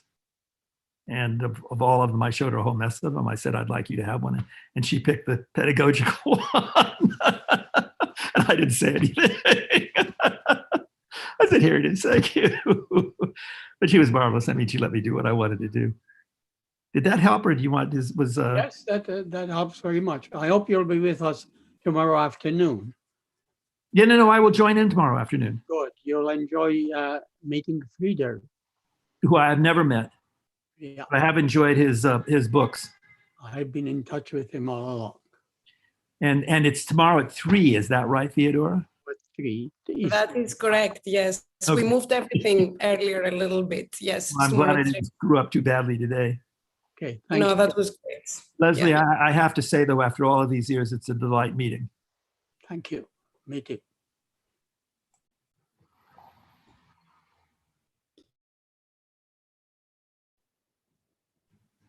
Other questions from the audience? There's some remarks in the chat. I don't know if anyone wants to make a comment. I'm waving at Bernay. Bernay, did you have a question? Remish, but only in words. No, maybe. I have a question, but I was a little bit shy. So I'm going to ask. Hi, George. It's great to see you. And always. You sent me a chat. Oh, yeah, I did. And I don't know how to work the chat. I know how to click it to get the message, but I don't know how to write the message back. It's okay. Yeah, it's always very inspiring to listen to you. And, anyways, I think my question, which is also for you, but I think it will also helpful for the audience, is, not everyone approaches, shape grammars the way you do. Like, not everyone is focused on embedding and, recursion. But there are many different there are a lot of people who use shape grammars for different reasons. So I wonder what your thoughts are about all these different applications of shape grammars, in which, seeing it at the core always. My thought is that everybody should use them for what they want to use them for. Mm-hmm. They provide a remarkably different way of thinking about things, and they make a lot of stuff that's hard very easy. My sense is the visual enterprise is a way of doing things that's as rigorous as a Turing machine, but allows access that's direct because it's through the eye. So you don't have to divide things up into symbols. You can just do it in terms of what you're looking at. And I want to say, because I see Ramesh Krishnamurti's name here, and I should have mentioned him, he was the very first one to make computers do this stuff. And to this day, the techniques that he used are the ones that people are using. And it was a marvelous piece of work, and he developed it in marvelous ways. And he tells me some of the maths I do today are bad because you can't do them on a computer. And I look at him like he's a nut, but that's beside the point. But anyway, I wanted to point that out because Ramesh is a very important figure in this entire enterprise. But to get back to your question, I think people should try them out for anything. What I'm interested in is engaging the world with my eye. And the irony is MIT has the motto, mind in hand. And if you think of mind as representation or language, and hand is hand, you get a certain model of the world. And that's the MIT model of the world. It's numeric, it's representational, it's logical. And I think of the world in terms of a model, it's eye in hand. And the irony is that the eye subsumes the mind in shape grammars, because the eye requires multidimensional elements and shape grammars, and the mind is a Turing machine and is perfectly happy with zero-dimensional stuff. So, when I say the model should be eye in hand, the artist formula is eye in hand. It really subsumes the mind in hand, which is the scientist and engineer's formula. And together they make the world. And I think what's interesting about eye in hand is that it's an experimental world where you can try stuff out, and when it becomes practical, which is why I want people to try anything that they want to try, when it becomes practical, you make it what? You make it mind in hand. And the reason you do that is because it's easier to calculate with the devices that we have, and you want to do it over and over and over again. When you don't know what you're doing, you better do it eye in hand. But shape grammars allow you to do both. So there's no, there's a prejudice on my side because I want people to get over the zero dimensionality of stuff. But there's no prejudice in the sense that I want to get rid of zero dimensional stuff. I think it's marvelous and wonderful. It's just that there's a lot more there than just that. I don't know, did that answer your question? Okay, good.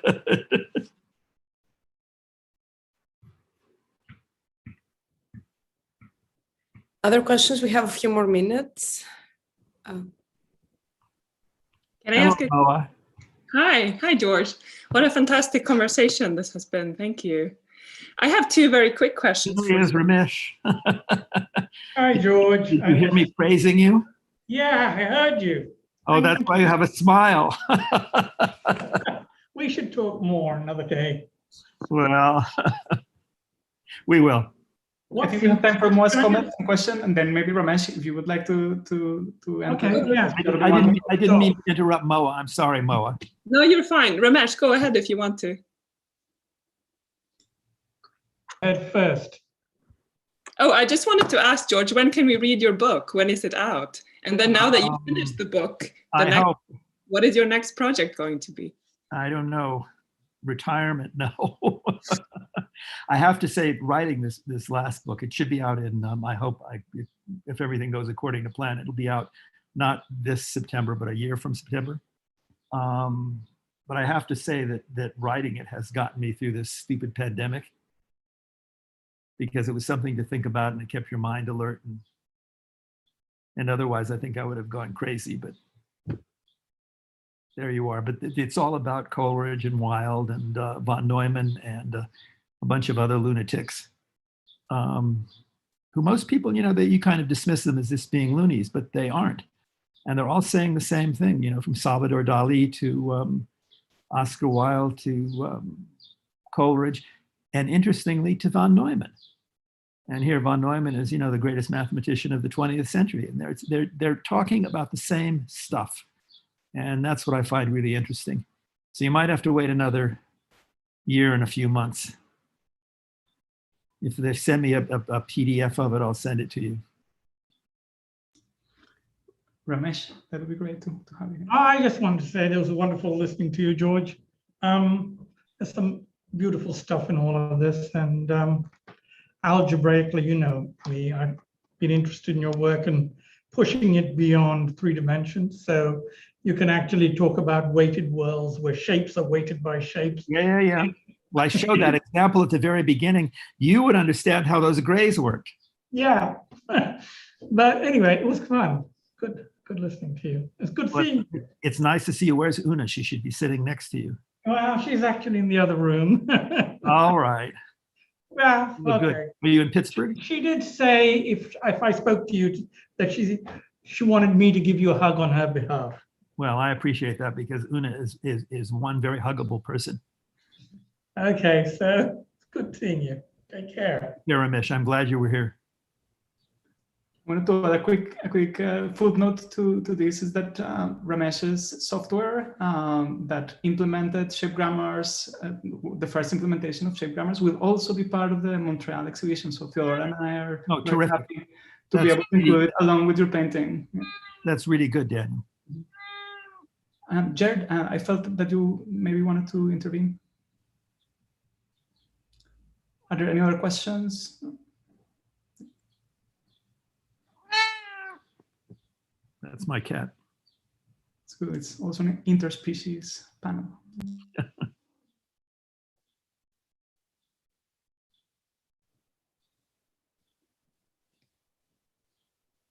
There were a few comments on the chat from, I don't know if Daniel Rosenberg is still here, or Emek had some thoughts. I don't know if anybody wants to speak out loud, or we could just read the chat. We have a few more minutes before we jump to the next panel. Thank Daniel for his comment. He's a purple square on my little strip at the top. Yeah.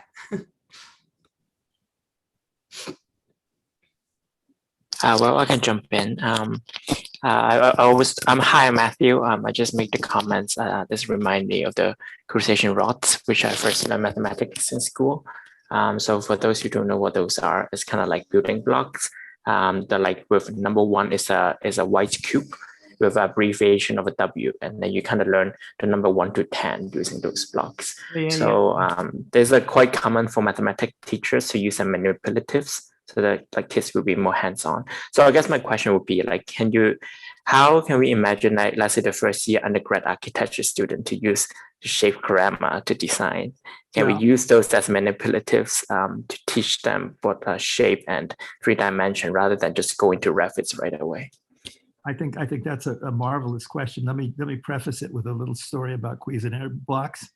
My kids learned to count that way in the first grade, second grade, whenever it was, and they put 10 blocks together to get a straight line, and then get 10 straight lines together to get a plane that was 100 by 100, and then they'd build a cube that was 10 by 10 by 10, and which is 1,000. And I remember going in and asking the teacher, well, what do you do when you go from a cube, you do a tesseract or whatever it is. And that didn't go anywhere. So I said, well, maybe you start the recursion over so 1,000 is the same as 1.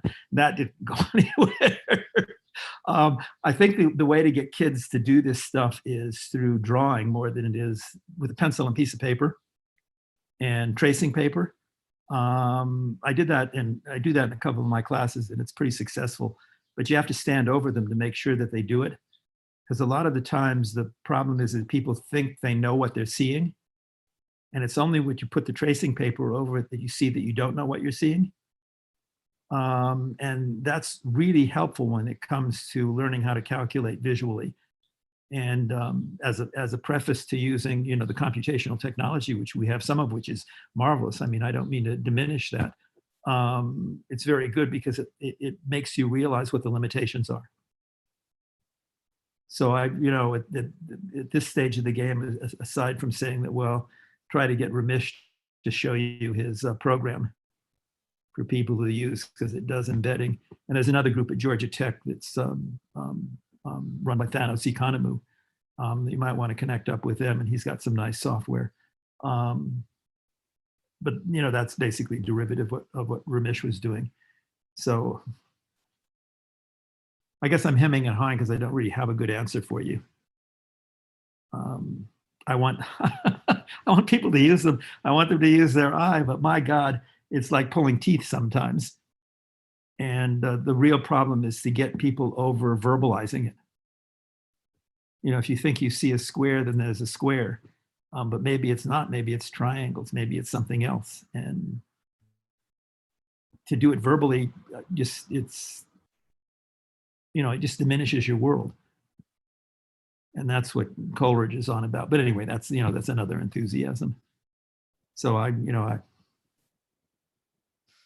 have great interest in the pedagogy you're interested in pursuing, but I don't have the details for how anybody would do it. Nobody's really experimented enough with it to come up with best practices. And I think, George, as Daniel Rosenberg wrote in the chat, many of your students have been influenced by your approach and by the kind of like general kind of sensibility of your approach. Like in a way, I can speak, Matt, you're at McGill, like the second year undergraduate studio right now is very much kind of inspired by some of the shape grammars idea, like not so much in kind of like learning how to kind of use the computational formalism, but precisely thinking about what it means to train yourself in a kind of constant reformulation of things, like exactly what you were discussing, George. How do we kind of stop over verbalizing and like really start to kind of like look with a kind of intention to always kind of like see new things. So I think many other people today, I don't want to sort of monopolize that at all, but I think many of your students have been influenced by this approach, and I think it's kind of making it into architectural pedagogy in one way or another, either with or without the computational machinery. But I think the kind of fundamental idea of how do you train yourself to kind of constantly look for new ways to look at things, I think has been very influential for many of us. Well, I thank you for saying that, Theodora, because I have to say, well, two things. One, I really like the mathematics. I mean, it's really pretty. But having said that, I would much rather people use their eye than got hung up on the mathematics. Because the mathematics is just weird enough that it's outside of what you learn in school. And the weirdness is kind of an impediment. It's a threshold that's difficult to get over and is really kind of irrelevant, although it's pretty. So, I'm enough of a mathematics person that I like it and don't want to diminish it. But I'm more a visual eye person. I'd rather see the art and the design and the sense that you're constantly changing what you're seeing and taking advantage of that. And if that's presented just informally, as far as I'm concerned, that's all to the good. Not everybody has to do except for Ramesh. He has to do the maths.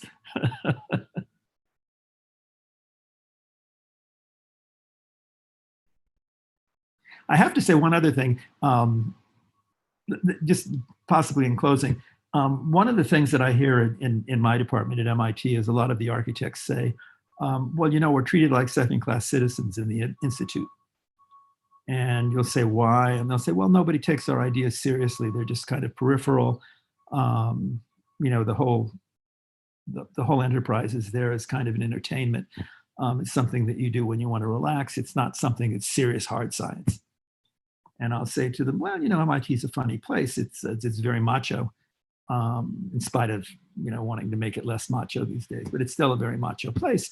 And you've got to show everybody that your math is harder than their math. And they'll say, well, what do you mean about that? Well, I say, well, look, you know, here's shape grammars and they subsume Turing machines. And Turing machines are everybody else's math.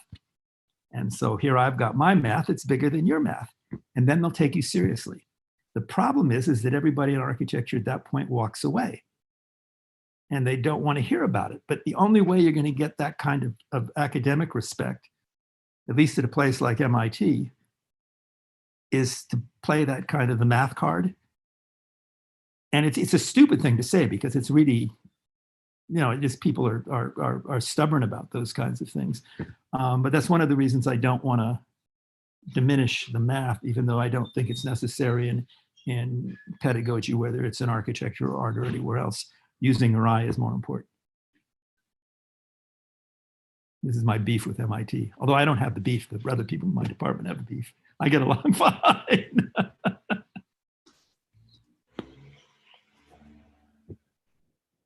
Maybe this is a good moment to sort of pivot into the next step, but not before thanking George for a wonderful journey through some of the key ideas in shape grammars. I think it's been a wonderful sort of overview of some of the key concepts behind the theory, the shape grammars, the visual enterprise, as you sometimes call it. So I think we're all very excited to have you, George. Thank you. Well, I think I was probably too rambling. Could have been more focused, but that's a result of being at home all the time and living through the pandemic. That was great, George. Thank you so much. And maybe we can say that a transcript of this interview will be published in the book catalog that we're preparing for the show, potentially with, you know, asking you to elaborate on some of the ideas. So everybody will have the chance to kind of revisit some of what was discussed today. But thank you so much, George. It was such a pleasure to have the chance to talk to you today. And maybe we can take a couple of minutes break and then just kind of drink a glass of water and then jump right into the next panel, which is on a roundtable, actually on materiality and computation, moderated by Dina Elzanfali, with Jer Thorpe, Joanna Persowska, Dana Kokova, and Vernel Noel. So maybe see you at 4:30. That's only 2 minutes, 4:31. I don't know. Great. I mean, you can stay on, obviously. We'll just... Before you go, I want to say hello to Bergel. And I'm looking at this strip. I'm seeing all these people here that I haven't seen in a gazillion years. And Mine is there. And Daniel is still this purple square. And I know Jose is there. And Olga is there too, although... And there's Vernel, but Vernel has been dogging my steps recently. So I don't need to say hello to her and Dina. And Paul, who I should probably know, but don't. And Leslie, and Moa, of course. And Ramesh, of course, and Daniel and Theodore. Okay, I'll see you in a minute and a half. Yes, wonderful. Thank you. Thank you, George.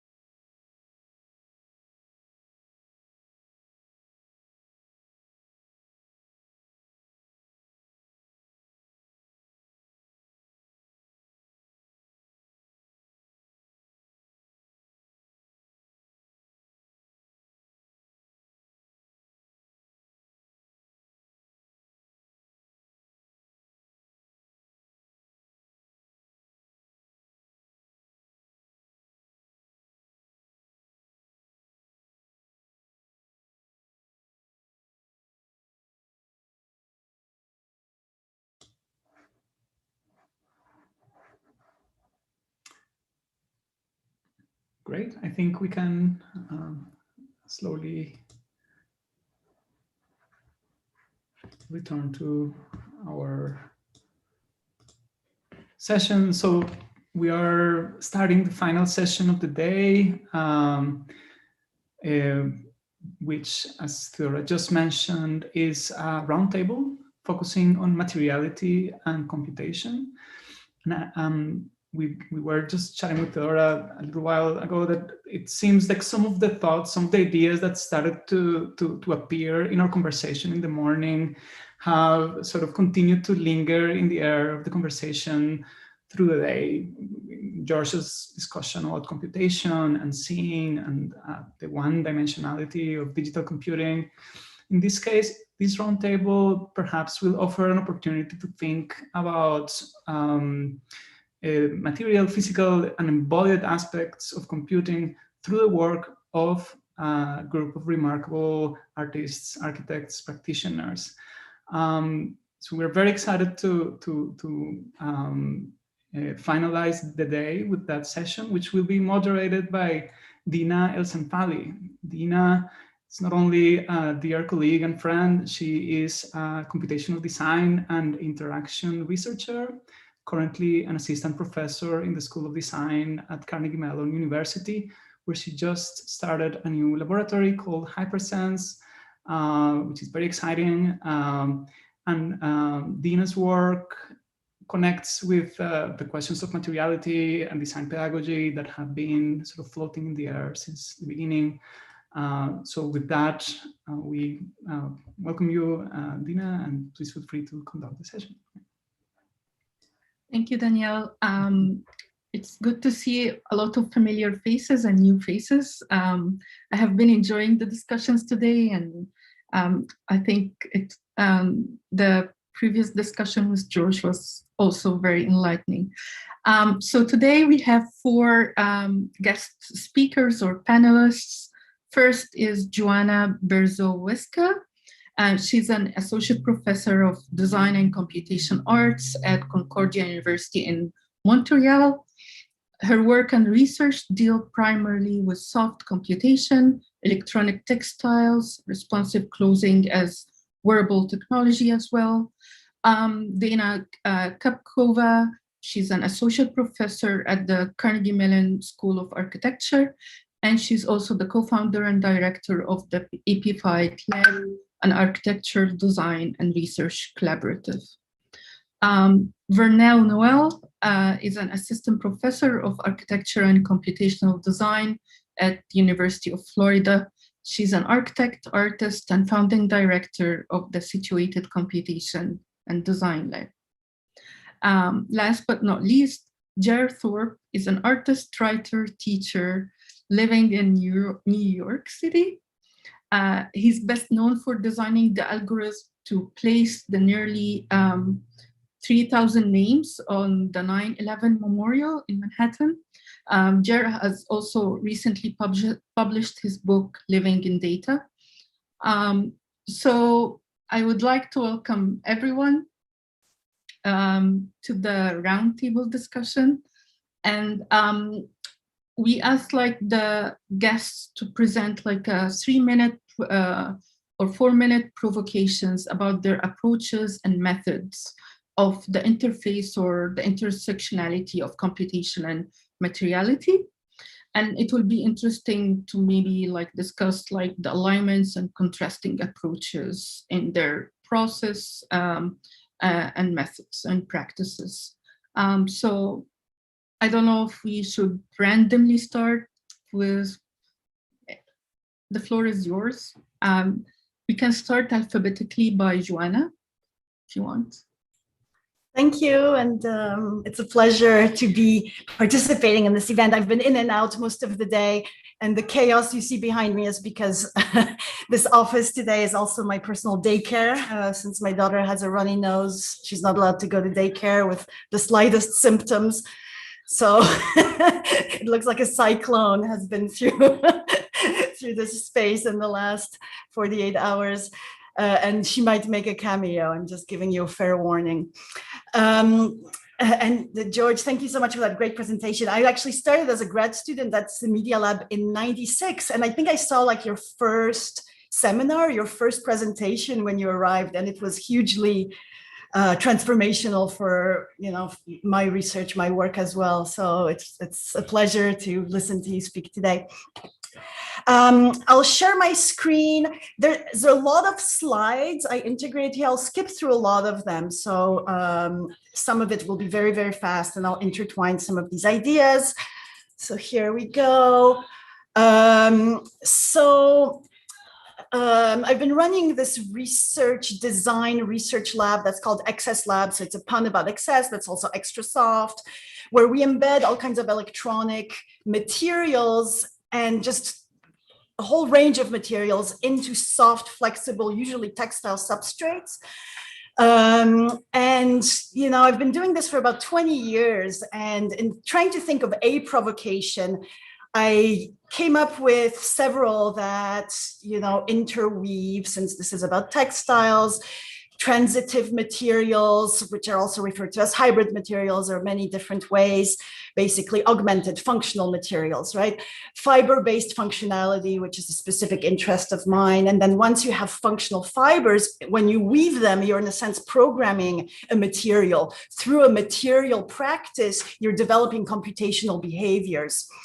Then leading to a concept or provocation around critical materiality, which then leverages frameworks and methodologies from more humanistic areas to actually interrogate these practices, specifically in the realm of quantified self, where I developed a couple of startups and launched products.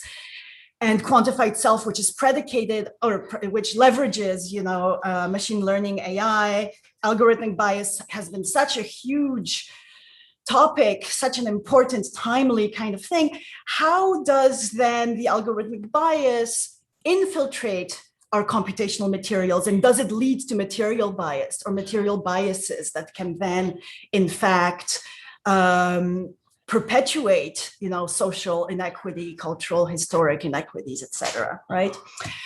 So transitive materials, I'll show a couple of very quick videos. They're like seconds each. When I was still in Boston, I worked with the e-ink startup to actually create these non-emissive. So these are light reflective animated panels. And this was an MIT startup. So this is physics, chemistry, etc. Working with basically integrating materials from, so this is nitinol and felt, handmade felt with nitinol fibers embedded. You can actually create these very kind of bio computational transformations, moving away from hard components and actually replicate these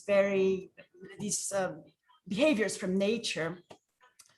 Thermochromic inks, which are then programmed by weaving different kinds of, so the design of these panels is programmed by weaving different kinds of fibers together with the cotton fibers, weaving fibers that have different electromechanical properties that are resistive and conductive. It can actually generate heat in portions of the fabric, so that the thermochromic inks, which you see are brown, can turn yellow, but in specific areas based on sending, pulse width modulation, sending little bits of current throughout the textile, right? So once we have functional fibers, functional inks, these transitive materials, how do we translate traditional design, manufacturing practices? And in a sense, think about the designed artifact as a performance, right? So I've been doing a lot of work also on thinking about pedagogy and how to shape future designers so that they consider all of their materials to be functional, whether it's fibers, whether it's anything that they work with can be transformed. And that transformation can be controlled through the way that these materials are integrated and put together, which will be, in a sense, a programming of the final artifact. After about, so in my career, it's been over 20 years. I've had maybe 3 8-year chunks. So the first 8 years was really all of that experimentation.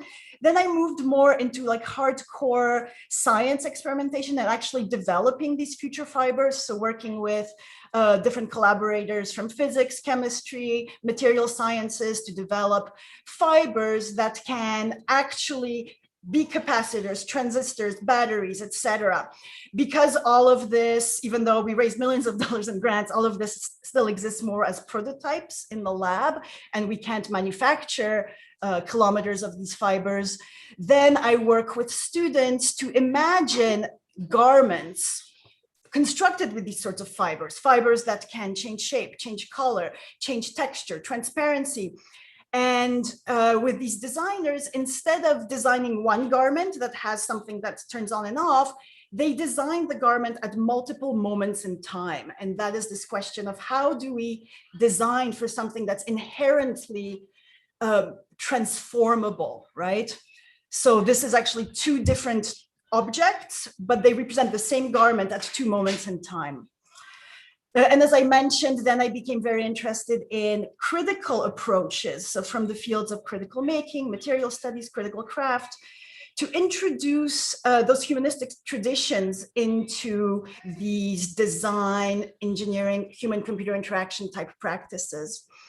At the same time, I also started working with a startup called OnSignal, where we ended up, our most famous product was this polo shirt. So basically it's biometrics, all kinds of sensors directly knit and woven into the textile. So we only have like one little electronic thing attached here for communication that also has a couple of sensors, but there's all kinds of functional fibers woven, actually knit into this shirt using existing manufacturing. I spent many months in Sri Lanka working in these factories to do the research and development, so that all of the kind of sensing, the function is integrated into the shirt itself. So both computational, but also kind of like old technology, like silver threads that can give odor control, etc. And basically, we're reading these biosignals at the source. I have a video that I won't have time to show unless you want to later, but the original vision for the company was for the quantified self around wellness, so communicating, tracking stress, tracking when your loved one is stressed, your own health, your own well-being, getting alerts. A lot of that is now, of course, embedded in the Apple Watch that I have. This was almost 10 years ago that we made this. Getting alerts when your loved ones end up in the hospital, assisting diagnosis by having all of this additional information you can share with the doctor.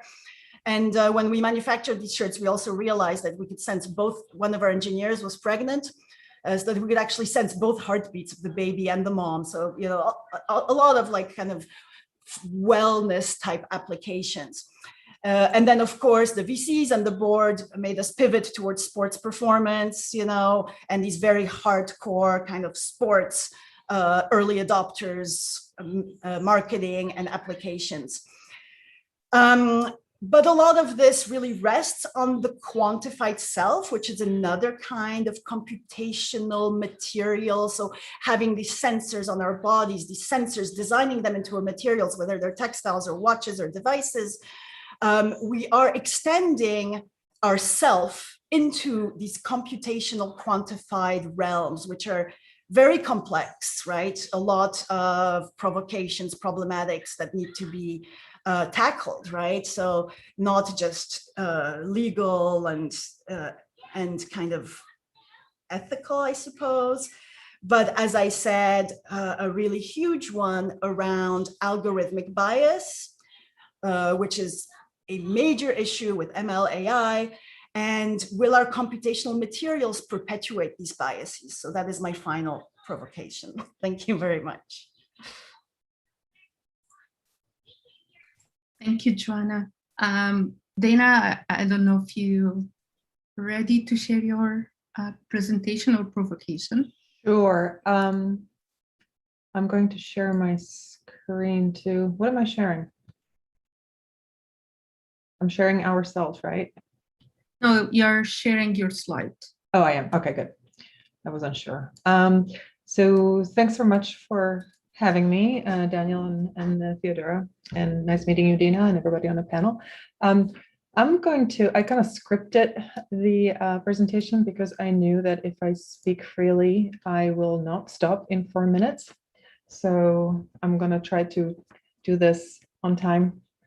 So this might not be a provocation, but maybe a case for architecture as a biotechnological computable object, and a case for computation as a language of attunement, or a knowledge framework for environmental empathy that leads to more diverse aesthetics and paradigms in the redistribution of resources and labor that could position architecture as a vehicle for ecological and communal restoration. So the cycle of nature's violence has been part of human history, but the era of the Anthropocene acutely accentuates the ecological imbalance between the mythological harmony of nature and its evolving brutality. As of 2020, humanity officially became the maker of the planet. So according to the recent research published in Scientific American, synthetic objects made by humans outweigh the living biomass of the planet, with a radical decline of planet biomass, specifically plant biomass, I mean. This is a reality that mainly comes from the deterministic solution-driven approach of materialist design thinking that emerged from industrial era, and that is inherent product of our design and production tools. So while design industry is being a complicit agent in the formation of this ossified garden in which waste streams become our new anthropogenic nature, emphasizing a need for a deeper biotechnological approach will be central to new forms of connectedness. And as we amass new matter, especially us as architects and landscape architects, our divided forms of knowledge, using our divided forms of knowledge, I want to bring up Bennett's concept of political ecology of things relative to the definition of what or who constitutes public, that proposes a shift away from Marxist dialectics, erasing gaps between agencies of matter, human, non-human actants alike. The shift from classical materialism towards the vibrancy of matter suggests another level of connectedness, or the agency to connect geological and living matter with a more differentiated definition of public into new forms of care, and perhaps what I refer to in my work as an ecological intimacy. Thus positioning architecture away from its construction as a monoculture, which that's what inherently is, and monoculture as a practice based on a single variety of a single species. Technology is a tricky thing. Technology carries different aspects of humanity, including our desires, our ignorance, our bias, or empathy, and it exacerbates our best and worst tendencies. The problem with technology is perhaps that it is too human. Once beyond our control, it uses its power to turn the world around us into our own image. So realizing that computational processes profoundly impact our understanding of the world and precipitate new forms of awareness or empathy and interaction with the built environment, I'm interested in sort of a architecture of a mood ring, or in a new forms of corporality that draw connections between energy, emotiveness, and intersubjectivity to propose the different forms of embedded material responsiveness. And as we are in a race to avoid the imminence of death while attempting to give a soul to our machines in hope that humanity can design a way into the future, the ambition of this proposition is really to move away from a design as a problem solving and ambition, and into more of an entangled forms of attunement that operate across scales, across thermodynamic processes, and across species. Thank you. Thank you, Dana. And it's very interesting. We will go back to like the discussion after Vernel's and Jer's presentations. Vernel, do you want to go next? Sure. Hi, and thank you, everyone. Thank you, Daniel, Theo, Dina, and everyone I'm meeting at this time.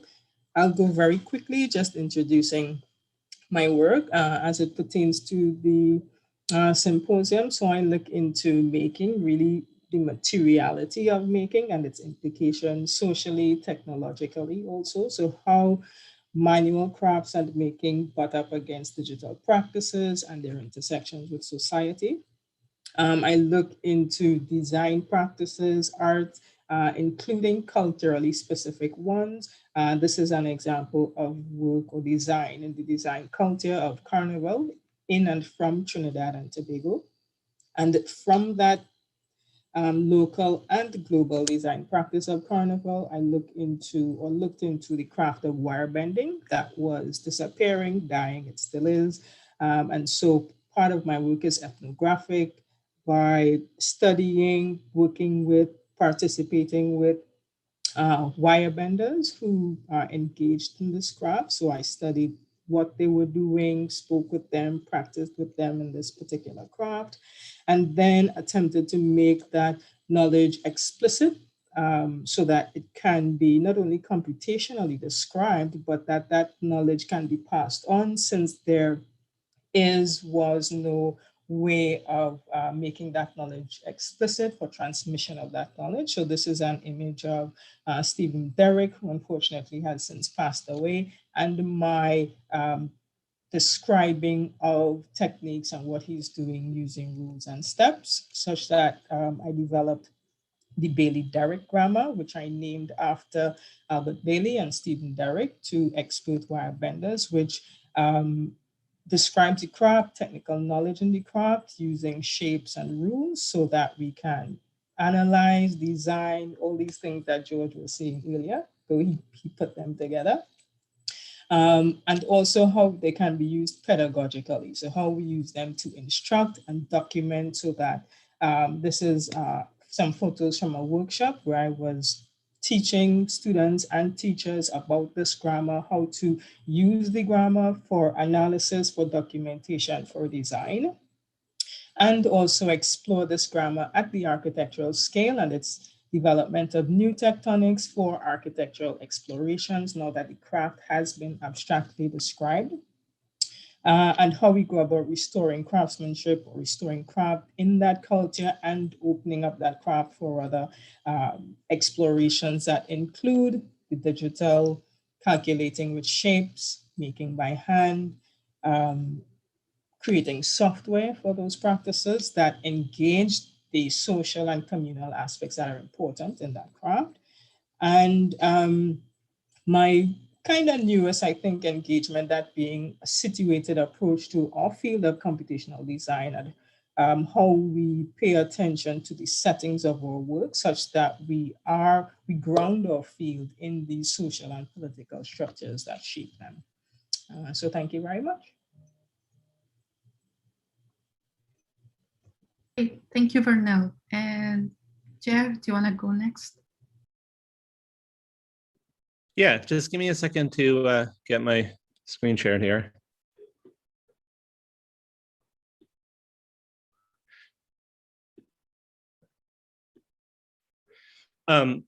First, I'm here in Brooklyn. I just wanted to recognize that I'm on the traditional territory of the Lenape and the Munsee people.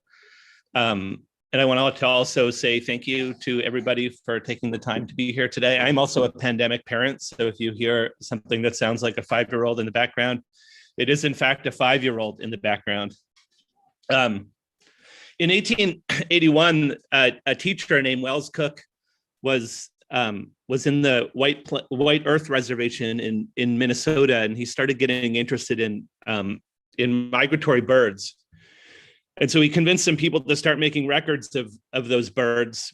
And this project kind of expanded year to year, and it lasted from 1881 until 1970. And the result of the project was 600 million records that were contributed by people observing these birds, that ended up in this enormous and beautiful filing cabinet.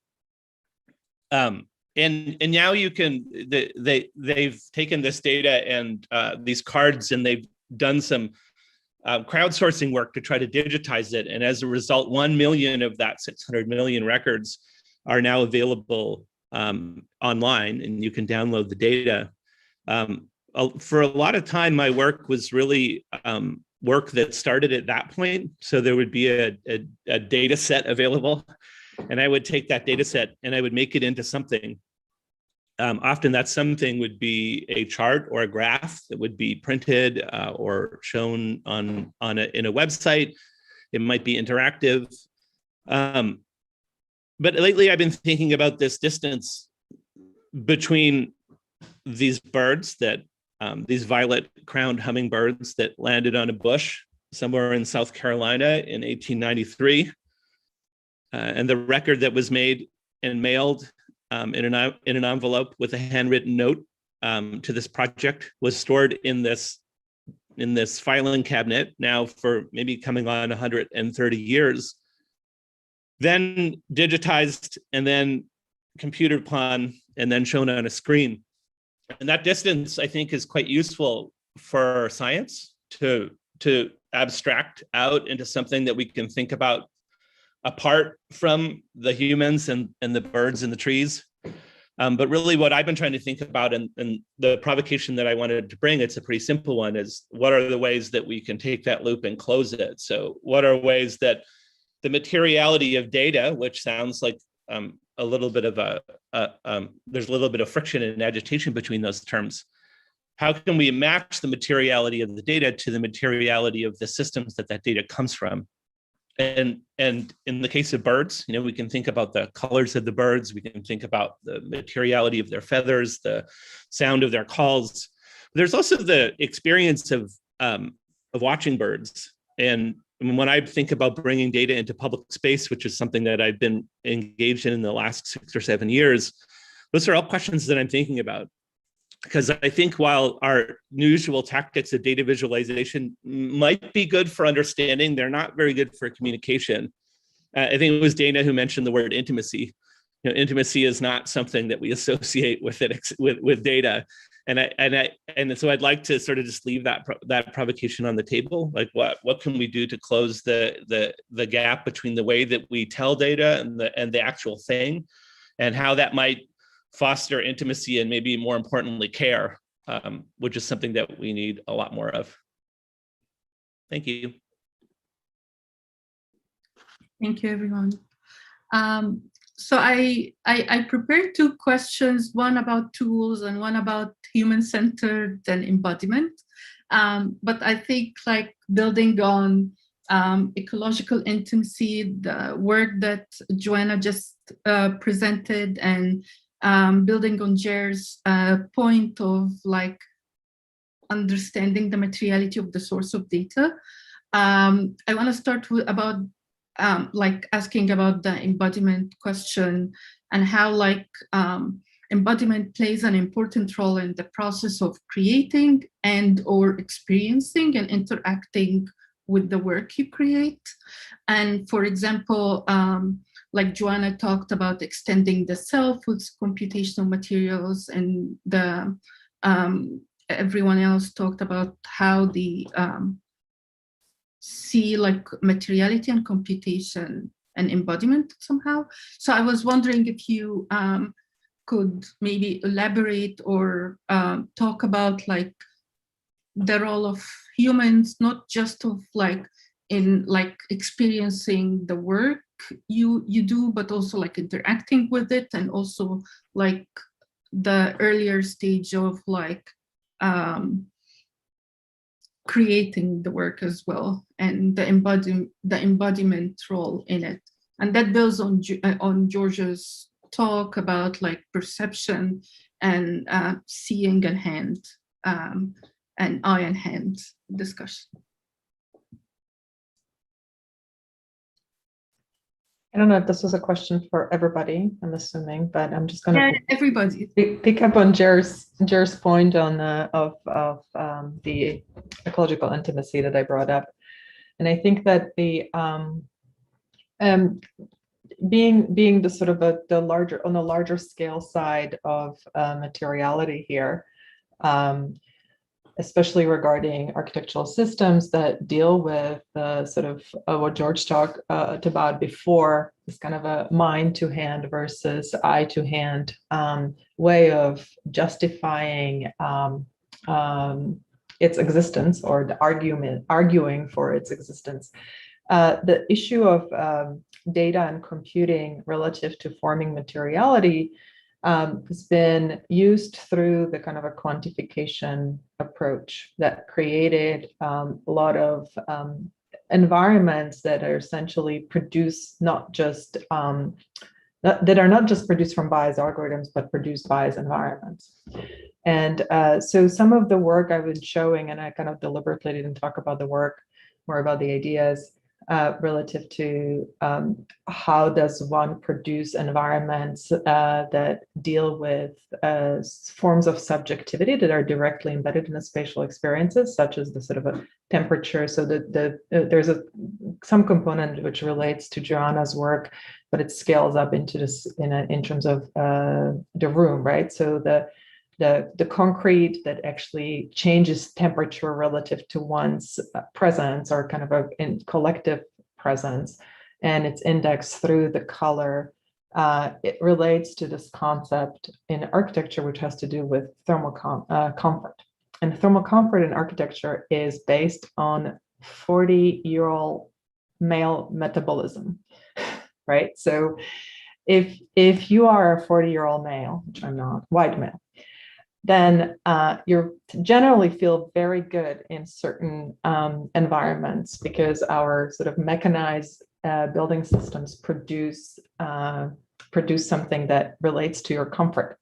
Then there is the sort of a range of other sensations and our kind of a subjectivities and emotiveness, which are completely disregarded. So the project, the way I think about the ecological intimacy, which deals with both architecture from as it communicates with biological systems, as it communicates kind of with negotiates human needs, is how do we create through embedding algorithms into forms of materiality that are perhaps very dumb, but produce the kind of a transformability or ability to change relative to the different forms of desires, right? So there's kind of a ideas that how do we organize the data? How do you prioritize the structure of the computational system, and but also how the material itself can, through design, start expressing a set of conditions that produce communication or relatedness, the sort of a form of intimacy, but also care. And the care there has to do with and this is more of kind of a cradle to cradle concept in architecture. How do we deal with issues of maintenance? So to which extent we want to care, and to which extent the architecture cares about us, and what are the sort of a processes of having a relationship to that, which also relates, and that's another theme, to this notion of democracy of labor, which comes with issues of robotics and manufacturing relative to production of things. So the sort of what is the scale of a component, how it's produced, what's just sort of a human robot relationship. So I think I kind of work from landscapes to objects, and that interconnectivity starts producing different sets of organizations, just like birds care about certain kind of buildings, right? We care about a certain kind of processes, more or less. I'm just going to leave it there. Thank you, Dana. I don't know if Joanna or Vernell or Jer wanna. I spoke a lot at the beginning, so I'm happy to wait my turn. No, Joanna, go ahead. Yeah, it's so interesting. You know, you mentioned intimacy and sorry, I took notes. I'm trying to find what I wrote. I don't remember the exact words you used, but sort of like emotion, desire. I think you used the word desire, right? Embedding desire and subjectivity, etc. Right? It's such an important approach. I mean, such an important framework or lens through which to look at computational materials or any kind of algorithmic computational process as it relates to materiality. I teach in the Faculty of Fine Arts, where a lot of students are artists, right? And they create extremely complex, disturbing work that's full of desire and ecstasy and pain and horror, right? But as soon as we bring computation into their toolkit, suddenly they can't think that way anymore. Suddenly it's kind of their thinking shifts into this very binary kind of tech utopia, right? As opposed to like Hollywood dystopia, or it becomes this binary of like tech utopia, Hollywood dystopia, right? And it takes so much work to develop a relationship with computation that is as nuanced as our relationship with non-computational materiality, right? And that's because of these tech utopias that we've been consuming from big tech companies, that there is one truth, that computation is impartial, right? And that's something that we hear from AI researchers so much, right? Or machine learning. They're like, no, as long as you give it the right data, it cannot be wrong, right? And that's just so wrong in every way, right? So much to unpack, so many different kinds of biases to unpack. So yeah, so it's really interesting to actually approach these materials from an embodied perspective, because that brings with it the complexity of states and emotions and feelings and a very non-binary kind of lens, right? So yeah, I don't know how I'm addressing this question, but that's my follow-up, so. Thank you, Joanna. Vernel or Jared, do you have any comments or responses?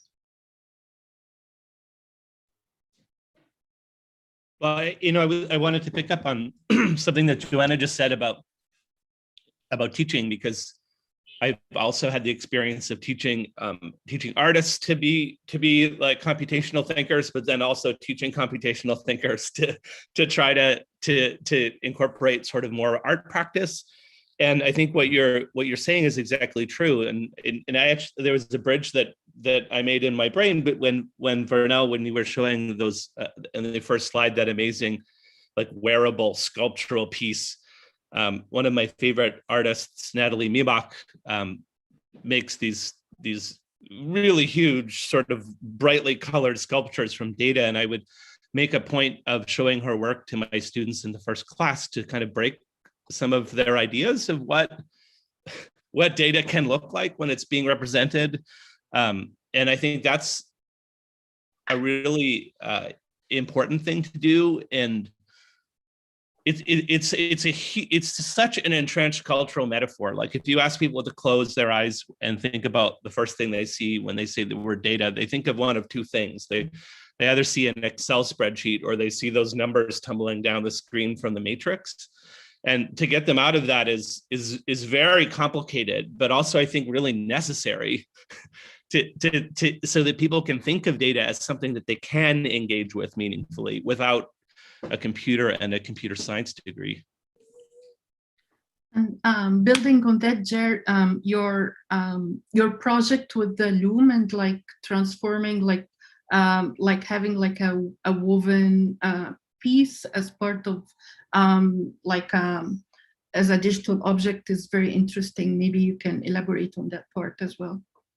Yeah, so the piece that I'm showing in the show is a collaboration that I did with my mom, actually, she started weaving when my brother was born, because she looked at the community college catalog and found whatever had childcare, and it was weaving, and she's been doing it since then. And so that was a really interesting project for me to try to understand how I could take something which was data, it was like the output of an algorithm, and make it into a textile.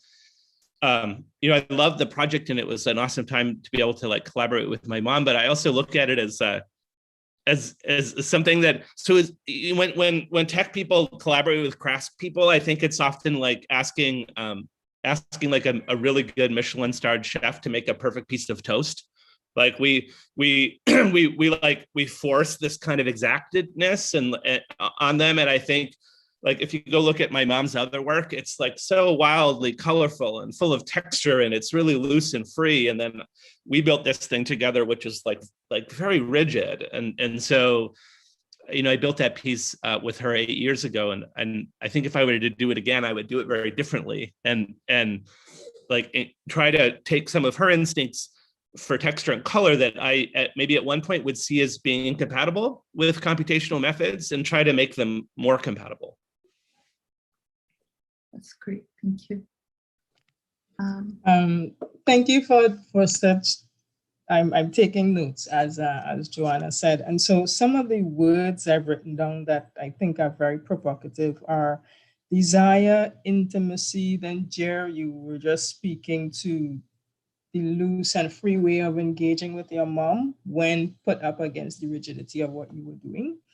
And if we're talking about data through these sort of lenses, so in my, let's say, take on the grounding and really importance of engaging with physical materials in my unpacking of computation and teaching of it, let's say, understanding or helping my students understand and see that these physical materials, they perform, they have behavior, they can hurt you, they can bend, they have memory, some of them do not have memory. So understanding the performances of these materials and that they carry within them data of histories, the way crafts and cultures have developed. So understanding data and acknowledging data beyond the zeros and the ones, beyond the bits, beyond what we can always quantify or make explicit, and acknowledging that that is something that we sometimes just have to honor and make do with it.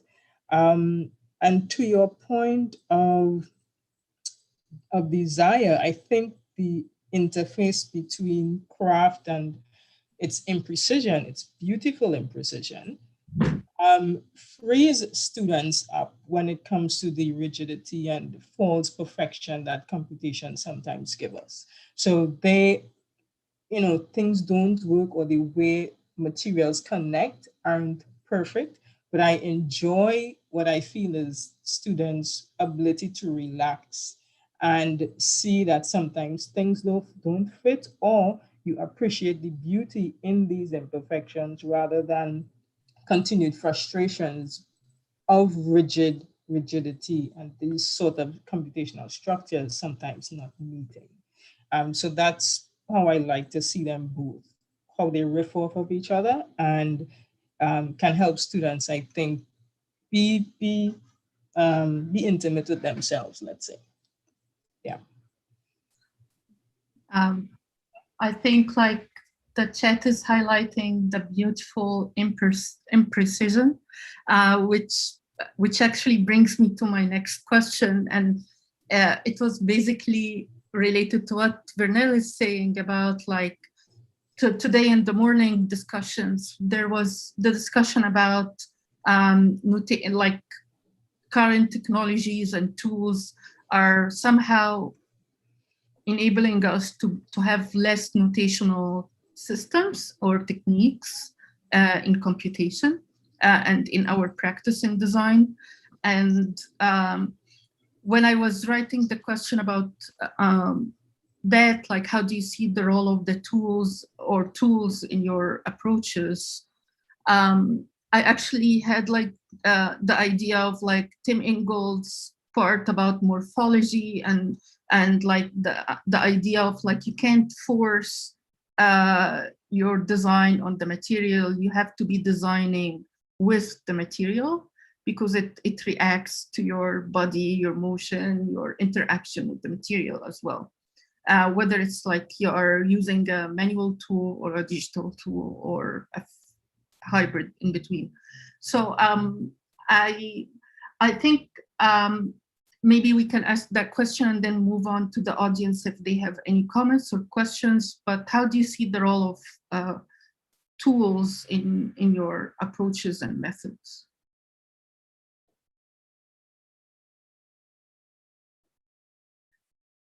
I know that Dana talked before about the determinacy of the design process and the materiality part. Okay, so oh, sorry, go ahead, Dana. No, go ahead. Go ahead, Joanna. So, you know, I talked about programming materiality, right? And with these fibers that have function, even with the conductive fibers that have different kinds of resistance, some fibers, depending on how they're constructed, whether it's like twisted or whether they're spun or whether it's like a nylon core then with a silver kind of coating that's braided around it, right? So there's many different ways to construct a fiber.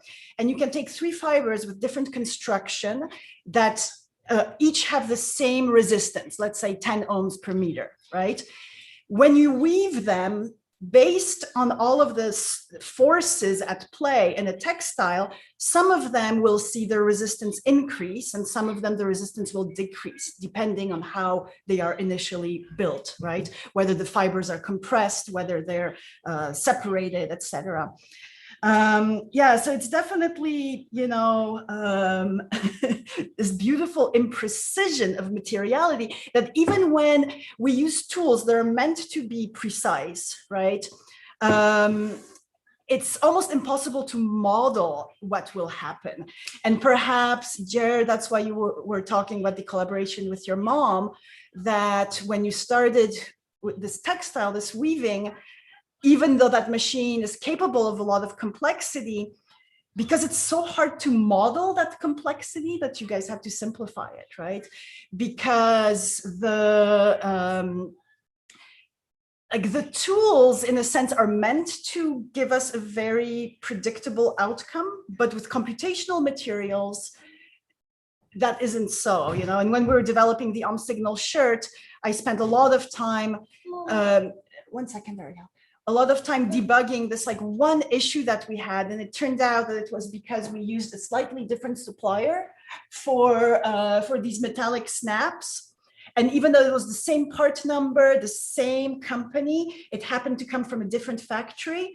And so the coding was slightly different, and like the whole algorithm stopped working for sensing, you know, the ECG. Yeah, so materiality will never be as precise as computation. And when you put the two together, I think the complexity somehow multiplies, and it's almost impossible to model, which is interesting, but then you have to be open to, you know, beautiful imprecision and accidents and misuse. So Timothy Morton talks about something that he calls truthiness of data, right? This sort of idea that more information we get, more precision or more knowledge we build, and more accurately we can produce a solution to a problem. And I think that the imprecision or the realization that different collection of a data or different narration or curation of a data produce completely different narrative and different kind of a series of potential spaces. I think it's really critical. And so the issue of precision to me is hugely problematic. On one hand, dealing with, let's say, additive manufacturing technologies and sort of building things at certain scale, there is a degree of transferability of a precision that one has to produce from the model to an object. But the sort of the set of information that goes into the formation of an object are highly curated. So what we're currently, some of the objects I was showing there, what we're currently doing, we're looking at sort of additive manufacturing away from concrete, looking at kind of a concrete rubble as a way of gluing earth and matter or particles that would produce sort of a new potential for ecological construction or architecture. And and suddenly you realize that material behaves differently, and the kind of looking at a cradle to cradle frameworks within the planetary ecology, they're completely different parameters, and efficiency doesn't work. And there's the sort of models of effectiveness relative to how much things weigh or how things pile up. What is the sort of material behavior that produces this sort of accumulative forms that can withstand certain forces? Are bringing up the kind of a new form of experimentation that don't deal necessarily with preconceived idea of precision, but deal with the sort of experiments that produce new forms of aesthetics, and they communicate different kind of potential for both architectural spaces or kind of our reaction to how we deal with climate crisis and issue of our need to shelter. So I think the precision is on some level really problematic in its sort of a Fordian model of a linear productivity.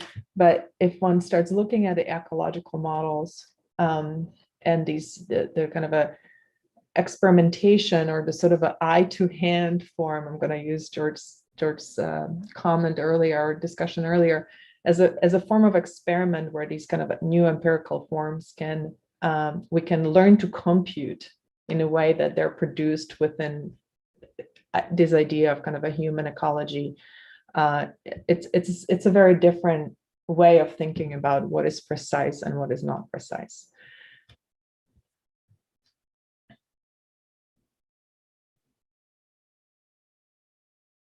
Thank you, Dana. I don't know if Chair or Vernel, if you have anything to comment, or do you want to? No, I can quickly comment to Dana's point on precision. Just harkening back on that, it really, it almost feels, in my mind, it feels like setting up the perfect body, right? And what is the perfect body? As Dana mentioned before, in terms of temperature, so that I really try to shy away and push back on this goal of perfection that exactly it goes against the concept of ideal, right? Like absolutely, exactly, absolutely, right. And I worry, this might be a long stretch, but I worry that it might train us to constantly seek perfection beyond technologies, but also in humans and society, without understanding we're all messy, right? And how we work with the messiness and embrace not just our tools, but each other's imperfection for these beautiful things to occur. And when it comes to the question of tools that you had, Dina, I love tools, and I mean these physical things that we could touch and make and break, and having them as almost computer interfaces or boxes that we could physically tinker with to create new and restore the old, and step into the shoes of other ways of engaging. So if I'm talking about a manual tool, questioning how might a child use this, how an elderly person might use this. They physically allow us to be in someone's shoes. How might a dog or a baby attempt to engage in these practices such that we could think outside of ourselves and that bubble of zeros and ones, frankly. Thank you very much. Thank you, Vernel. I just have a couple of very quick comments. And I think a lot of data representation happens on a computer for like reasons that we can understand. Like the computer facilitates repetitive tasks. But pixels don't like uncertainty. It's like one of the grand challenges of data visualization is how to represent uncertainty. But a lot of materials do like uncertainty. Textiles, humans, I think that the work that we've done with performance and with participatory engagement with data, like really allows for those types of looseness that are not available on a screen. then the last thing is just to talk a little bit about time and place.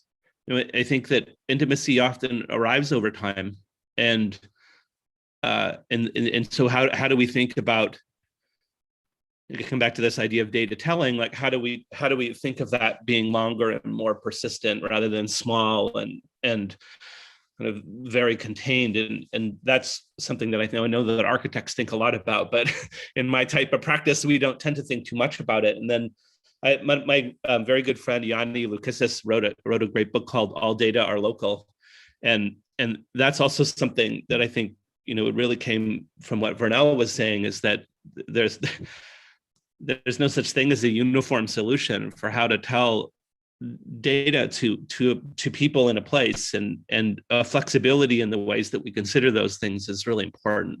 And you know, this field has really been taken over by the idea of best practice, and if we can dispose of that and think instead about like very intimate practices, then I think we maybe have more interesting conversations to be had. I think you better say hi to Yanni. And this idea of sort of how does one design with scale, but with this kind of a local transformability or intimacy as a part of reactive differentiation across the both humans and non-humans. And so, and it operates in a very different scale. Like when one's doing an installation, it's a completely different problem, or with fabrics when one deals with an urban system or a landscape system, or, you know, building scale like system. So, and I think that they're kind of how this think about curation, and also the role of manufacturing, especially now with the sort of the understanding of a digital manufacturing and sort of politics of labor that comes with it, the notion of kind of a automation versus specialization, and with the sort of a distributed computing model, the distributed automation, we can actually start engaging some of the kind of a lost craft that we had as kind of a part of the intelligence of a molecular shelters that's been erased through modernism and industrial era. Is this sort of an anti-idealization of a single solution? Is that where to me the imprecision is really important, in a sense that it allows for the kind of a diverse democracy of difference within how we define, you know, otherness, from material through culture, through race, through technologies, and through kind of how we curate data.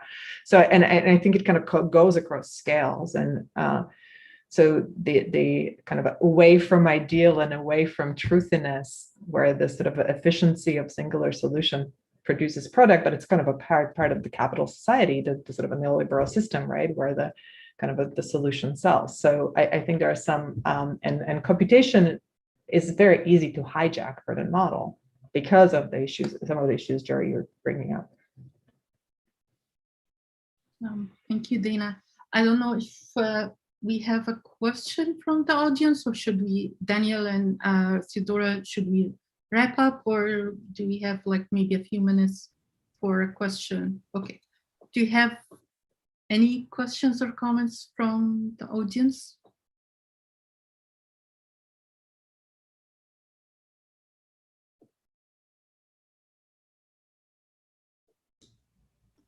I think I have a question, comment, maybe connected to something that was discussed, I think, across Joanna's and Jer's work, the question of simplification and reduction, right? When dealing with materiality, or when dealing with something that has origins or has a partial existence as a simulation, and so on. And Jer, for example, the piece Infinite Weft that you referred to, which was this collaboration with your mother and stuff like that.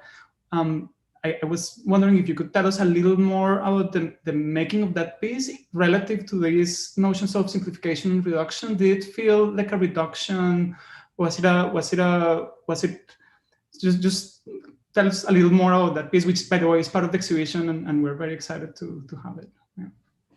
Yeah, sure. So I just realized at some point that I wanted to do a collaboration with my mom, and so I was like, okay, what I'll do is I'll computationally generate weaving patterns. So she has a 16 harness floor loom, and it was one of those great moments of like humbling. It's like I was like, I can do this, no problem. And I sat down and then started learning about it, and then like really didn't understand it at all. And then we would have these long phone conversations, and she would explain it to me, and then I would try again, and I still wouldn't understand it. And because it's it's a very complicated system. And eventually I figured it out, and I built this little simulator online, which let me then kind of run ideas through it. And what I ended up thinking about was like, how can we take automata and translate that into these textiles that would, to me, like people that, when they speak about weaving, you can't not talk about pattern. Mm-hmm. But I wanted to like discard pattern in a way, like this. So like, could we do a weaving that actually had no pattern? So the concept of the piece is that it never repeats. So you could weave forever, and there would never be a repeating section. Like, there would be small repeating sections, but the whole thing would like contain everything. It's like a Turing complete textile. I love the piece for the, like, I like the concept of it, but I love it more for like the thing itself. It's, it's 30 feet long, and it hangs above you and kind of drops down to the floor, and just the exercise of working. I remember asking my mom, I was like, how long will it take you to weave this? Because it's like really long, and I was worried because we had a show coming up, and I can't remember what the answer was, but it was ludicrously short. Like, it was like, my mom was like, probably do this in 6 days. I was like, what? And like that like ability to work with somebody who was like just really, decades into their ability. And maybe the last thing I'll say is that obviously, and anybody who's ever worked with craftspeople, and again, it comes up, we have these ideas, and then these craftspeople have to fix those ideas, right? So my mom had to come up with methodologies to make sure that this pattern that I was making would actually hold together, right? So there were like little fixes that she'd have to bring into the piece. So I have students that get excited about weaving, and they inevitably come to this idea of like weaving as being able to like create like pixels on, and what we did is something very different than that, because it's this really human facilitated thing that could not have happened like out of a machine. It had to have a person sitting there and watching it all be created. But anyway, I'm very excited to show it, and I hope that my mom can come and see it, because she's in Vancouver. So wonderful. Yeah. Yeah, and there's so much like tacit knowledge, in weaving, that again, it's one of these things that, of course, it is modeled because there is weaving software out there, right? But that modeling never truly reflects the process of weaving, right? And it's this tacit knowledge that you really can only acquire through the process of weaving, right? Yeah. And in my research lab, I used to have students from textile, students from computer science, from engineering, from painting, all working together. And for the first month, I would just shift their roles, right? So let's say the electrical engineer would actually be doing the weaving, like just to actually have that body knowledge of certain processes. And a funny story, this one guy, he was an electrical engineer, he sat down, I said, okay, today you're sewing. So he sat to understand the sewing process and like, the mechanical attributes of textile. And he sat down and he like did a perfect thing. And he's like, well, actually, I spent my childhood working, he was from Tehran, in my dad's, tailor shop. I've been sewing since I was 5 years old. And he became like the best research assistant because he had that deep understanding of the materiality, as well as the computational electronic components. Yeah, so it's almost like impossible to learn from a math model or from a book these, material properties. Yeah, I remember when like we had this conversation of what what yarn we would use. And I was like, well, I want it to be black and I want it to be about this. And she like panned the camera over because I was in New York at the time. And she had like 42 different choices for that thing, right? And then we started talking about like, where did these materials, how were they sourced? Where did they come from? Who made them? And like those things all inform the decisions we got to make. You know, I tell my students that the medium of data telling is the decision, and that actually the computer gives us a very limited decision space. Whereas as soon as you start to deal with things outside of the computer, you have this vast amount of space that opens up, which I think is just really exciting.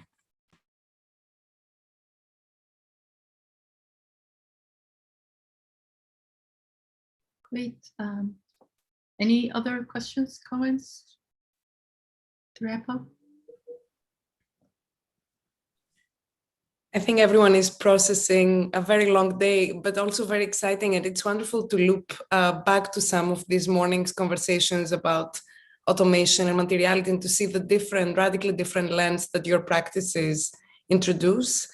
In a way, this morning, there were larger narratives, larger categories, which are very useful. But I think it's also stunning to see this afternoon how all of your practices really interrogate materiality, automation, labor, computation at the kind of micro scale and use making as truly kind of a critical practice. So it's really wonderful to see that mode of interrogation and to think about what its repercussions might be and how we think about the digital or computation kind of more broadly in creative practices. So in other words, what are some of the general sort of ideas that we might start drawing from these sort of micro scale experiments? And I think, I mean, that panel could really go on. And hopefully, I don't know, maybe we do a repeat at some point during the exhibition. That could be fun. But it's, yeah, it's wonderful to have you all here. In a way, Daniel and I are realizing that the 1.5 hour formats or 1 hour formats were sort of extremely small short for the kinds of conversations that we're hoping to have. But yeah, you leave more to desire, and I think that's great. So yeah, with that, I think we can wrap up the first day and maybe very quickly do a kind of preview of what's coming tomorrow, and we hope that we'll have many of you there as well. But before that, I wanted to thank everyone on this roundtable, and again to just reiterate that we hope that this is the beginning of a conversation to continue. So it's been wonderful to have you. So Daniel, do you want to, maybe we can share tomorrow's schedule and yeah, let's share tomorrow's schedule. Let me see, share screen.